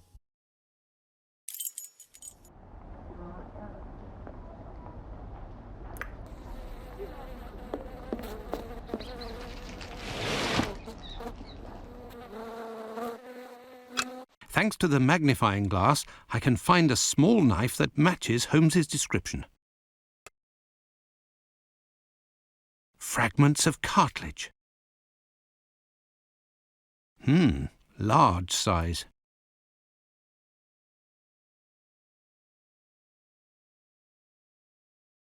With the rule, I must find a large...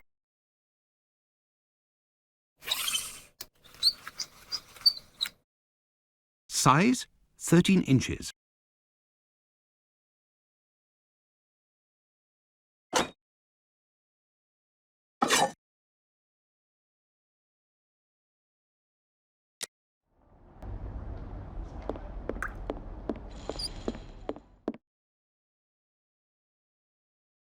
Here are the knives you asked for. Be careful, they're awfully sharp.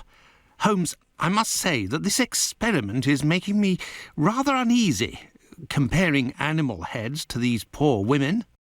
You're right, Watson, but this somewhat shocking experiment may help to end this massacre and save other victims, you can be sure of that. Look, these pigs' heads are still bloody, which will suit our experiment perfectly. I have a pocket knife and a scalpel with me. With the 2 knives you just brought me, we have a similar array of weapons as those probably used by the killer.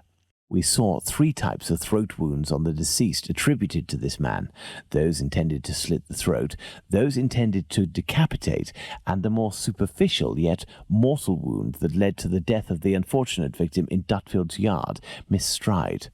With the help of these 4 knives, we are going to try to recreate these wounds on the pigs' heads and see what we can establish about the weapon or weapons used. We may also be able to rule out Miss Stride as a victim of the killer of the other 3.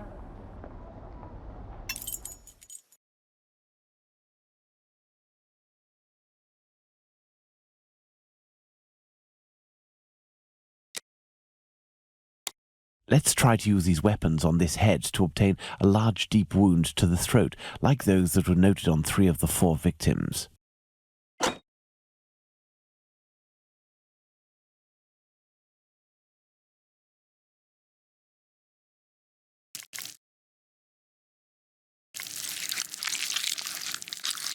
This little knife is very sharp and has a very wide blade.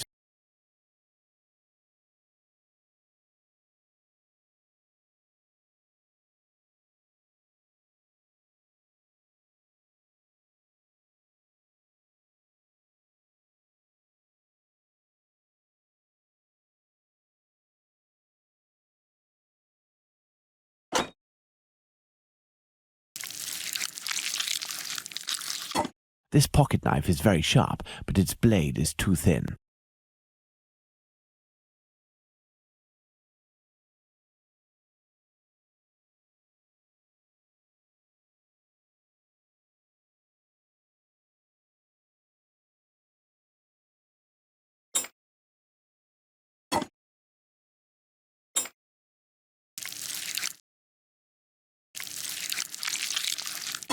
The wound is too shallow.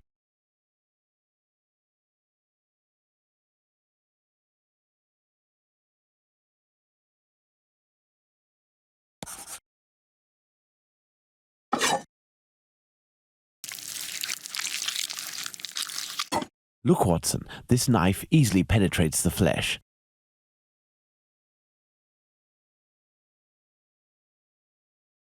Elementary.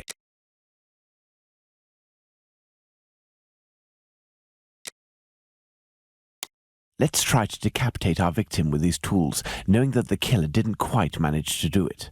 Charming.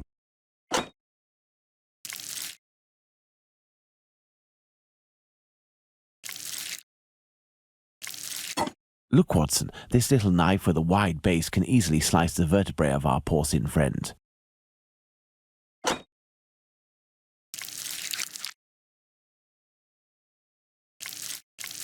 The blade of this pocket knife is too thin to reach the vertebrae.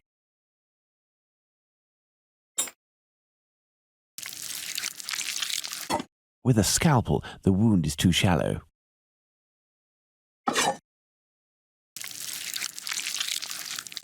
This knife with a long blade easily slices the flesh, but cannot dislocate the vertebrae.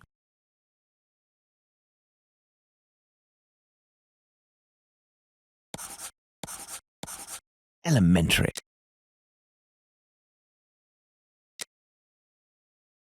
Let's see if these knives can inflict a mortal wound in a situation where a single quick blow is given. The scenario in question is that of Dutfield's Yard.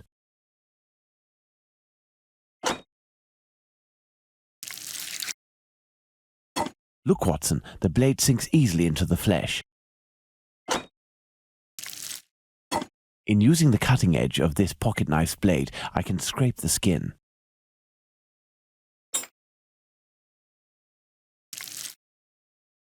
This particularly sharp blade can make a deep gash with one quick slice.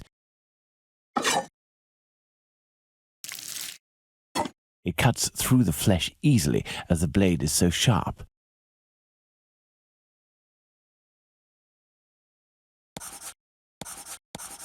Elementary.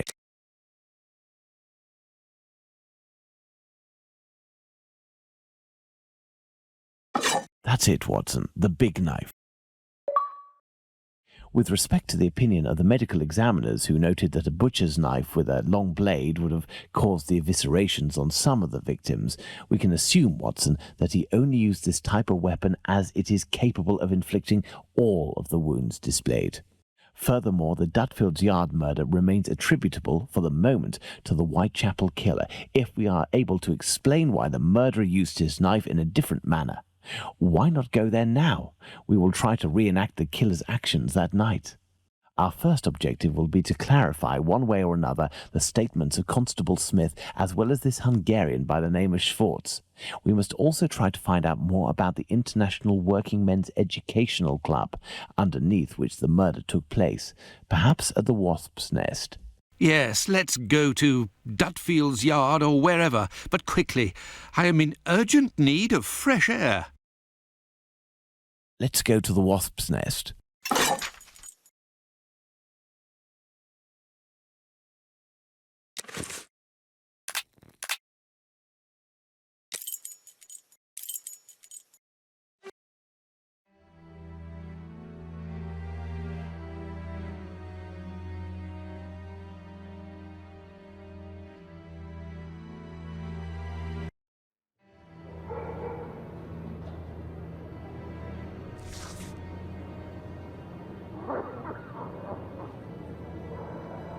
Don't forget that Bluto may still be hiding here. I will try to find out more inside. You, Watson, must intercept the policeman on his rounds. Given the hour and a bit of luck, it will be Smith. Try to get some information from him. Understood, Holmes.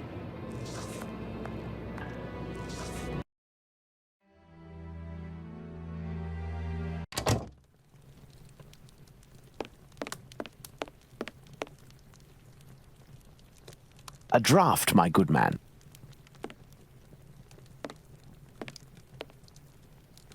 Here, sir. Tell me, was it not a mere stone's throw away from here that the Whitechapel killer struck last week? That'd be Jack the Ripper, that's his name. Slit the throat of a working girl in a small courtyard over there behind them big wooden doors. Below the Workers' Club? The very spot, below Lipsky and Co. I wouldn't be surprised if Jack was one of them, if you catch my drift. Lipsky and Company. Do you mean to say that someone called Lipsky runs this club? Nah, it's just that it's full of Jews. In Whitechapel, we call them all Lipskys, like that Lipsky who killed that girl in Batty Street last year. Oh, really? Last year, a Jew named Israel Lipsky killed a lass who was 6 months pregnant by making her drink acid. One trial and one protest by rabbis later, and he was hanging. By those who don't much like him, the Jews are called Lipskys. Is the term Lipskys used to refer to the Jews in the area, and is this club frequented by Jews? You got it. Socialist Jews even. They spend their evenings hollering, singing. I've seen them spitting on the bosses. And you know the victim? No more her than any other. The working girls don't drum up business too much in this street. They need a reason to end up here. Very well. Goodbye. Cheers.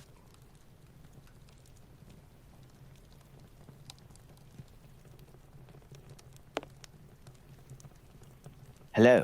I know you. You're Squibby's guardian angel. You weren't dressed the same last time, but I don't forget a face. No hard feelings, eh? Join me in a glass? Your Jack the Ripper is on everyone's lips and written in all of the papers. You must be awfully proud of yourself. You have skill, that's for certain. It's a shame you use it to mask rather than discover the truth. You better believe that I'm going to find out who it is. I got a hold of old Schwartz's interpreter. You know, the Hungarian who saw Liz Stride get it. Doesn't speak a word of English. And when he went round to the station, another Jew went along to interpret. I found that bloke, and he repeated everything that had been said at the station. It won't be long before I find these fellows. Why do you say these fellows? Were there several of them? Do you not read the papers, or what? Well, given the rubbish that you read sometimes, let me explain. At 12:45 a.m., Schwartz goes down Burner Street towards Fairclough, on the side of the road where the Workers' Club is. A bit further from there, just near Dutfield Yard's wooden doors, a chap and a lady are arguing. The Star said that the bloke wanted to push the girl into Dutfield's yard, but the translator told me that Schwartz saw him pulling her towards the road. She doesn't want to follow. He grabs her by the shoulders and throws her to the ground. She falls. Bawls a bit, but not too loudly. Old Schwartz is scared, crosses to the other side, but continues in the same direction. The bloke with the girl notices him and yells, "Lipsky!" At the same time, another bloke at the corner of Fairclough and Burner who was lighting his pipe gets in on the action. He starts coming towards Schwartz in a menacing way, and Schwartz takes to his heels, doesn't see anything else. Once he finds out that a woman got herself killed, he went to testify, and identified Long Liz Stride as the woman he saw getting thrown about. So there were definitely two blokes, mate. But why am I telling you all this? In vino veritas. I'll take my leave then, Mr. Bulling. That's right. Till next time.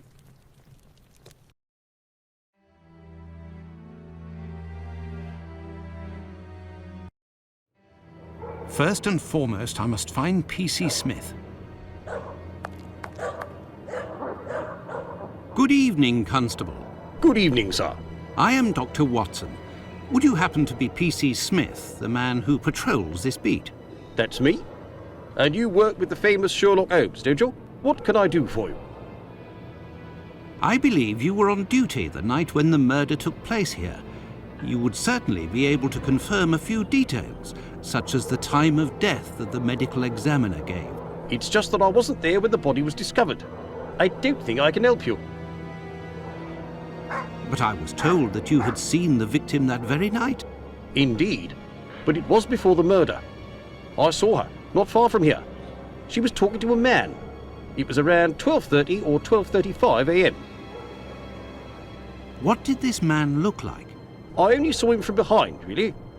He was wearing a short black outfit, a small felt hat like a cap in a dark colour, and a white collar. He seemed to be a respectable type. He was carrying a packet in his hand, wrapped in newspaper, about 18 inches long and about 6 inches wide. His outfit reminds me of someone that I know. Was he a large man, on the older side? I don't think so, no. Even though I only saw him from behind, I would say that he was barely 30 years old, or even less. Say 28, or even less. 26 years old, and 5 foot 8 inches tall at the very most.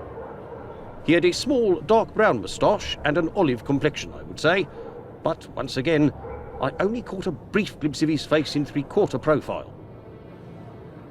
Nobody else saw this man? I discussed this previously with Mr. Eagle, the president of the Workers' Club. That night he returned around 12:40 a.m. to the club. He used the passage through Dutfield's yard to get into the club because the main door was locked. He can attest that he didn't see anyone else in the passage at that time, but wasn't really paying attention to who else might have been in Burner Street itself. He was listening to the song coming from the club. In short, no one else saw him. Well, thank you for having satisfied my curiosity, my friend. A fine evening to you, Doctor.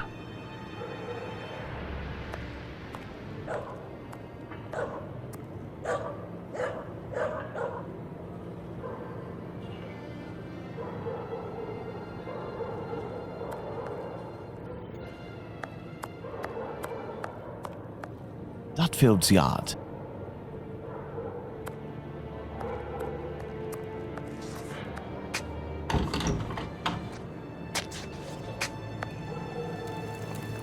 Your interrogation of P.C. Smith has proven to be very shrewd and of great interest. Thanks to the information I've managed to gather and that you were able to read in my notes in Baker Street, Watson, we can recreate what happened that fateful night at this location, Dutfield's Yards to be precise, the site of Liz Stride's murder.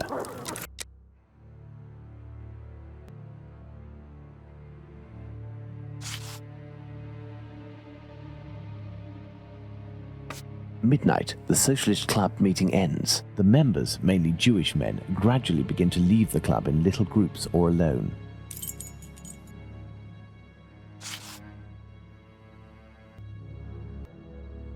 "12:20 a.m. The American leaves the Socialists Club for some fresh air.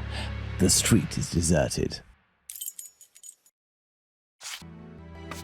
12:30 to 12:35 a.m. Smith notices Liz Stride talking to the man with the package.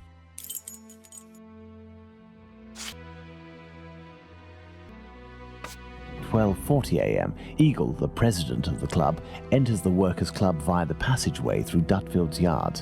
He passed through Dutfield's yard. If Liz Stride had already been killed, he would have had to walk over her. The murder, therefore, had not yet happened.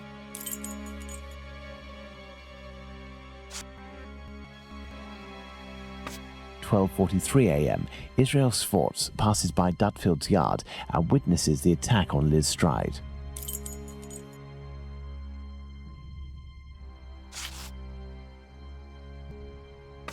"12:44 a.m. Schwartz crosses to the other side of the road. The attacker sees him and yells, 'Lipsky.' The attacker must have shouted to his accomplice at the end of the road, 'Lipsky,' indicating at Schwartz using his head in an attempt to scare off this undesirable.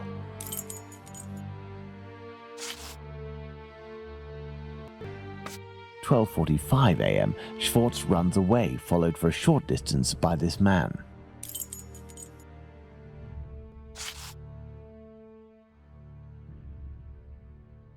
"1 a.m. Mr. Diemschutz wants to enter with his cart, but the pony refuses. We know that the murder took place between 12:45 and 1 a.m. Mr. Diemschutz, therefore, must have disturbed the killer. Let's place Liz Stride's murder on the timeline, Watson.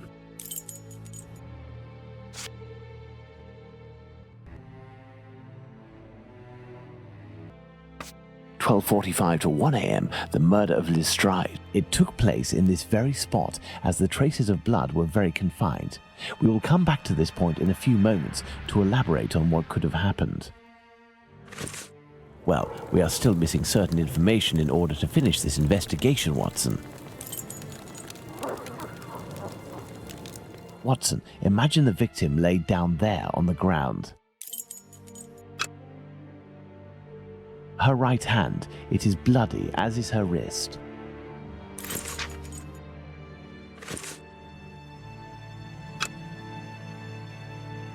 The ground is muddy. The throat, there is but one clean cut, slightly slanted downwards.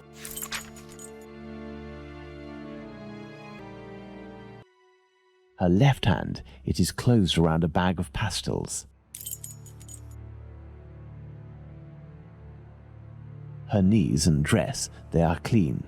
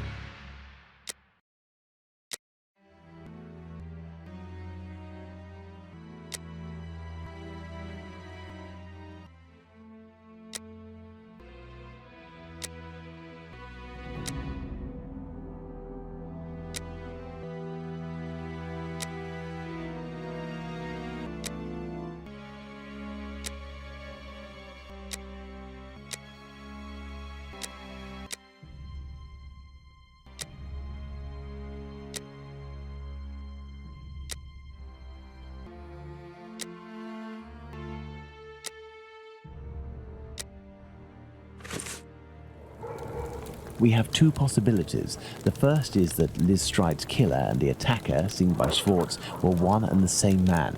The second is that Liz Stride meets a client. After some discussion, they head towards Dutfield's yard to do their business. As soon as they arrive, the attacker appears while his accomplice keeps watch. Schwartz's arrival dissuades the two men from lingering. They leave the area and leave Liz Stride in a tense state, but glad to have kept her client. He will be her murderer. Both hypotheses are possible, but an incongruous detail will serve to corroborate one of them. An incongruous detail that we were able to establish regarding the Hanbury Street murder. Which one would that be, Watson? Look at the victim carefully, Watson, and tell me the link between the murder of Liz Stride and those of Nichols and Chapman.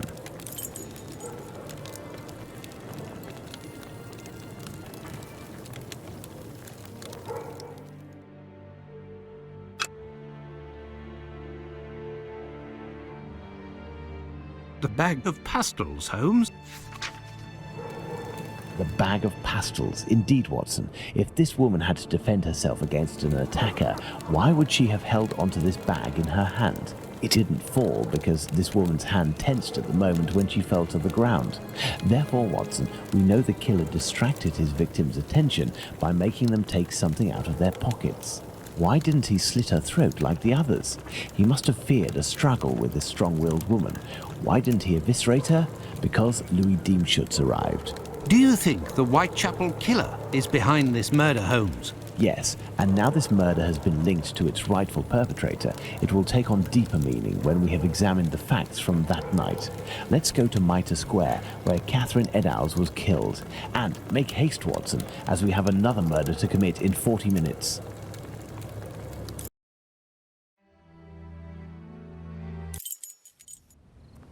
Here we are, Watson, Mitre Square. It took us a mere 20 minutes to get here. If the killer left Dutfield's yard around 1 o'clock, as we assume, he would have arrived here at around 1:20 a.m. We know that Catherine Eddowes' body was discovered at 1:44 a.m. Catherine was released from prison around 1 o'clock, but we have no information as to what she could have been doing until her death. This place has 3 possible ways out. Let's see where they lead. As a precaution, I brought an old map of the area with me. It will help us get our bearings. Let's hurry, Holmes. This neighborhood makes me ill at ease.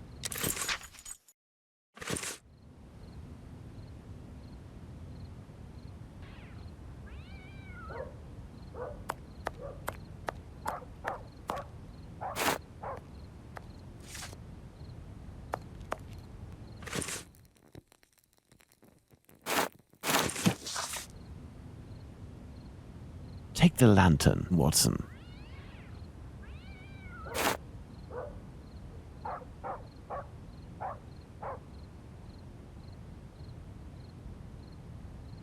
Church Passage. It must be opposite the Imperial Club at 16 to 17 Duke Street. Let's go to the end of this lane, Watson.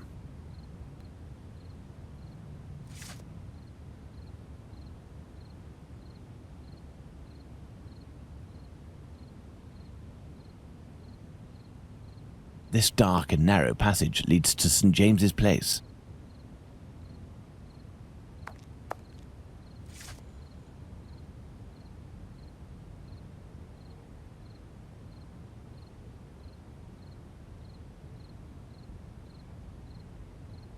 This is Mitre Street, from where Watkins, the constable who found the body, came.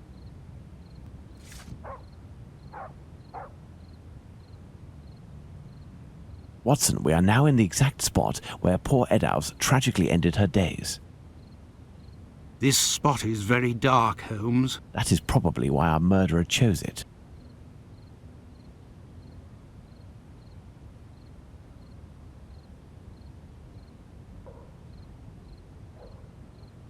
Do these objects spread out by the victim remind us of anything, Watson?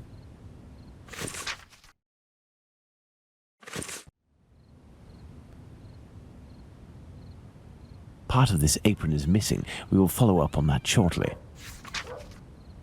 The inside of the thighs is clean. Once again, there were no sexual relations between the victim and her murderer. A thimble is located right beside one of the victim's hands, just like Chapman's sachet of pills and Stride's pastils. These intestines were pulled out altogether to grant access to the abdomen. The head is turned towards the left. The murderer must have been on the right side of his victim. Let's look at her from the front.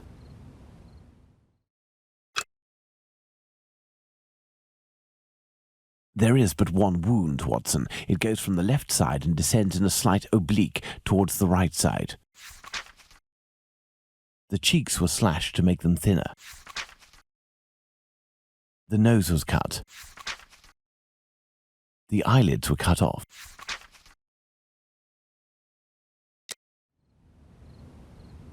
Part of this apron is missing. We will follow up on that shortly.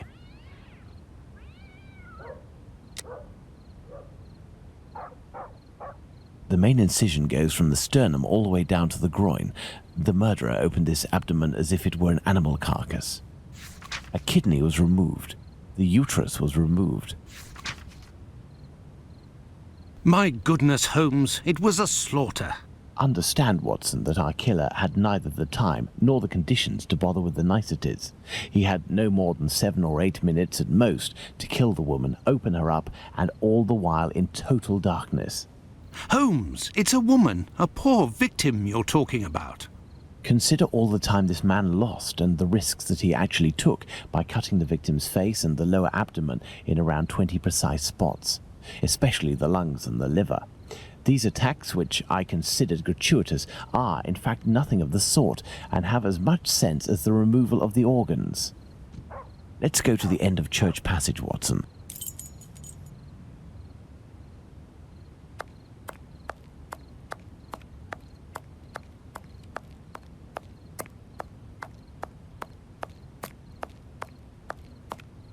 Church Passage. It must be opposite the Imperial Club at 16 to 17 Duke Street.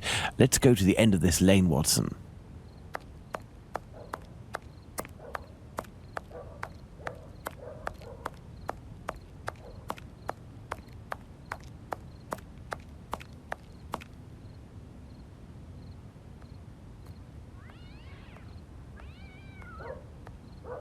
Hello, you must be Abraham Solomonovich, am I right? Yes, that's me. But I know you. You brought a lad to my place to take care of a cat, and I loaned you my mask. That's me. May I present? Dr. Watson, of course. Delighted. And you? I have known for a few days that you are a detective by the name of Sherlock Holmes. Is that so? You don't miss a thing, do you? It was the children who gave me away. Am I right? They didn't want to, but I gained their confidence by offering them a small comb and half a cake. They made a good deal out of it, so I don't blame them. However, I must request, as a personal favor, that you do not reveal my identity. You have my word. Curiosity is just killing me, as you may have guessed. Would it be breaking an oath to confide in me the nature of the investigation that you are leading?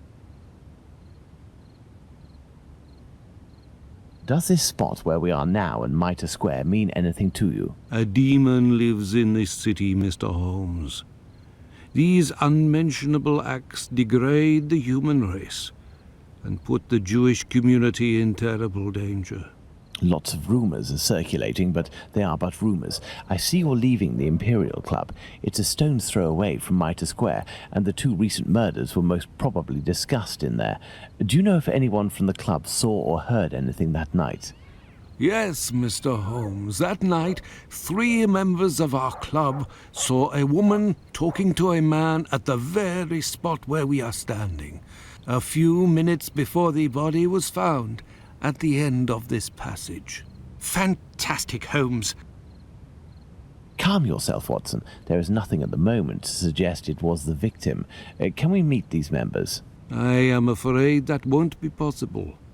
As soon as the police heard the evidence of these men, they were sworn to silence. I understand. But you are working for the good, and I must tell you what I know. One of the 3 men, my friend Joseph, left that night with 2 other members of the Imperial Club, Harry and another Joseph. It was around 1:35 a.m., perhaps a bit earlier, when Joseph, not my friend, but the other, the Aldgate butcher, exited. He saw a man and a woman in discussion at this very spot where we are. These men must have been about 16 feet away from the couple. That's about right. So Joseph, the butcher, said to the other 2, while pointing at the couple, "Look, I don't like going home alone when I see this kind of people here." My friend Joseph looked at them without noticing anything strange and didn't understand what he meant. They had the look of 2 rather unkempt people, but no more than that. After the murder, did these 3 men tell the police what they had seen? Not quite. Harry stated that he hadn't seen the couple. As for Joseph, the butcher, even though he was the one who commented on them and pointed them out, said that he couldn't remember anything except that the man was about 3 inches taller than the woman, who was 5 feet tall, no more. My friend Joseph, on the other hand, did his best to cooperate with the police. And what did your friend Joseph say? What did this man and woman look like? The man must have been 30 years old, about 5 foot 7 inches, light complexion, and a fair moustache. He wore a loose, dark jacket, a grey cap, and a red scarf around his neck. But he said that he only saw him for a brief instant, and it would be impossible to recognize him. And the woman? He only saw her from behind.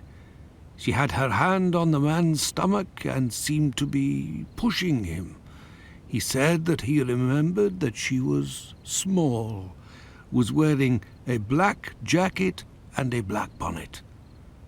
After his testimony, the police took him to see the clothing of the deceased, and Joseph said that they looked identical to those of the woman he had seen.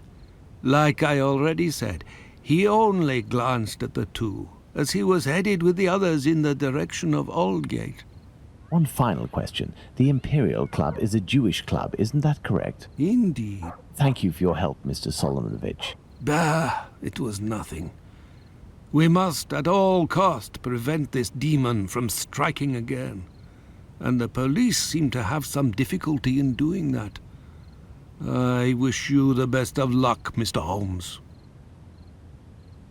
Watson, we must now consult our timeline. We began in Dutfield's yard, but this time we will try to recreate the actions of certain people, in this case, those of the 2 policemen.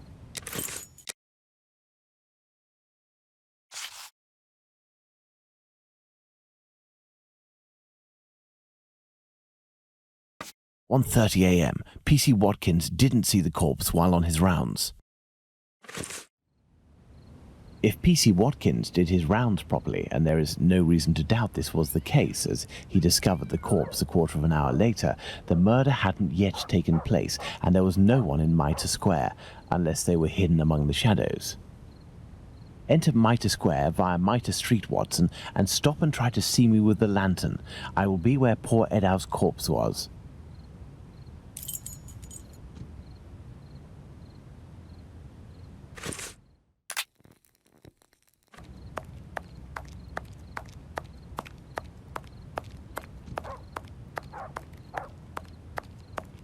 I see you, Holmes.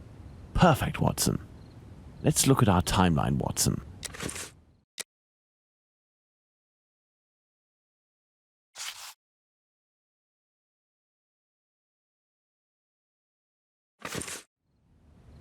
"1:42 a.m. P.C. Harvey arrives in Mitre Square.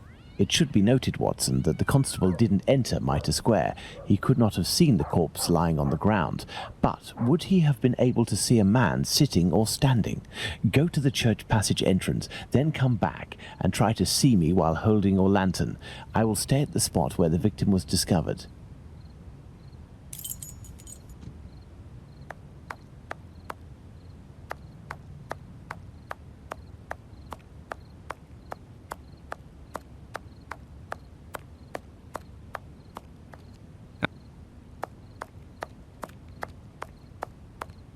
I see you, Holmes. You had to proceed into the square in order to see me, something Harvey didn't do. It is possible that the killer was still there. 1:42 a.m. PC Harvey arrives at Mitre Square, but does not go in. The murderer may well have still been there.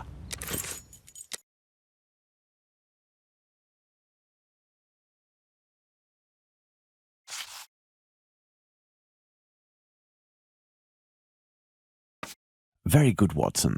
Thus we can categorically state that the murder had not yet occurred at 1:30.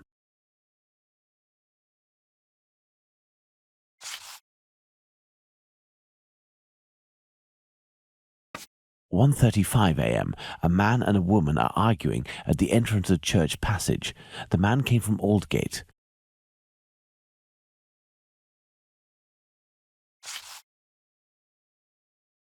1:44 a.m. The body is discovered. Let's put the murder of poor Eddowes on the timeline, Watson.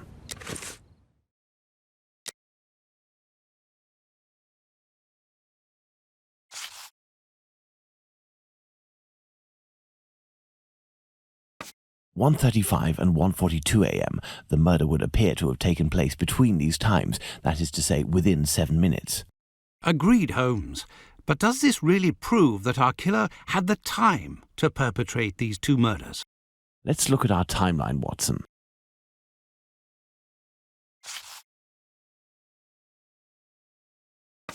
There, Watson, we are now certain that the murderer really had the time to commit these two murders. Incredible! Let's look at our deduction board, Watson.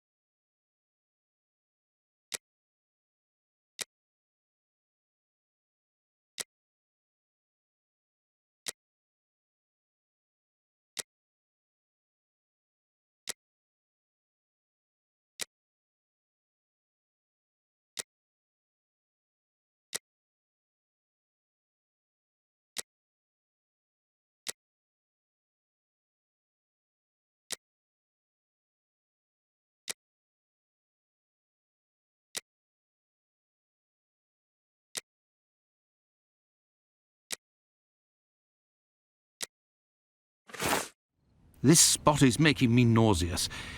Can we not head back, Holmes? We certainly can't, Watson. We have one final point to address. Do you remember the piece of white apron that was missing just now? It was found just a few steps away from here, at the entrance of a building. That's where we must go.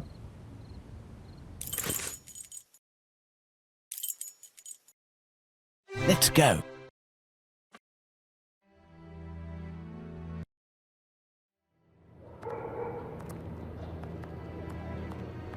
There's the spot, Watson. By night, Goulston Street is deathly silent, which will permit us to carry out a fair few experiments. Let's find the entrance where the piece of the victim's apron and the mysterious chalk message were found.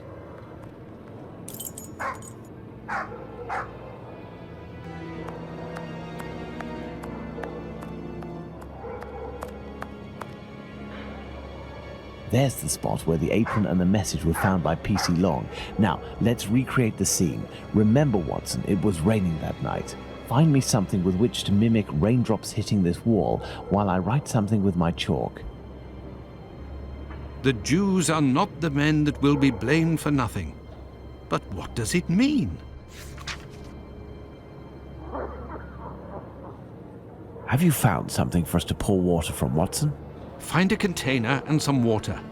Let me remind you that it's night time and the street is deserted, Holmes.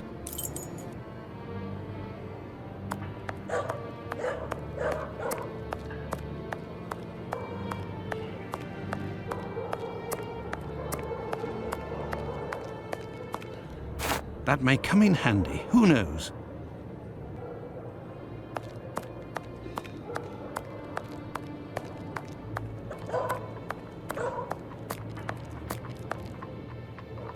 An old wooden pole.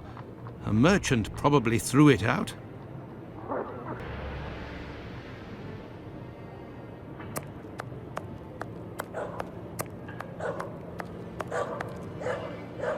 That may come in handy. Who knows?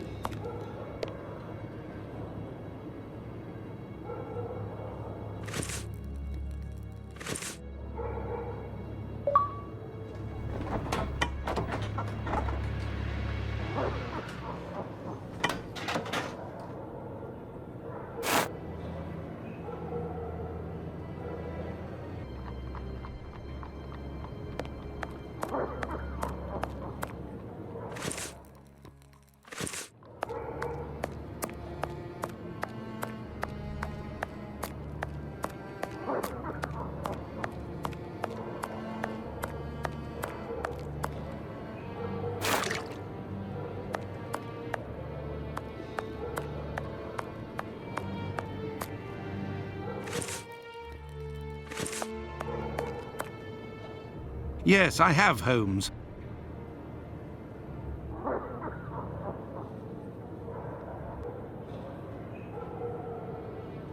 If this message were written by the killer, then it would have been lying in this entrance for up to 35 minutes before being discovered. Let's find out in what state it must have been. This message could not have withstood an entire night in the rain. During the investigations carried out on the night of the double murder, PC Hulse inspected the entrances of this street around 2:20 a.m. and confirmed to have seen nothing out of the ordinary. At 2:55 a.m., 35 minutes later, PC Long found Catherine Edow's piece of apron and the message in chalk. This message would not have withstood a whole night in the rain, as had I continued to water it for a little longer, I would certainly have erased it. It was written, therefore, at the moment when the piece of apron was dumped. This substantiates PC Hulse's statement, which stated he had seen neither of these during his rounds. After its discovery, it was guarded and protected from the rain, which was subsiding, which explains why it was still legible when it was erased at 5:30. My dear Watson, when you met P.C. Smith on his rounds in the street, where was he? On the pavement or in the middle of the road? In the middle of the road, Holmes, without a shadow of a doubt. Good. You will go down the street with your lantern as if you were a policeman on patrol, using Smith's position as a guide. As soon as you see the entrance where I used the watering can, tell me if you see anything.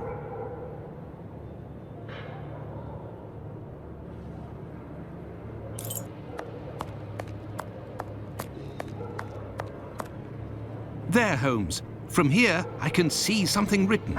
Can you read it? No. Do you see the white rag, Watson?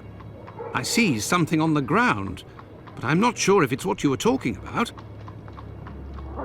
PC Long, who found the piece of apron, was examining the interior of the entrances, and yet nobody would have predicted that this piece of material would be discovered on the very night of the murder by a policeman on patrol. What are you trying to get at, Holmes? Let's look at this message on the wall, Watson. The Jews are not the men that will be blamed for nothing. In other words, the Jews were possibly blamed for nothing, but that will no longer be the case. Reading this message naturally begs one question. What would that be, Watson?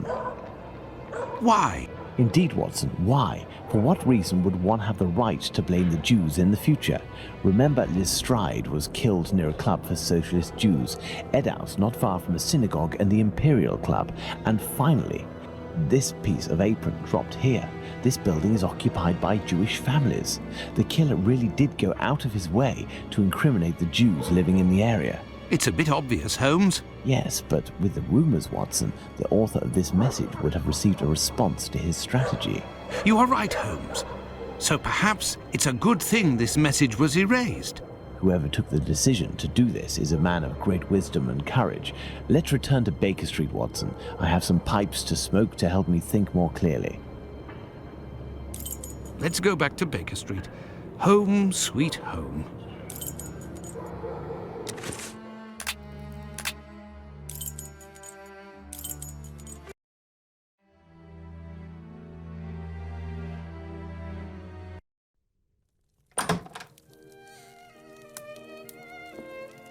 I had nightmares all night, Holmes. As for you, I bet you didn't get a wink of sleep, did you? It's this chalk message business, isn't it? Among other things. And this lunatic is still running free. If only we knew what he looked like. But we do know, Watson. We have a fairly accurate description. I must have missed an episode of your adventures, Holmes. Not only have I heard you discredit the value of our eyewitnesses, but the few descriptions we do have don't seem to correspond. An inaccurate account can regain its value if we can discover why and to what extent the truth must be rewritten. We've learned a great many things tonight, and I'm able to tell you what our man looks like. Really? Yes, and we're going to need a few things, Watson.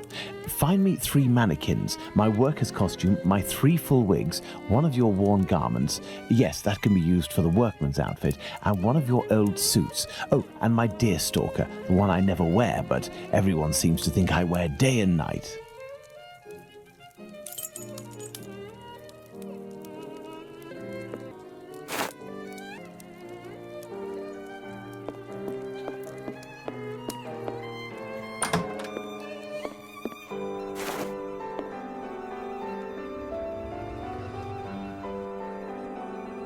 A wig. This will come in handy.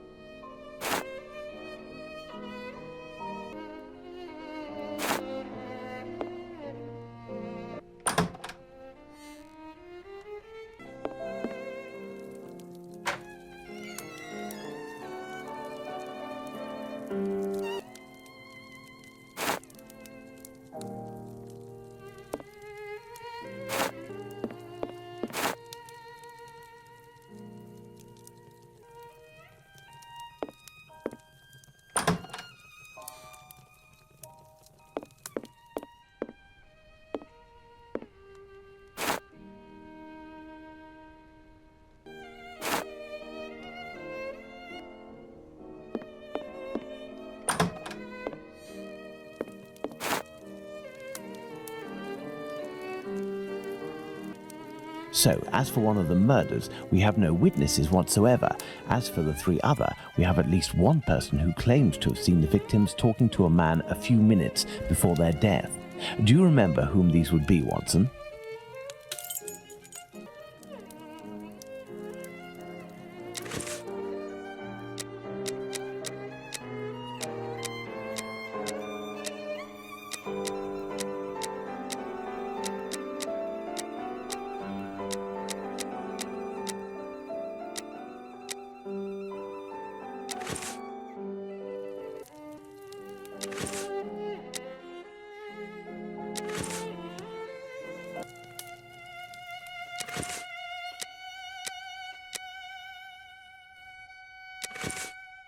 Bravo, Watson. There are our 3 witnesses.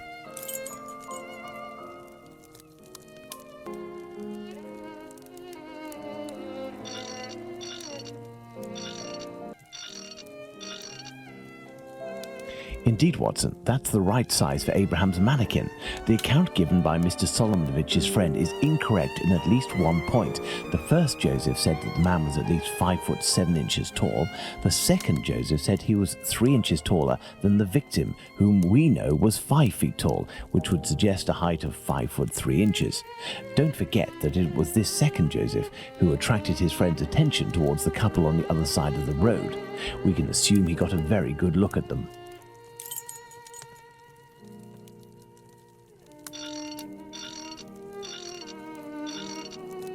As for young P.C. Smith's account, he must have been mistaken about this person's real height.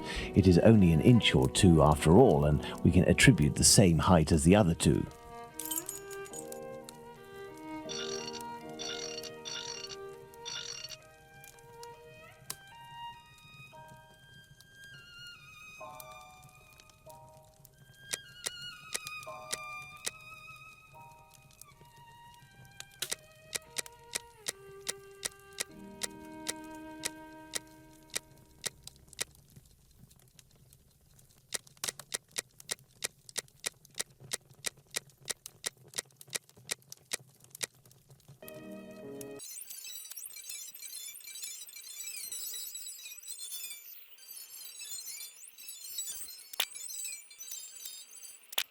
Bravo, Watson. Our mannequins have been recreated based on the correct accounts. Now, Watson, let's see in what ways these statements differ and how the witnesses could have been mistaken. Let's look at these wigs and moustaches. Let's start by taking the first Joseph's testimony, who saw the man head-on in a well-lit spot and in which he noted fair hair. Now, let's consider the same person, but in the lighting and angle of the other two witnesses, in the darkness of night with poor artificial lighting from above. Put out the light, Watson.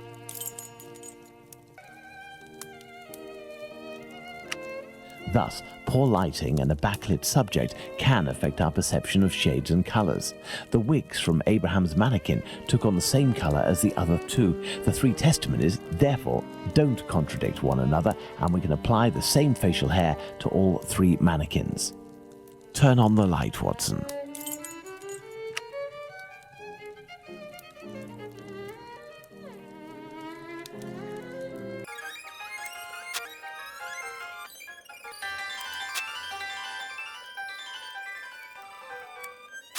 Yes, I have, Holmes.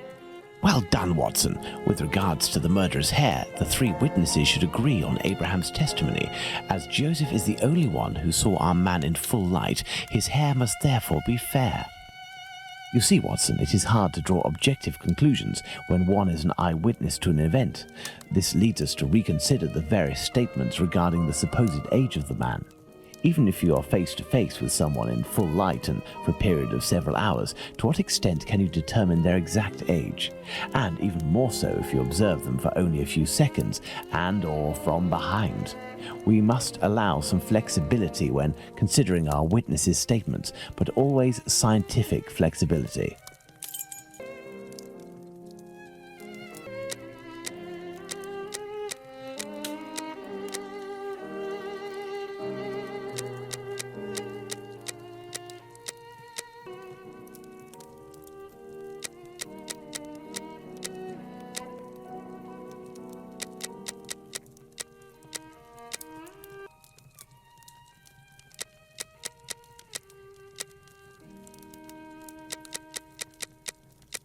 Excellent. Now, on to the next step.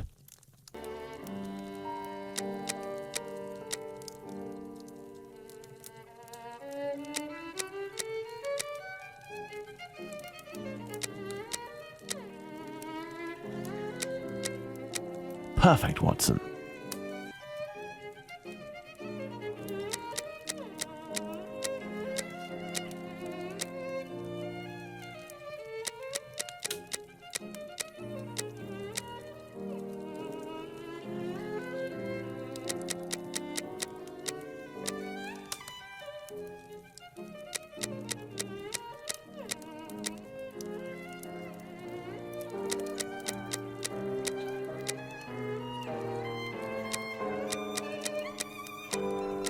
There we are. Magnificent. Yes, I have, Holmes. Now that we have fully considered the witness accounts, let's see to what extent they agree. If we apply the range of error for each of our dummies, we can deduce the age of our murderer as precisely as possible.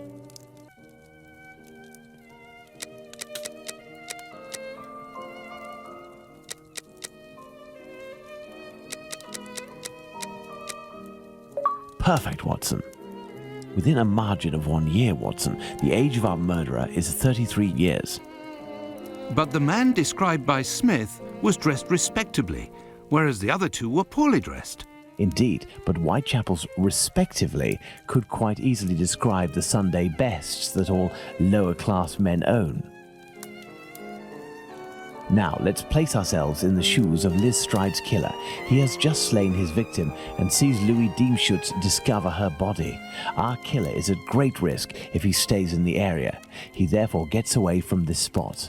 But he wants to kill again. However, he might have been spotted in the area before having committed the murder by a constable on his round, perhaps, who managed to get his description. What do you think the killer will do?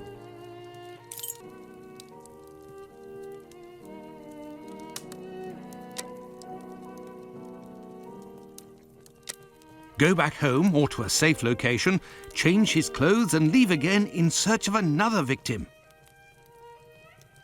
It's the only possible explanation, Watson. The man returned to the safety of his lodgings and then decided to go out again with new clothes and repeat his sinister nocturnal work. That's how the discrepancies between the witnesses with regards to clothing can be explained. What a cold-blooded animal! And what determination! Powerful motives are pushing this man. Thus, we can conclude that the respectable man with the package may very well have been seen by the two Josephs. Even if it is just a mannequin, it's giving me goosebumps. But have we really made any progress, Holmes? I mean, there must be thousands of men in Whitechapel who match this description, wouldn't you say? You're right, Watson. We have worked on who, now let's work on where. We need a map of Whitechapel, and please also find me a pencil, 2 compasses, one of which can draw ellipses.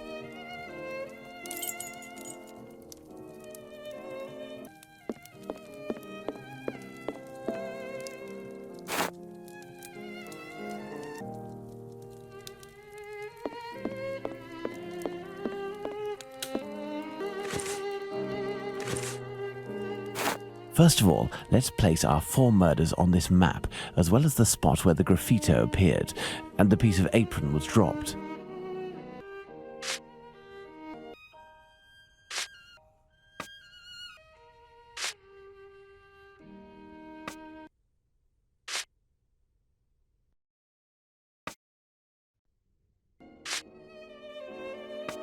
Perfect, Watson. Let's connect each crime scene to the one out of the others that is the furthest.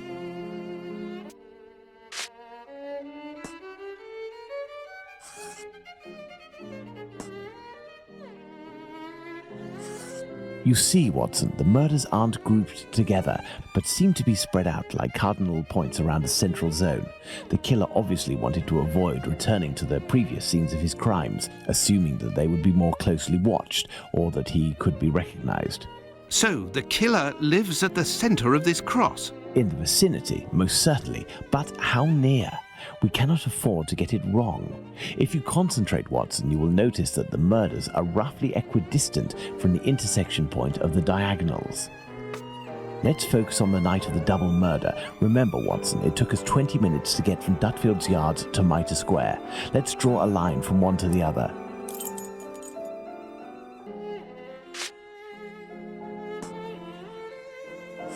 Perfect. We didn't make the trip as the crow flies, but that would not harm our estimate.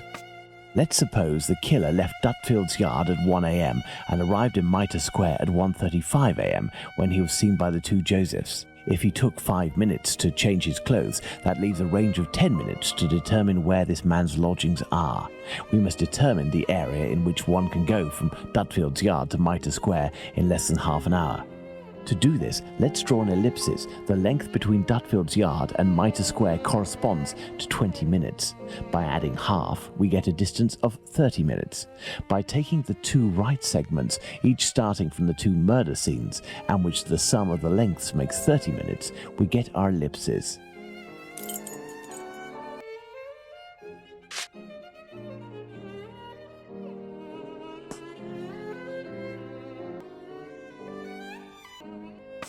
There we are, Watson. Our killer lives in this area. It's still rather a vast area, Holmes. Yes, indeed. And our goal is to reduce this area as much as we can.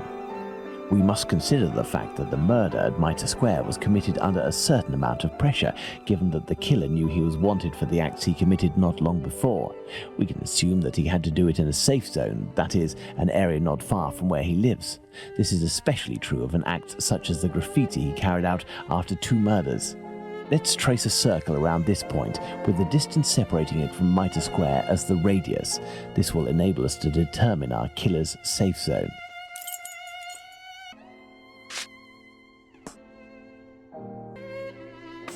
Our killer must surely live inside this circle. Now, let's intersect it with the ellipsis that we previously determined.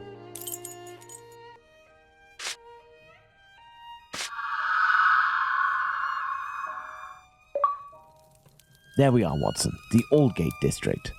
Shouldn't we inform the police so that they can concentrate their efforts on this area of Whitechapel?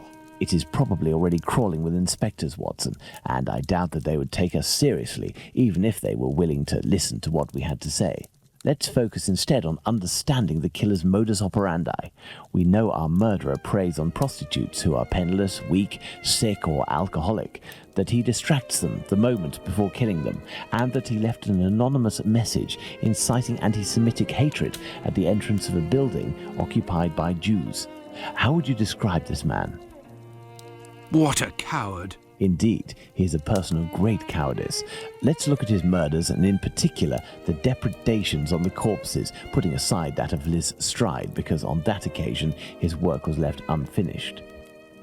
If we recall the observations made on the victims and the parts that were mutilated or damaged on each of the bodies, without forgetting the fact that he also removed 1 or more organs, we can ascertain that our killer evolves during the course of the murders, cowardly and still evolving. And yet, look at the location of our first murder, that of Polly Nichols in Bucks Row. It is the most distant from the area our killer would appear to live. Perhaps this murder was preceded by another within the killer's area. I believe a cowardly killer would commit his first murder in an area close to his home in order to find refuge as quickly as possible on carrying out the act. Holmes, an idea just occurred to me that fills me with dread. This evolution of which you speak. He will pursue his next victim as long as the conditions permit him to continue killing Watson. But how could one go even further in this horror? Look at what he did to that woman, Catherine Eddowes. In order to avoid having to answer that question, we must act with haste and planning. Watson, I suggest you inform yourself on the mutilations sustained by the victims. We played with the idea that this could be an act of vengeance against prostitutes. If the mutilations correspond to areas affected by a specific pathology, perhaps the killer wanted to give an eye for an affliction he felt the prostitutes he knew were responsible for. And this trail leading to Dr. Tumblety, Holmes? I also have a few things to look into in the meantime. I still have a primary witness to track down, not to mention old trails I've yet to pursue. See you soon, Watson. When we first spoke about the Bucks Row murder with Watson, he was reading a newspaper, The Star, dated September 1st, 1888, I believe, which mentioned similar murders in the preceding months. I have no chance of finding the police reports, but perhaps I could find some information at the Central News Agency. I must go there at once. Afterwards, I'll go back to see Abraham, the owner of the pet shop in Whitechapel. The second Joseph's statement would lead me to believe that he may know the man spotted on the corner of Church Passage that night. If that's the case, I must find this witness so I can question him.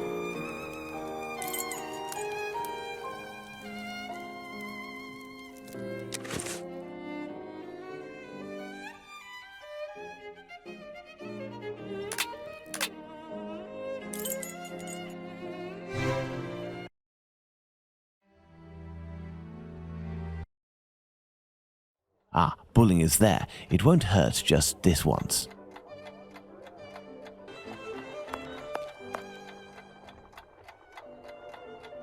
Hello, Mr. Bulling. So, did your colleague tell you about the tip? What tip? Ah, I see. I gave him an explosive tip and he went without you? Well, that's not very sporting on his part. No doubt he took all of the credit for his discovery. You're winding me up, eh? I must show Bulling something to make him believe me.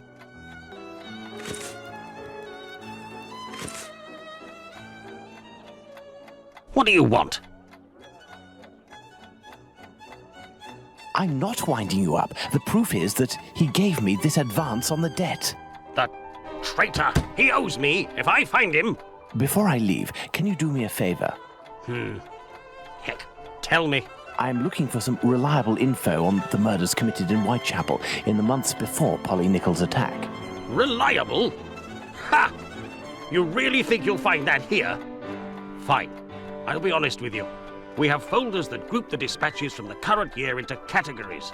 In the police law category, you'll find the transcripts from the trials and investigations that we sell to the newspapers that ask us. Perfect. Sadly, I am out of time.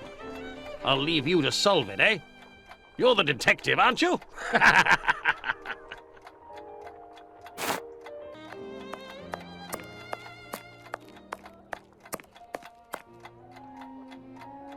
The dossiers are full of papers in dated envelopes. I can't open them. That would be too obvious. How can I tell which compartment to look in? No categories are indicated.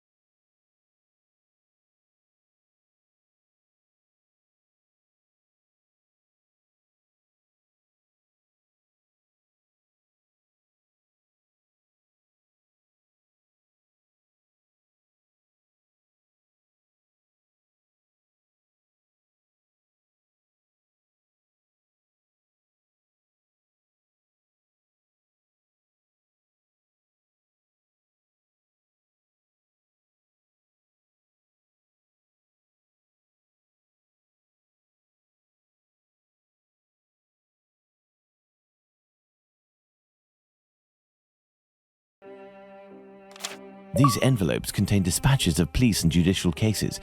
Now, I need to open them discreetly. I must try to unglue the openings.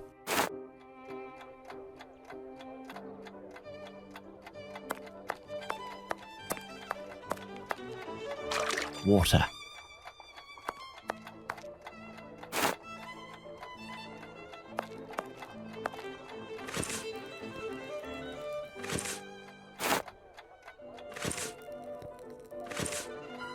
There, that will provide me with steam.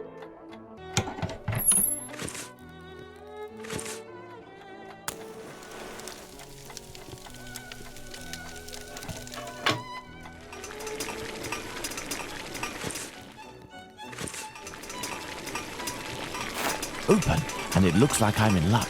This envelope contains precious information.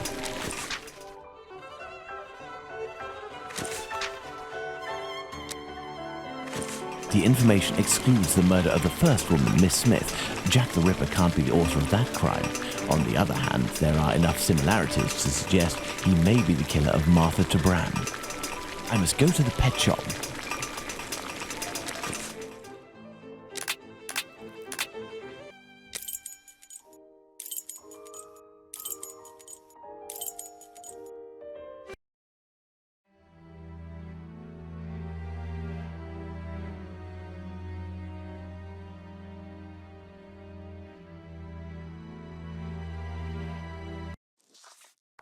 I must go to the pet shop. Closed until further notice. Abraham isn't there. No luck.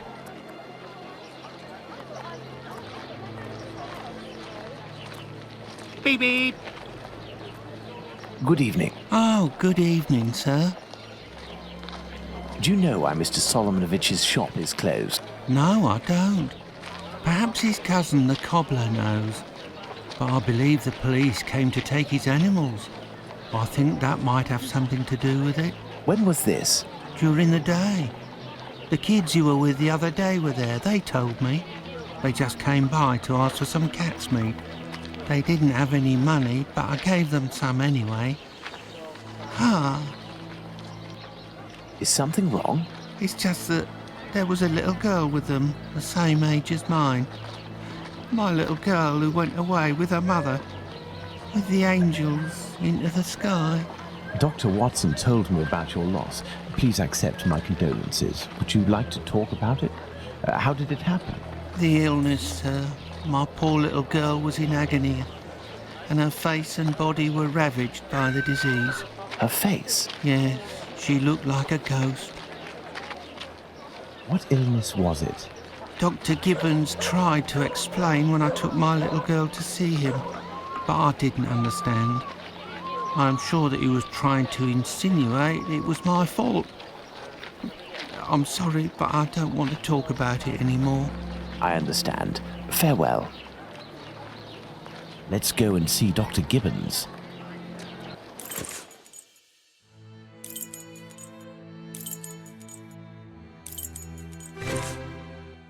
Let's go and see Dr. Gibbons.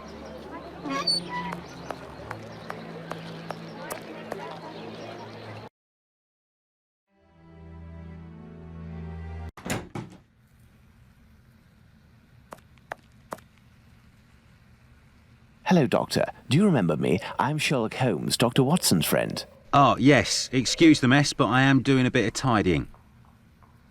I have come to see you about a Mr. Handyman, a cat food seller by trade who recently lost his daughter and wife. Yes, I know him. A tragic story. Actually, I was hoping you could tell me about the disease that took his daughter, a disease that would have attacked her face. Well, to keep it short, we are speaking of syphilis, Mr. Holmes. You must certainly know that it is transmitted through intimate connections, and that the vast prostitute population here contributes to its inevitable progression. It destroys individuals by spreading through the body slowly. The most obvious symptoms can be found in the genitalia and on the face in the form of pustules or lesions. Sometimes this illness can destroy whole families. The father catches it from a prostitute, he transmits it to his wife, who in her turn passes it to the kids which she bears or nurses. These cases are numerous in the vicinity. Certain children, and this is the case of the little girl whom I won't name, suffer from an emaciation of the face which will, apart from predicting an imminent death, bring infamy upon the family. Emaciation of the face? Yes, what we sometimes call the pox. I will give you a photograph. One cannot be mistaken on the origin of such a face. The eyes seem to be void of lids, the nose is inexistent as if it was cut off, and the cheeks are chiselled as if cut with a knife. This loss of facial matter, this emaciation, is in this area often the gift from a father to his children. Can I keep this photograph? I should destroy it, but if it can remind you that one must sometimes think twice before giving in to physical attraction. I always seem to find myself alone in such cases. Thank you, Doctor. Let's go to the cobbler's.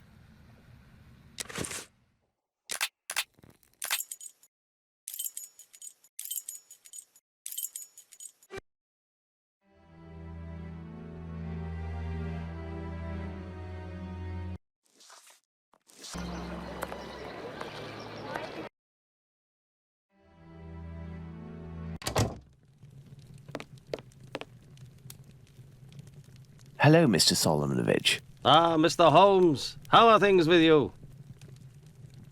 I heard your cousin Abraham had a problem with his shop. What happened?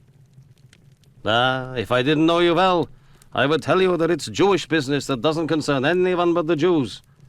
But as you have a little bit to do with it, you have the right to know what is going on. Ah, would I have something to do with it? Someone had seen Abraham telling you something and making big gestures near the Imperial Club.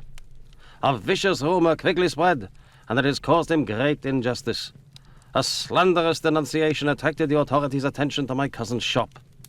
Abraham must be in the process of answering their questions. I did, indeed, speak with your cousin the other night. I'm shocked at the consequences of this discussion. As I was saying, it's the story of the Jews. In the face of adversity, we are united, but amongst ourselves, it's like anywhere else. As soon as our people take a dislike to someone, for right or wrong, we can be without pity and quite cruel. This is all very worrying. Your cousin knows one, or rather two, of the men who were at the Imperial Club on the night of the Mitre Square murder. One of the two, a butcher in Aldgate named Joseph, is probably withholding information of the utmost importance. I must find this man. Perhaps you can help me. But there are dozens of Jewish butchers around Aldgate, half of which must be called Joseph.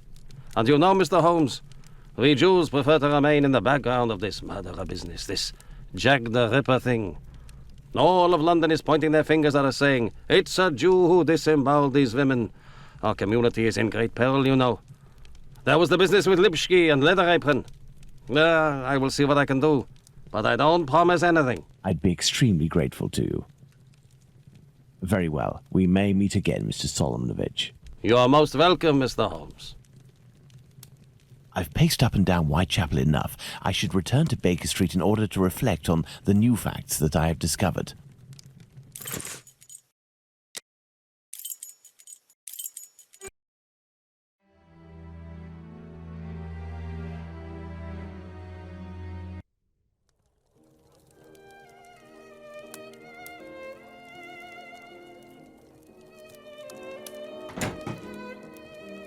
Hello, Holmes.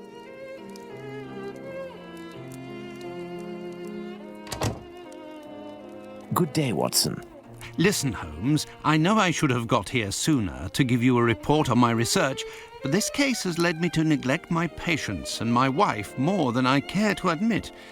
I've been able to sort things out over the last few days, and now I am ready to pursue this investigation. You don't have to justify yourself, Watson. Whilst I do tolerate you as an observer, and despite your occasional help with more menial tasks, may I remind you that you are by no means an indispensable part of this case. Oh, you tolerate me as an observer, do you? Oh, you're too much, Holmes. Well, Mr. Detective, despite my absence, I have been working on this case, putting my relationship on the line in the process. And I happen to have a confidential letter that only passed from one lord's hand to another. What it contains is extremely serious and concerns Dr. Tumblety and his collection of uteri. Let me see that.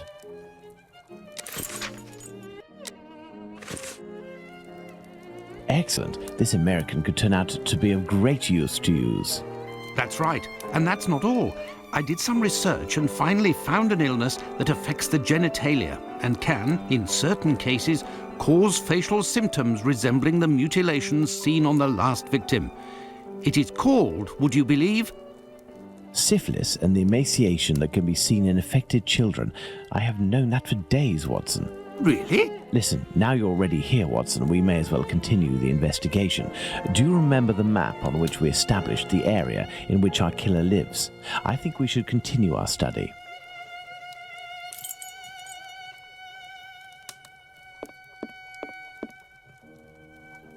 Well, I discovered the case of another murder before that of Bucks Row.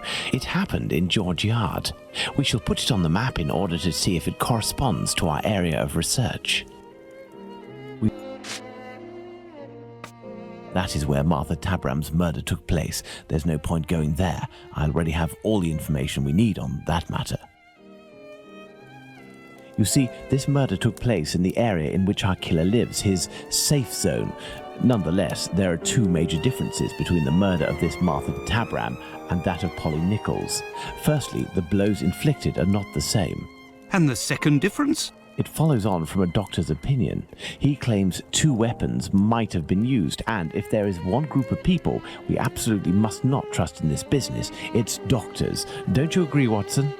Watch it, Holmes. Tabram's murder took place in an area where the murderer, whose cowardice is clear, was able to make a quick getaway, that is to say, near his home. For his second murder, he would have wanted to go further afield, so the police would not link these two cases.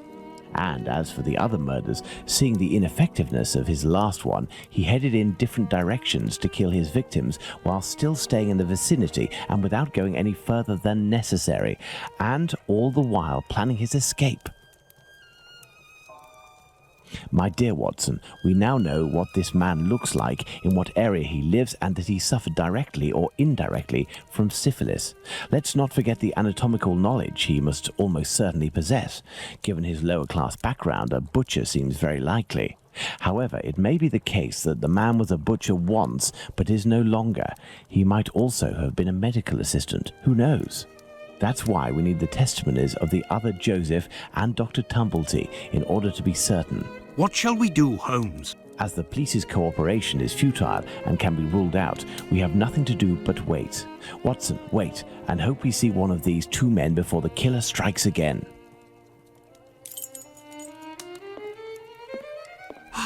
At last, a long day's work done.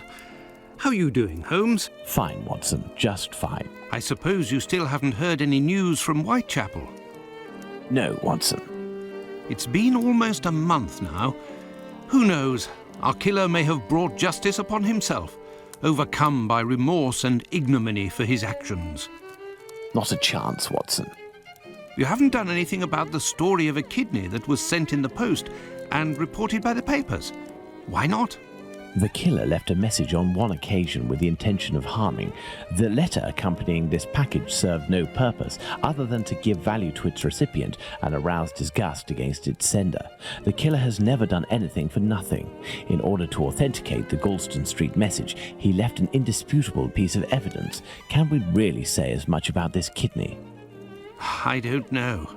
All I know is that there are letters piling up on your desk. Isn't it time to move on to another case? Absolutely not, Watson.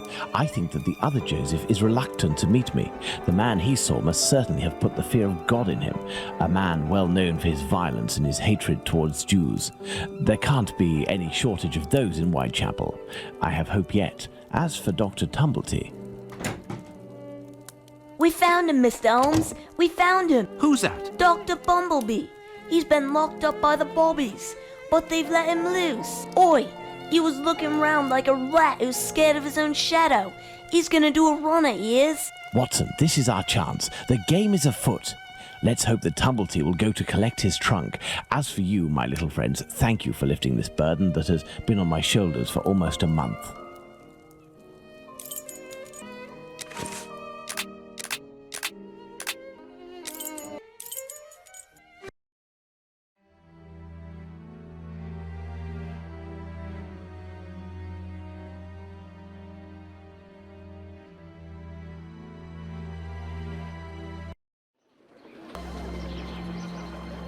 He is here. The doctor is here, up in his room. Peeking through my door, I saw him go up the stairs, and I think that he has a pistol. Regarding the trunk, did you do what I told you to? Yes, I jammed the lock and filled the trunk with stones. Should we call the police? Absolutely not. Go home, lock your doors, and if you hear a gunshot, shout as loudly as you can. Watson, we must disarm this man at all costs before attempting to confront him. Come, have your pistol at the ready and stay alert.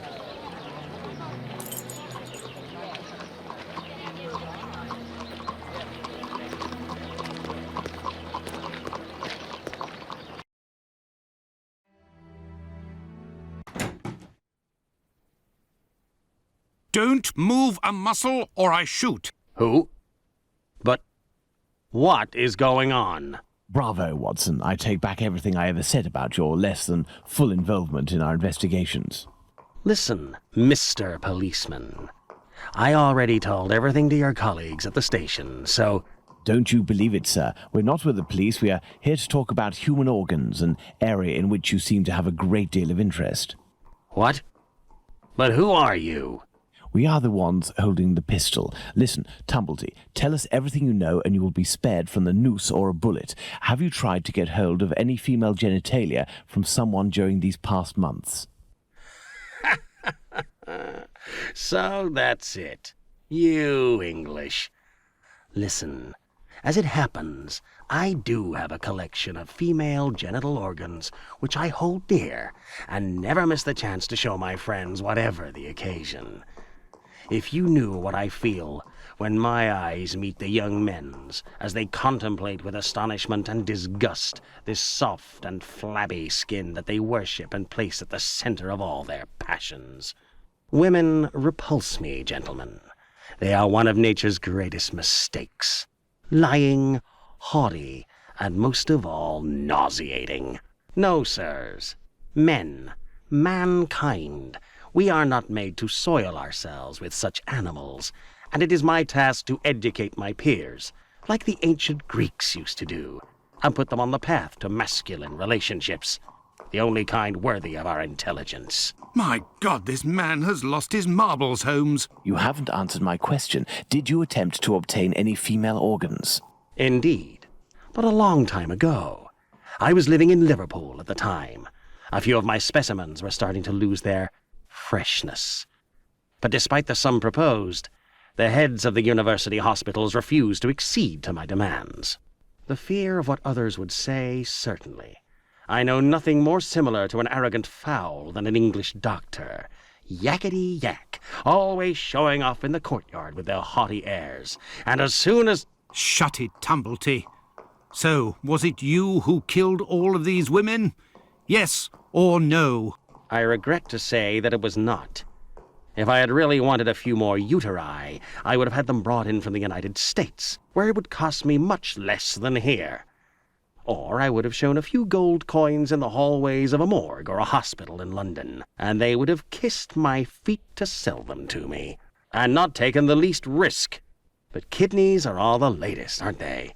I think that I could find one tomorrow for less than £1.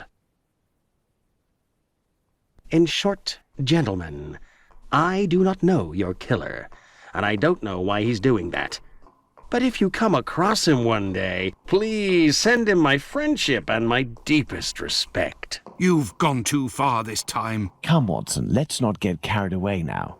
Thank you for your assistance, Doctor. If I may offer some advice, you should leave England as soon as possible. Each day that you remain in this country is a risk that an intelligent man would not take. My pistol? Without that, it will be even more risky.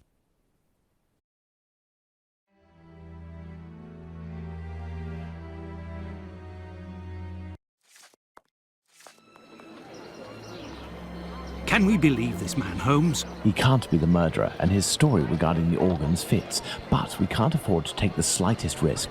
I will ask the Baker Street irregulars to follow him. Listen, lads, when Tumblety leaves here, follow him discreetly and come and tell me as early as possible tomorrow where he is currently residing. Understood? Understood, Captain.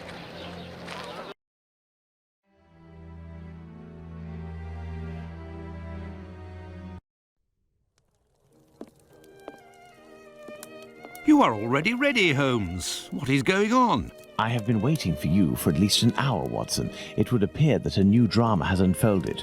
The youngsters came to give me this address, but I have some doubt as to the actual location we are going to. Let's try anyway. At worst, we may come across the Baker Street irregulars to put us in the right direction.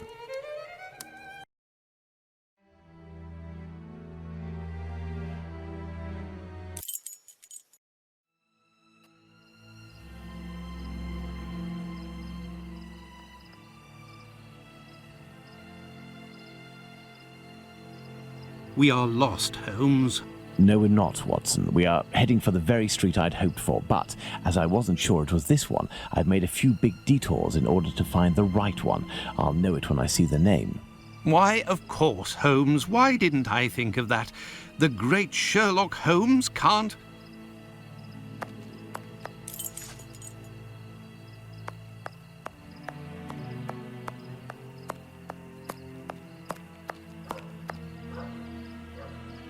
How are you, my friend? Are you not feeling well? No. My friend is a doctor. He can take care of you. Don't go there. He came here, and he... Now, Watson, take care of him.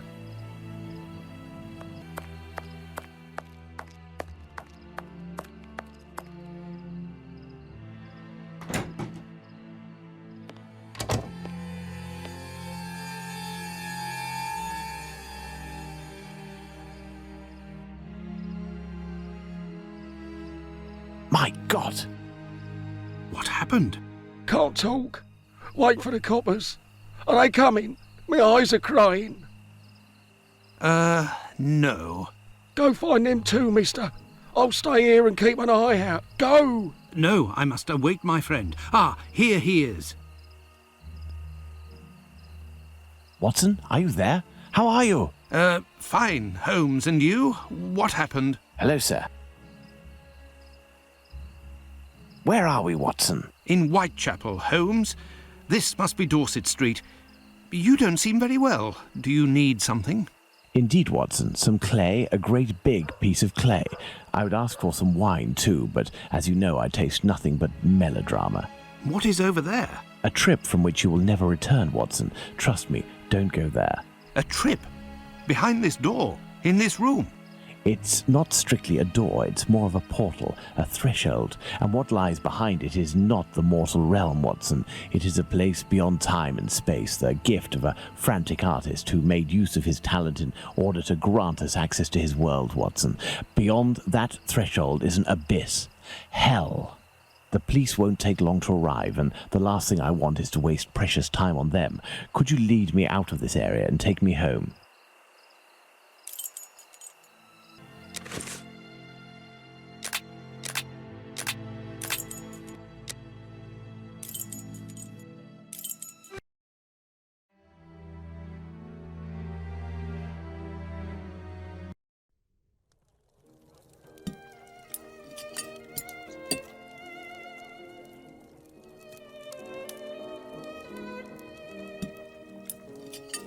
You should come and eat, Holmes. Mrs. Hudson has worked wonders. The joint has been cooked medium rare.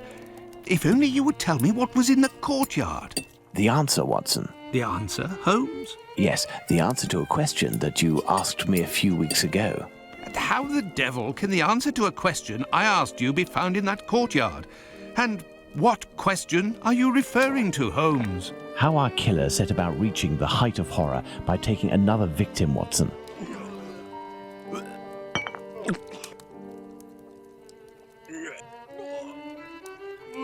Did I not tell you that I wanted to avoid melodrama? Do you mean to say that... Yes, that's what was in that room. You helped towards the colour. All that's missing is the odour, but I shall let that pass. The mutilations almost all resulted in large removals of flesh.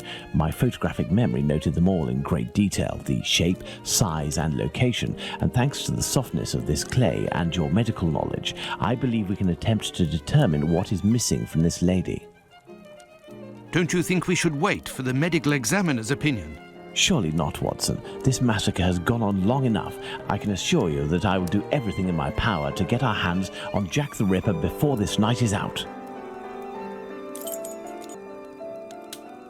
Watson, we shall reconstruct the body of this poor woman and inspect it in detail as well. Your help as a medical man will be invaluable. Holmes, I feel a bit unwell. Well, I understand. I will manage on my own. Her throat was slit just like the others. The wound is particularly deep.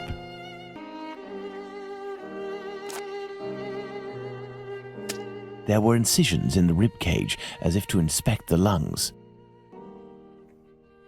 The liver was neatly removed.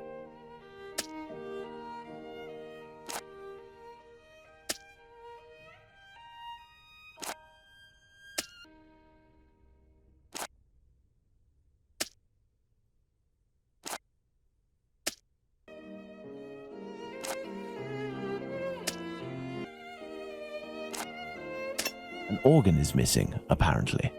I must specify which organ this is on my list.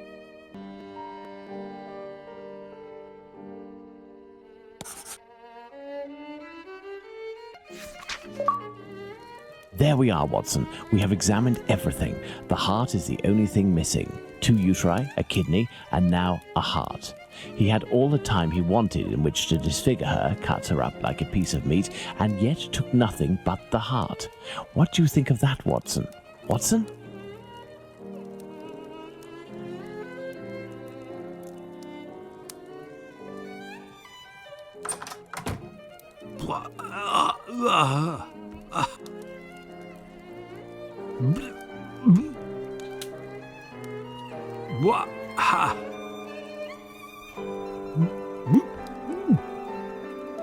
I dread to think how you'd react if you saw a corpse.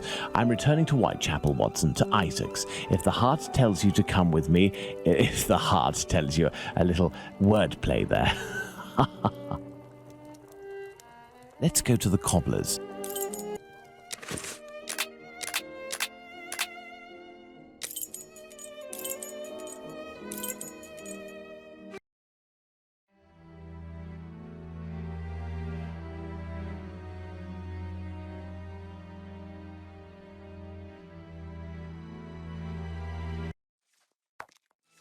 Let's go to the cobblers.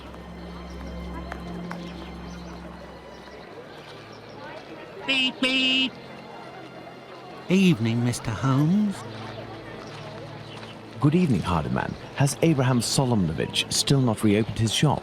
No, not that I know of. Have you heard anything about the latest murder? Certainly there is talk of nothing else. Poor girl. I hope they catch the bastard who did it. Who do you think that could be? A madman, that's for sure. Everyone in the area is pinning it on a Jew. But I don't believe that for a second. Why? Because Jews don't like blood, you see. They're not allowed to eat it, and they have to drain the meat before cooking it. It's true that they eat animals, but they are fanatical about all kinds of silly things. I don't know much about their rituals and all, but I know that a Jewish butcher can't just do whatever he pleases with his knife. He has strict kosher rules to follow. You seem to be very well informed. Well, I buy my meat from them too. My clients don't care whether the meat comes from Jews or not. Cats eat it regardless. And let me tell you, I'd go as far as to say that I may even have more faith in a Jew, because even if they don't eat all the offals, a Jew inspects them to see if the animal was in good health. Lungs, for the most part, and as they make up most of my cat's meat, you can see the connection, right? Jews are allowed to eat offals? Yes. They eat calves' kidneys, I think. How big is that? A calf's kidney? Ah, well, that depends if it's fresh or if it's been marinated in brine or cooked. When fresh, are they as big as a human kidney? They would be, yes. You know, Mr. Handyman, it's lucky for both of us that the murder that took place in your mother's courtyard was only the Whitechapel killer's third. Had it been the first, I wouldn't be thanking you, as I'm doing now, for all of this important information. Goodbye and take care. If you say so. Right, farewell, Mr. Holmes. Let's go to the cobblers.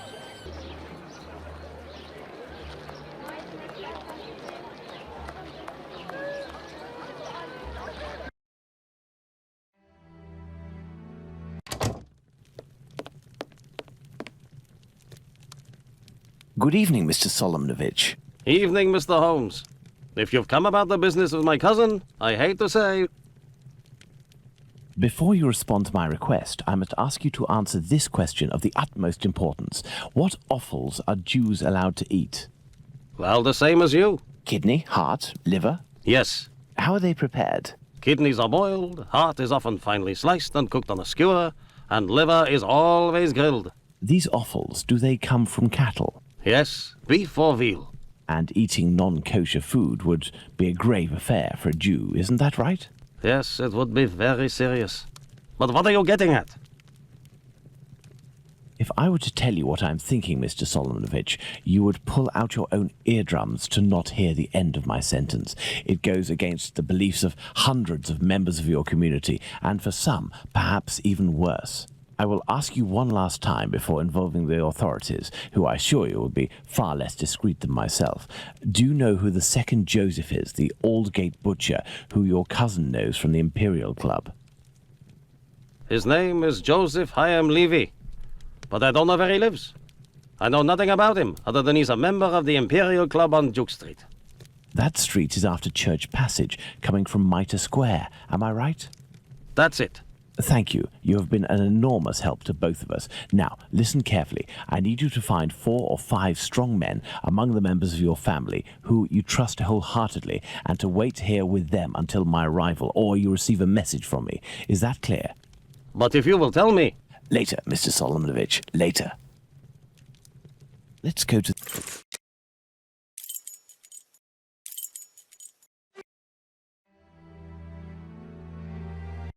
Ah, there's the Imperial Club. Let's see if I can find Joseph Chaim Levy.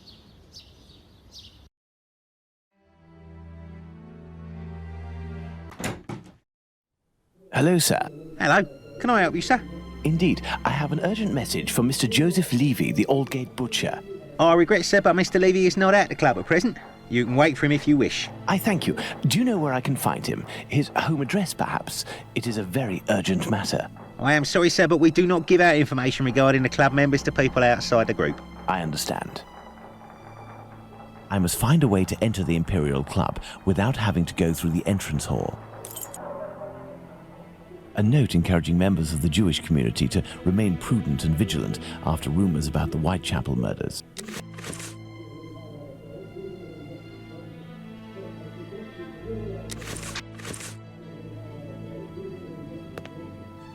This may come in handy.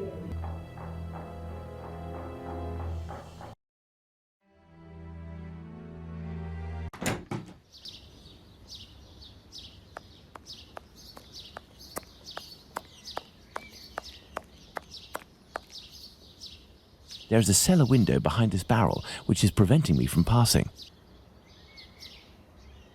There is a cellar window behind this barrel which is preventing me from passing. Coal. It's a service door and firmly locked. There must be a stock room in the cellar beneath this room. If I can just get into the coal cellar, I shall be in the place.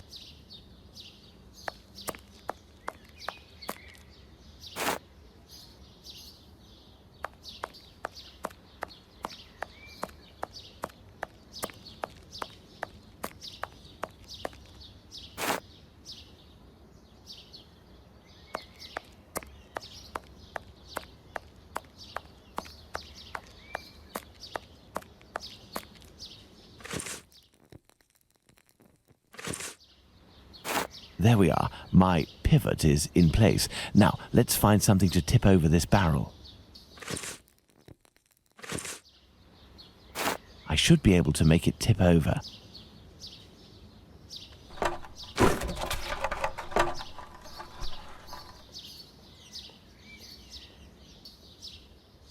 Closed. The cellar window is locked from the inside by a simple iron hook. Let's go.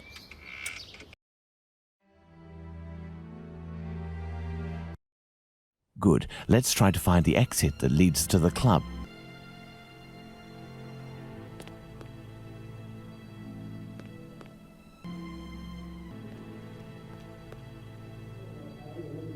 This may come in handy.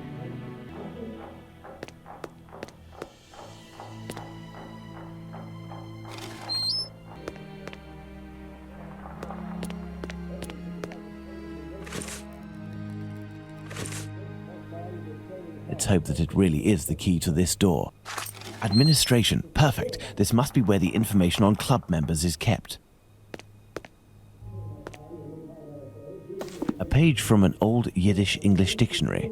Court's proceedings. Curious.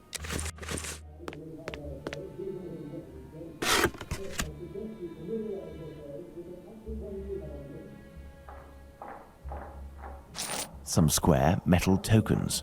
Curious. There is a document. There must have been litigation between Joseph Hyam Levy and Jacob Levy.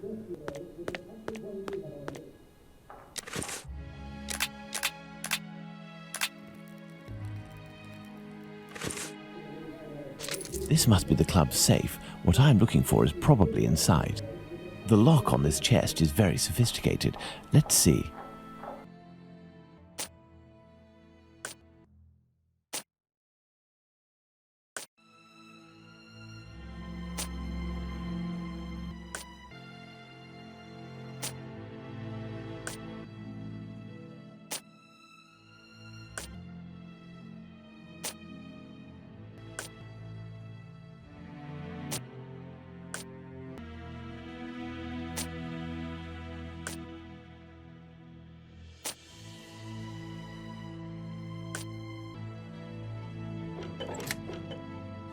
Elementary.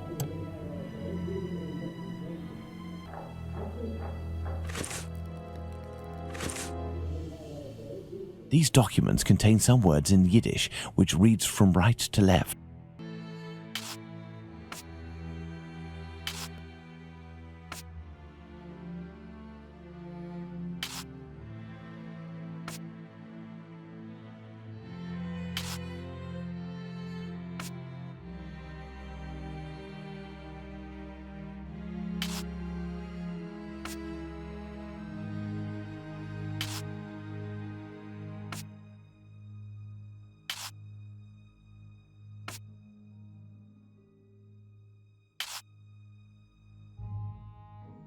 Excellent. Now, on to the next step.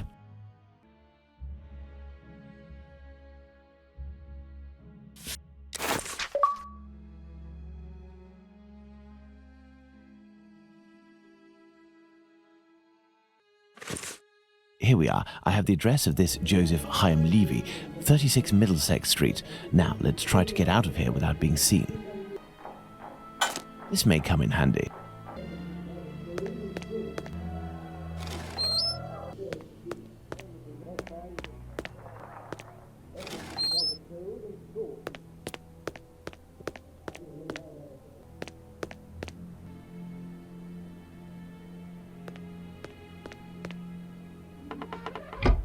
Blast! My exit has been sealed off. The barrel was replaced. I'll have to find another way.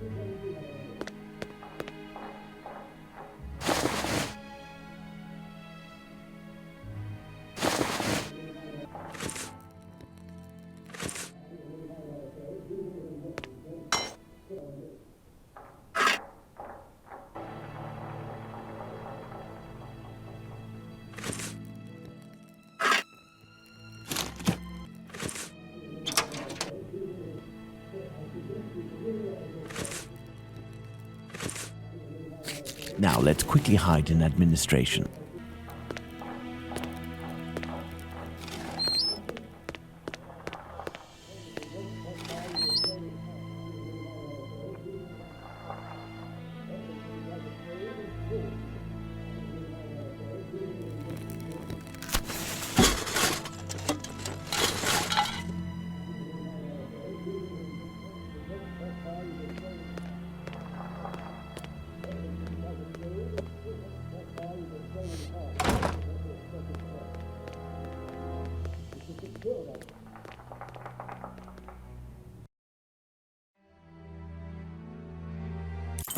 Let's visit Joseph Levy at 36 Middlesex Street.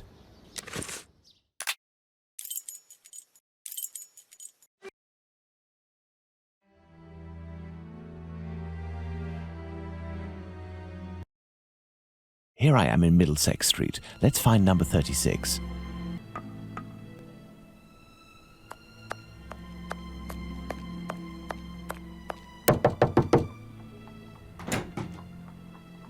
Hello, sir.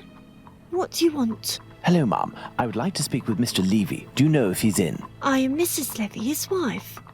He's not arrived yet. Do you know when he'll be in? Oh, no idea.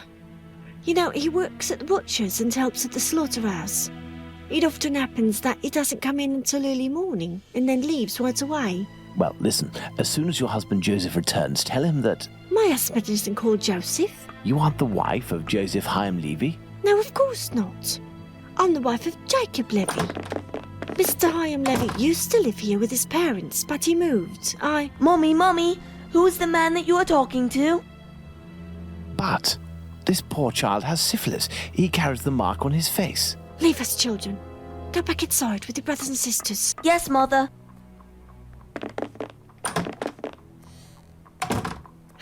As I was saying, Mr. Hyam Levy doesn't live here. He works in a butcher's near Aldgate, but I don't know exactly where. But if you find him, he will surely live next door. Butchers always live near their work. Could you possibly give him a message on my behalf? I don't see him often, and, well, even though we know him, we aren't on friendly terms, you see? Is he bothering you, Mommy? No, Simon, not at all. It's a handsome boy you have. It's strange that he has light hair. He takes after his father. Strong, with light hair. Wait, he sounds familiar to me. A man of about 50 years old, very big, at least 6 feet tall, and left-handed, correct? You are mistaken yet again. My husband is only 32 years old, no taller than 5'3", And he's right-handed. Obviously, there are many levies in the area. I will leave you, and I pray that you will excuse the disturbance. Perhaps we will have the pleasure of meeting again. Farewell, ma'am. Goodbye, sir.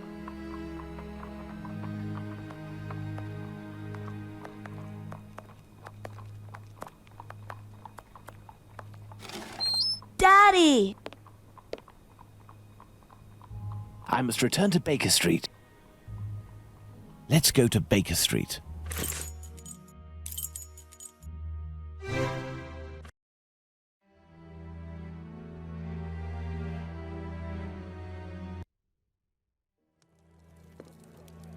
Well, Watson, not looking so good. Whose fault is that, Holmes? If you hadn't shown me your masterpiece in clay. Some actions have much larger repercussions than would be assumed at first glance. Listen, Watson, in a few minutes I will leave Baker Street in order to meet Jack the Ripper and put an end to his crimes. Beforehand, I want to go over all our discoveries to assure myself that everything is clear. Jack the Ripper? You know the identity of Jack the Ripper? Without a shadow of a doubt, Watson, and I assure you that we are in possession of all the elements required to determine who Jack the Ripper is. Would you like to do this work with me?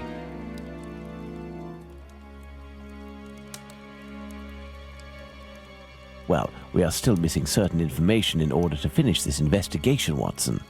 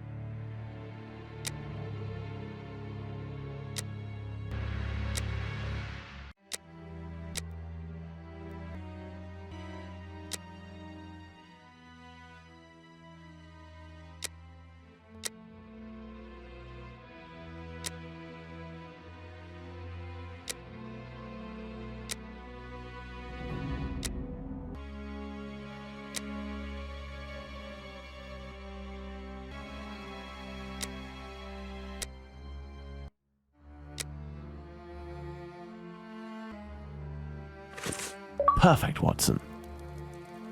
Let's determine who Jack the Ripper is, Watson.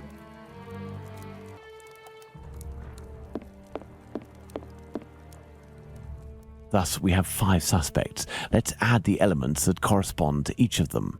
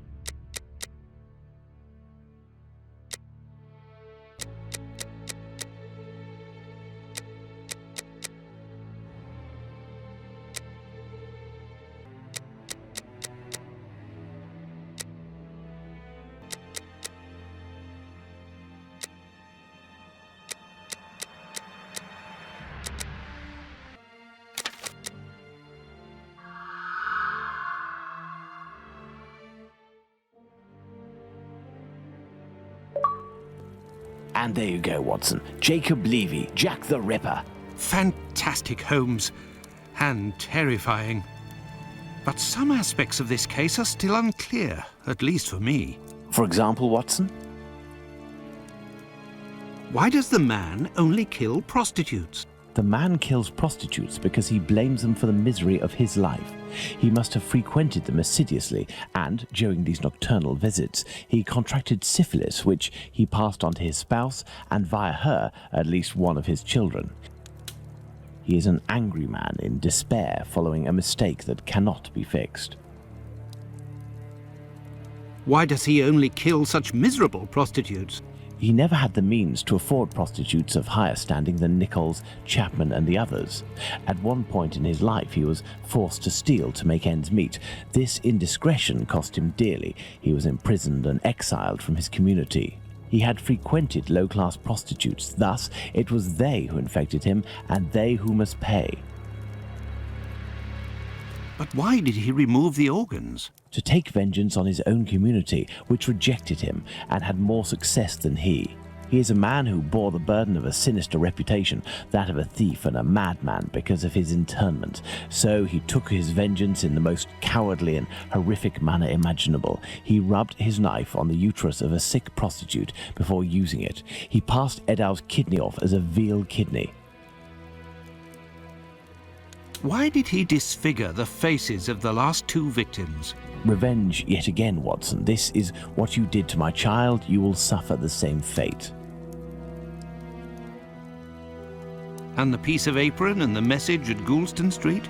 The only reason to have placed the piece of apron incriminating the message and attracting attention towards himself is that the people that Levy holds responsible for his arrest live in this building. The butcher's where he committed the theft is found in Goulston Street, and the majority of the butchers who denounced him surely live close to their workplaces.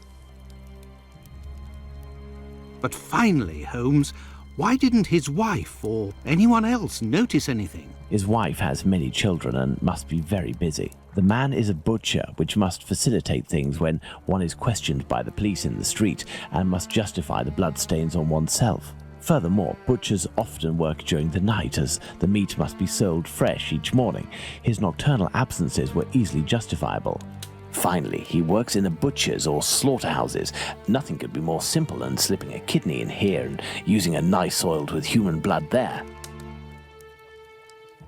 This story is frightful, Holmes. Indeed, Watson. Lies, infidelity, venereal disease, murder, mutilation, and finally cannibalism. A complete anthology of what humans at their most vile are capable.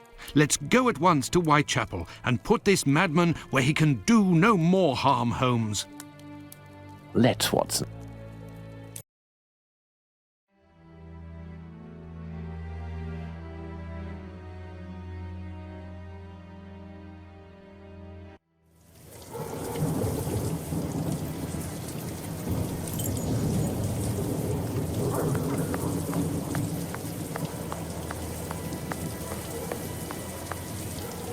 I do believe we are not alone. I hope these men won't prevent us from passing. Me? No. But you, yes, Watson. Your journey ends here tonight. Pardon? You're sometimes a little hot-headed. Moreover, Mr. Solomonovich has a few things to tell you. I won't be long. You can come in, Mr. Holmes. He's waiting for you inside. Everything was organized according to your instructions. I don't know how to thank you. Later. Dr. Watson is awaiting an explanation from you.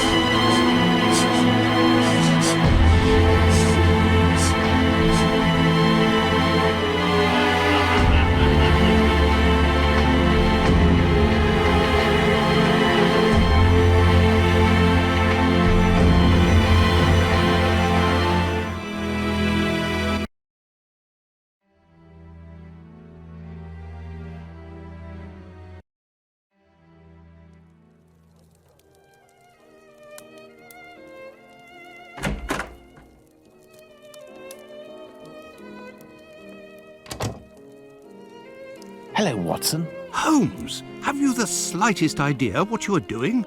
I think so, Watson. Leaving this bloodthirsty pervert at liberty and hiding his existence from the London police? What folly! Certainly, the police will never find their man, but with so many men deployed, this affair will indirectly have a benevolent effect on the crime in the vicinity. But Holmes, wait! Justice hasn't been served, and we are accomplices to the fact. Justice? But I don't serve justice, Watson. I serve truth. And incidentally, I serve my country, and I don't think that I have ever served it better than today. Imagine if after months of terror and a murder as abominable as that of Miller's Court, we deliver to the English people a man of the Jewish faith, a journeyman and head of family as the guilty party. A man who forced members of his own people to eat human flesh. All of this contained tension would have exploded in a myriad of anti-Semitic acts which would have thrown Whitechapel into a rage of fire and blood. And this man's family, who are completely innocent and have suffered more than their lot, would have been the first in the line of sight. Should we condemn an entire people to shame and promise them 1,000 wounds because one of their members committed an unmentionable crime? Neither I nor you have the right to do so. Jacob Levy, Jack the Ripper, is now in the hands of his own people. I have complete faith in Mr. Solomovich and the members of his community who, I remind you, courageously helped us. They took great risks and acted with the most salutary discretion. And, oh yes, it is understood that you cannot chronicle this investigation. It would be best to invent a story that takes us far from London during the somber period, in pursuit of, let's see, something challenging. A ghostly dog that glows in the night. Don't be ridiculous, Holmes. But what will happen now? The police will endure a serious setback and a real loss of credibility. And this man? Well, a few months after the murders have ceased, the police commission, finding themselves at an impasse, will come up with a story to tell, and everyone will vow that they know the secret identity of the killer without having the right to reveal it. As for Jacob Levy, Jack the Ripper, he will be imprisoned by his own people. He will pace like a lion in its cage until the end of his days, haunted by his crimes and his insatiable vengeance, until finally the disease which drove him to kill those poor women will finish its work and make him its final victim.